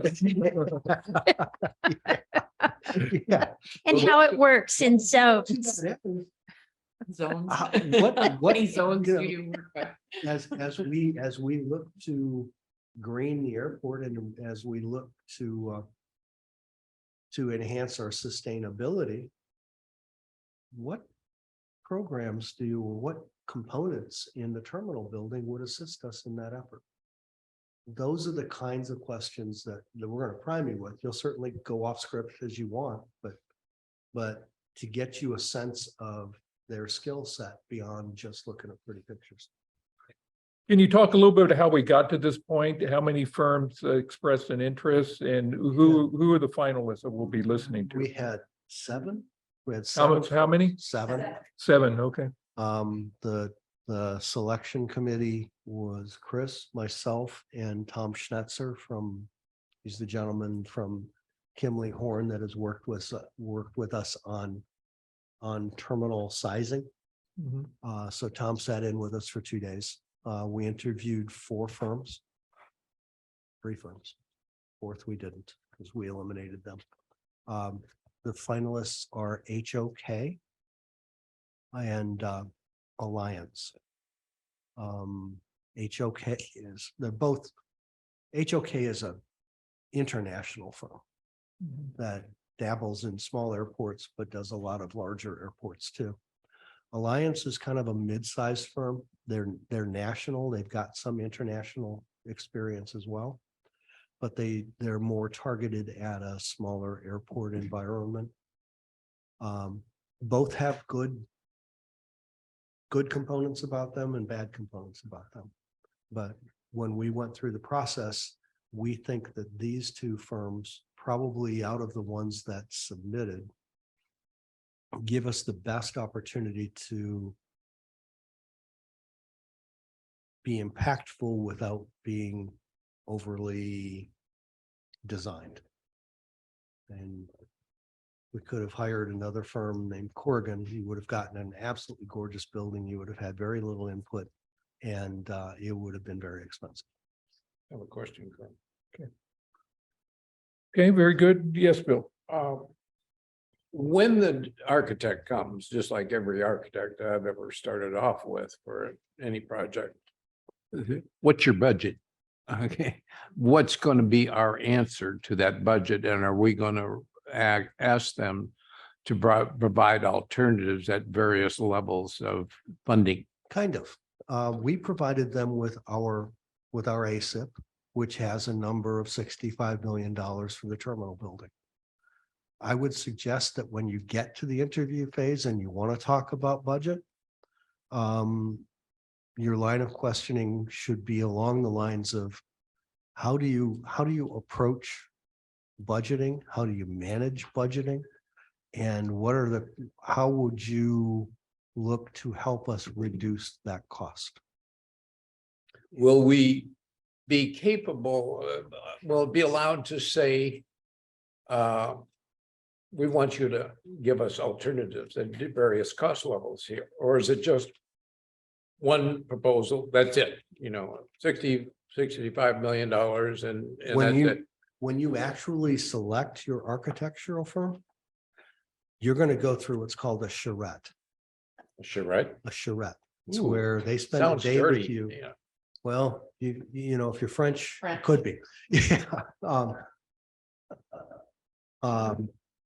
You're gonna spend a day with them and they're gonna try to extract from you what you like and what you don't like, what you expect, what your expectations are and what they aren't. And they're gonna share with you some of their ideas about what's expensive in your ideas and what's affordable. Give you an idea. The more arches you put into a building, the more expensive the building construction becomes. But what can you do with that architectural design to still have the impact that you're looking for? That's not just a rectangular box. You want the building to, I assume you want the building to be representative of the community and the airport. They're going to try to extract from you what it is that you feel about that, what it is that you're looking for. And in that charrette, you'll start to see some ideas of concepts. When they come back after that, then you'll start to look at more refined concepts. They'll probably come back with a couple. Oh, I thought this special session was to hear presentations from several of them, or two at least, right? Just two. Okay. So Yeah. when you say come back again, well, are both of them going to come back, or are we No, going to once. pick one? No, you're going to pick one out of that meeting. That's our hope, is that you pick one out of that meeting. This is the Your firm you hope. want to work with. Once we engage them, then we start that charrette process. Okay, well, I for one would like to hear more discussion about alternatives. There's going to be the expensive alternative, the average alternative, and the low cost alternatives, because and I would like them to be responsive to that, because we have to deal with a budget, at some point, Cost. unless you've got a rich uncle somewhere that's going to help us. During interview, you should feel free to ask. That's them Uncle about Sam. how they, let's I don't, Uncle Sam's based very upon good what's taste. going on, this is just purely a personal opinion, based upon what the FAA is doing here. For us and are not doing for us. I don't have great expectations. They're going to give us all the money that we need to really carry this forward, and so we need from a 50% financed, 40% financed, 80% financed. I don't think they're going to give us what we need going forward. And I think we need to be prepared for maybe either scaling down our expectations or finding a rich uncle somewhere, That's kind of my position. I want to hear the architects be able to say, yeah, we can scale, are scalable, to whatever your needs are. and I think you're going to get that. Okay, I think you're going to get that. You may not get it in that language, but you're going to get that in their approach to the design, to their approach to that sense of place, to their approach to the flow in the building. I mean, you can cut the building apart and say, well, we don't need the offices, the administrative offices in there, reduce the building by 7 or 10,000 square feet, or not that much, 7,000. You can limit the amount of concessions that you have and further reduce the size of the building. A lot of that's going to be decisions that are going to have to be made. But you can ask the architect during interview about how they would approach scaling back a project if the funding doesn't come as robustly as we hope. I don't think that's a bad question at all. Okay. Well, we look forward to that. Thank you for putting that together. I assume something happened to drop the third one off. We decided we were going to limit to 2. Okay, The third one was a capable firm, but to be honest, interviewed very poorly. They just were not prepared. And, not good. Did you say interviews are important? no, the third firm interviewed very poorly. Yes, Poorly. poorly. Yep. And then you'll give us some guidelines on what we see this building. I know we've talked 5 gates. How many counter spaces we're looking Yeah. at. We won't get, we're going to stop at the 5 gates. A lot of it's going to be dependent upon what we've done some sizing work with Tom Schnetzer at Kimley Horn.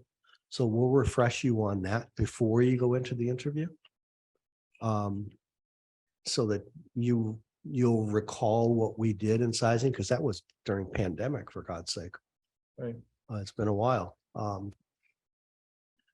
But you shouldn't be bound by that necessarily. That's a guide. Right. And, it may be a good question for an architectural firm. Well, I'm We've thinking got of future expansion. If Delta were to come to us today, where would we put them? Good question. And that is another one that you can ask the architect during interview is about expansion capabilities. I mean, in an airport this size, community this size, how would you approach expansion capabilities? Because we're not going to be able to afford 12 gates that we would grow into. We're going to have to Right. build what we can afford to build, and then eventually upsize if needed. How would they approach that? Because typically the counter, and I don't want to get in the weeds here, but typically the counter space is not covered by FAA because we rent that out, correct? Open question. Uh-huh. The back office space typically is not, because that's rented. Ticket counters, depending on how we structure the business deal.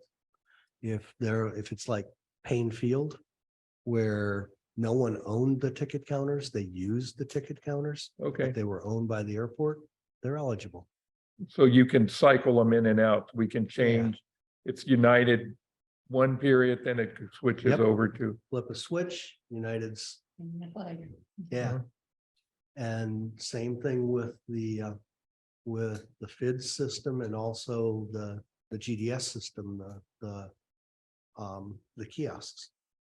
You can, like they do in Payne Field, the airport owns those, maintains those, and they're just linked by the airline to the airline's GDS. Same thing system. with baggage belts, right? Because it just depends who's using it at what time. Yeah, you can, and that's one of the reasons I wanted you to see Payne was that you can save money that way because it becomes eligible. It makes the building much more manageable, functional. You How don't do have the dedicated airlines real estate. feel about all that? They're actually pretty good with it now. Really? Yeah. They haven't been flocking into Payne, I've noticed, Well, They're it's a talking diff- about there's a building a different reason. separate airport up There's a there. different reason for that. Oh, yeah. Yeah. But your business model can drive a little bit of what you do with the building. If we own the kiosks and we have counter spaces similar to what they had in Payne, you'll have the ability to have fewer counter spaces, but serve more airlines. And By the way, the CEO of Delta Airlines said he does not agree with privately owned airport terminals, period. End of the story. He said you could never convince him that that's a good idea. That's, yeah, That was part of his Yes. speech. and that's unfortunate because And also, since the Delta variant, he doesn't want COVID to carry names anymore for the variant. now we've got to change the name of the variants again. I've got to go. Okay. We're just BSing right Yeah, now. the last thing I will say is I have not yet signed the agreement with Maharanda Group on the strategic plan. Yeah, I was going to ask exercise. about that. I've gotten feedback from all except for you, Lisanne. So if you've got any feedback, please send it to me. Are you good? Okay, and I'll sign that and Denise will be out to you shortly, trying to pull down a date. Perfect. That's good. Right. Okay, We've got that. and- any future agenda items anybody has? Bill, any future agenda items you want to bring up? No, the strategic plan was the only thing, and I think last time I brought that up, we said, well, got that covered. Strategic plan. That's what we're talking about right now. Once the contract is signed, then we can get some dates together. Okay. Good. Yep. Anything else, Lisa? Mary Ann? Okay. See, if you create a void in a agenda, we will fill it with just idle talk, so.